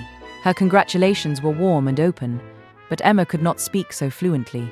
She was a little occupied in weighing her own feelings and trying to understand the degree of her agitation, which she rather thought was considerable. Mr. Weston, however, too eager to be very observant, too communicative to want others to talk, was very well satisfied with what she did say, and soon moved away to make the rest of his friends happy by a partial communication of what the whole room must have overheard already. It was well that he took everybody's joy for granted, or he might not have thought either Mr. Woodhouse or Mr. Knightley particularly delighted. They were the first entitled, after Mrs. Weston and Emma, to be made happy. From them he would have proceeded to Miss Fairfax, but she was so deep in conversation with John Knightley that it would have been too positive an interruption.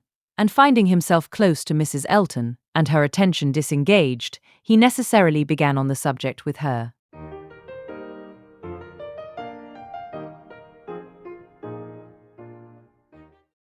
Chapter 18.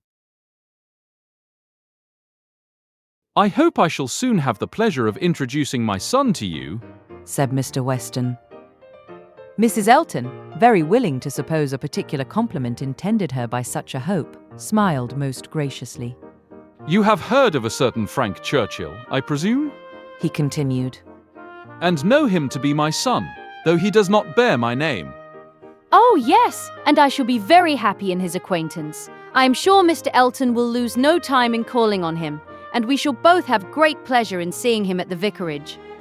You are very obliging. Frank will be extremely happy, I am sure. He is to be in town next week, if not sooner. We have notice of it in a letter today. I met the letters in my way this morning, and seeing my son's hand, presumed to open it. Though it was not directed to me, it was to Mrs. Weston. She is his principal correspondent, I assure you. I hardly ever get a letter.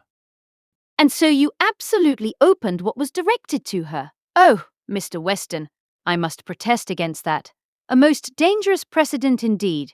I beg you will not let your neighbours follow your example. Upon my word, if this is what I am to expect, we married women must begin to exert ourselves. Oh, Mr. Weston, I could not have believed it of you. Aye, we men are sad fellows. You must take care of yourself, Mrs. Elton. This letter tells us, it is a short letter, written in a hurry, merely to give us notice. It tells us that they are all coming up to town directly, on Mrs. Churchill's account. She has not been well the whole winter, and thinks Enscombe too cold for her, so they are all to move southward without loss of time. Indeed, from Yorkshire, I think. Enscombe is in Yorkshire? Yes, they are about 190 miles from London, a considerable journey. Yes, upon my word, very considerable. 65 miles farther than from Maple Grove to London. But what is distance, Mr. Weston, to people of large fortune? You would be amazed to hear how my brother, Mr. Suckling, sometimes flies about. You will hardly believe me, but twice in 1 week he and Mr. Bragg went to London and back again with 4 horses. The evil of the distance from Enscombe said Mr. Weston. is that Mrs. Churchill, as we understand, has not been able to leave the sofa for a week together. In Frank's last letter she complained, he said, of being too weak to get into her conservatory without having both his arm and his uncle's. This, you know, speaks a great degree of weakness, but now she is so impatient to be in town that she means to sleep only 2 nights on the road. So Frank writes word. Certainly, delicate ladies have very extraordinary constitutions, Mrs. Elton. You must grant me that. No, indeed. I shall grant you nothing. I always take the part of my own sex. I do indeed. I give you notice. You will find me a formidable antagonist on that point. I always stand up for women.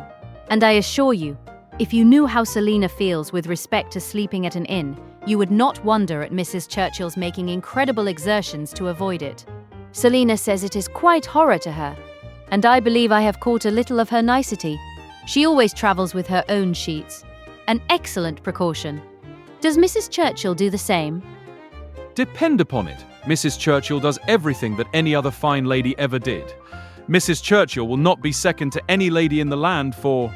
Mrs. Elton eagerly interposed with, Oh, Mr. Weston, do not mistake me. Selina is no fine lady, I assure you. Do not run away with such an idea. Is not she? Then she is no rule for Mrs. Churchill, who is as thorough a fine lady as anybody ever beheld. Mrs. Elton began to think she had been wrong in disclaiming so warmly. It was by no means her object to have it believed that her sister was not a fine lady. Perhaps there was want of spirit in the pretence of it, and she was considering in what way she had best retract, when Mr. Weston went on. Mrs. Churchill is not much in my good graces, as you may suspect, but this is quite between ourselves. She is very fond of Frank, and therefore I would not speak ill of her. Besides, she is out of health now. But that indeed, by her own account, she has always been. I would not say so to everybody, Mrs. Elton, but I have not much faith in Mrs. Churchill's illness. If she is really ill, why not go to Bath, Mr. Weston? To Bath or to Clifton? She has taken it into her head that Enscombe is too cold for her. The fact is, I suppose, that she is tired of Enscombe. She has now been a longer time stationary there than she ever was before, and she begins to want change. It is a retired place. A fine place, but very retired. Aye, like Maple Grove, I dare say. Nothing can stand more retired from the road than Maple Grove. Such an immense plantation all round it. You seem shut out from everything in the most complete retirement. And Mrs. Churchill probably has not health or spirits like Selina to enjoy that sort of seclusion. Or perhaps she may not have resources enough in herself to be qualified for a country life. I always say a woman cannot have too many resources, and I feel very thankful that I have so many myself as to be quite independent of society. Frank was here in February for a fortnight. So I remember to have heard. He will find an addition to the Society of Highbury when he comes again. That is, if I may presume to call myself an addition. But perhaps he may never have heard of there being such a creature in the world. This was too loud a call for a compliment to be passed by, and Mr. Weston, with a very good grace, immediately exclaimed, My dear madam, nobody but yourself could imagine such a thing possible. Not heard of you? I believe Mrs. Weston's letters lately have been full of very little else than Mrs. Elton. He had done his duty, and could return to his son. When Frank left us, continued he, it was quite uncertain when we might see him again, which makes this day's news doubly welcome. It has been completely unexpected. That is, I always had a strong persuasion he would be here again soon. I was sure something favourable would turn up, but nobody believed me. He and Mrs. Weston were both dreadfully desponding. How could he contrive to come? And how could it be supposed that his uncle and aunt would spare him again? And so forth. I always felt that something would happen in our favour. And so it has, you see. I have observed, Mrs. Elton, in the course of my life, that if things are going untowardly 1 month, they are sure to mend the next. Very true, Mr. Weston, perfectly true. It is just what I used to say to a certain gentleman in company in the days of courtship, when because things did not go quite right, did not proceed with all the rapidity which suited his feelings, he was apt to be in despair, and exclaimed that he was sure at this rate it would be May before Hymen's saffron robe would be put on for us. Oh, the pains I have been at to dispel those gloomy ideas and give him cheerfuller views. The carriage, we had disappointments about the carriage. One morning, I remember, he came to me quite in despair. She was stopped by a slight fit of coughing, and Mr. Weston instantly seized the opportunity of going on. You were mentioning May. May is the very month which Mrs. Churchill is ordered, or has ordered herself, to spend in some warmer place than Enscombe. In short, to spend in London, so that we have the agreeable prospect of frequent visits from Frank the whole spring, precisely the season of the year which one should have chosen for it.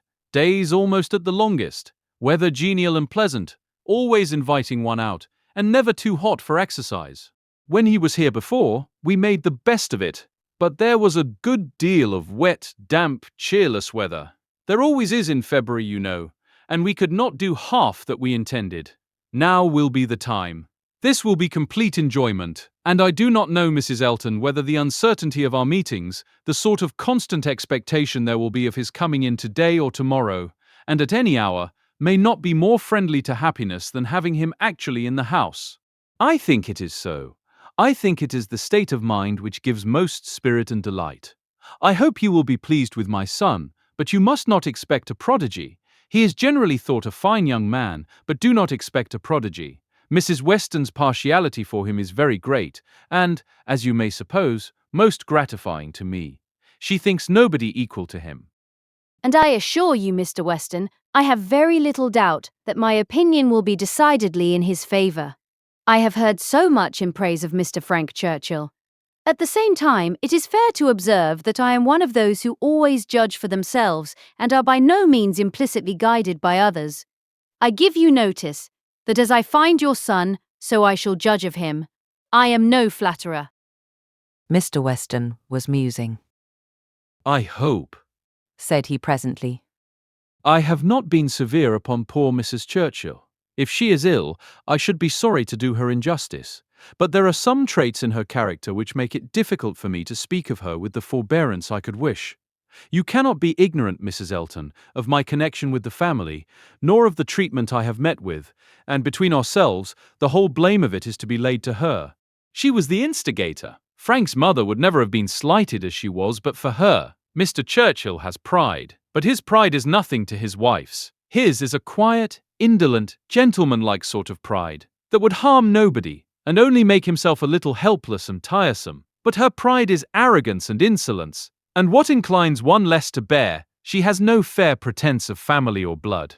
She was nobody when he married her, barely the daughter of a gentleman, but ever since her being turned into a Churchill, she has out-Churchilled them all in high and mighty claims, but in herself, I assure you, she is an upstart. Only think. Well, that must be infinitely provoking. I have quite a horror of upstarts. Maple Grove has given me a thorough disgust to people of that sort, for there is a family in that neighbourhood who are such an annoyance to my brother and sister from the airs they give themselves. Your description of Mrs. Churchill made me think of them directly.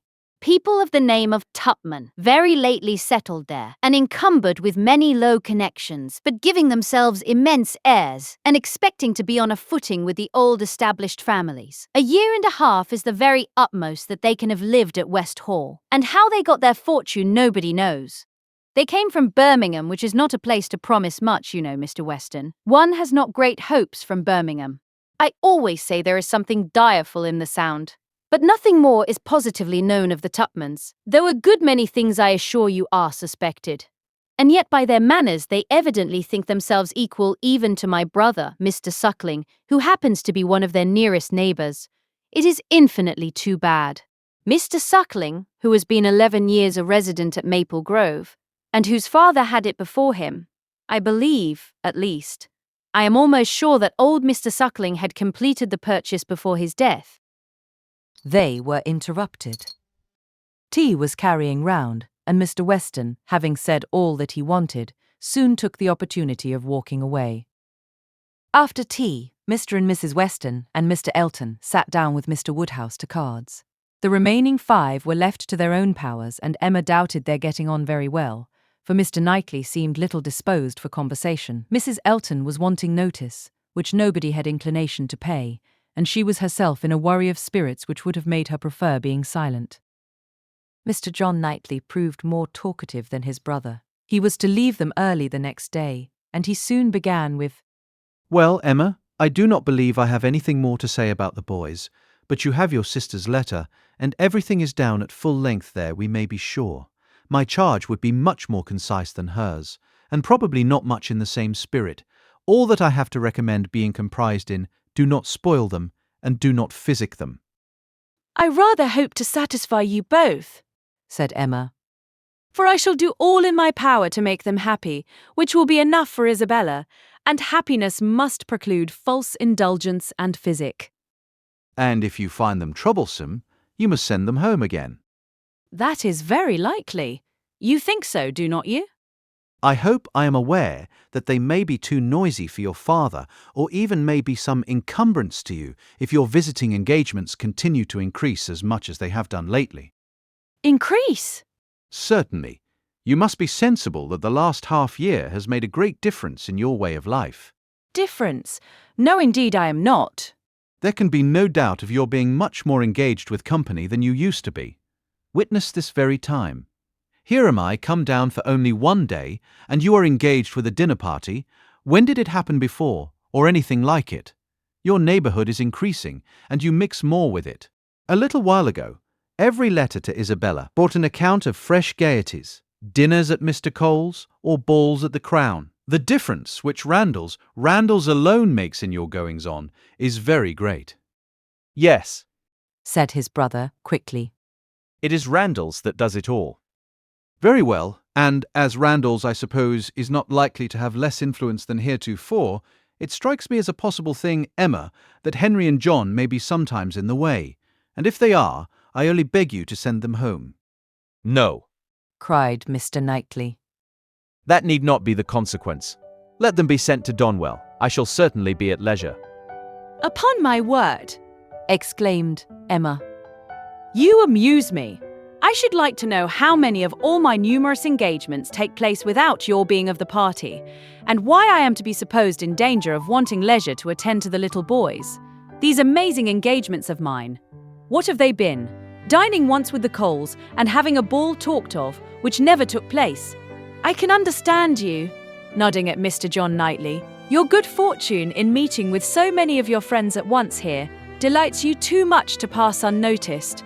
But you, turning to Mr. Knightley, who know how very, very seldom I am ever 2 hours from Hartfield, why you should foresee such a series of dissipation for me I cannot imagine.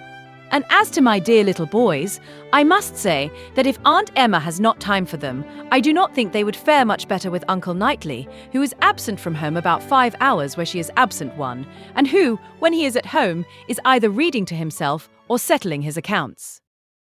Mr. Knightley seemed to be trying not to smile, and succeeded without difficulty upon Mrs. Elton's beginning to talk to him.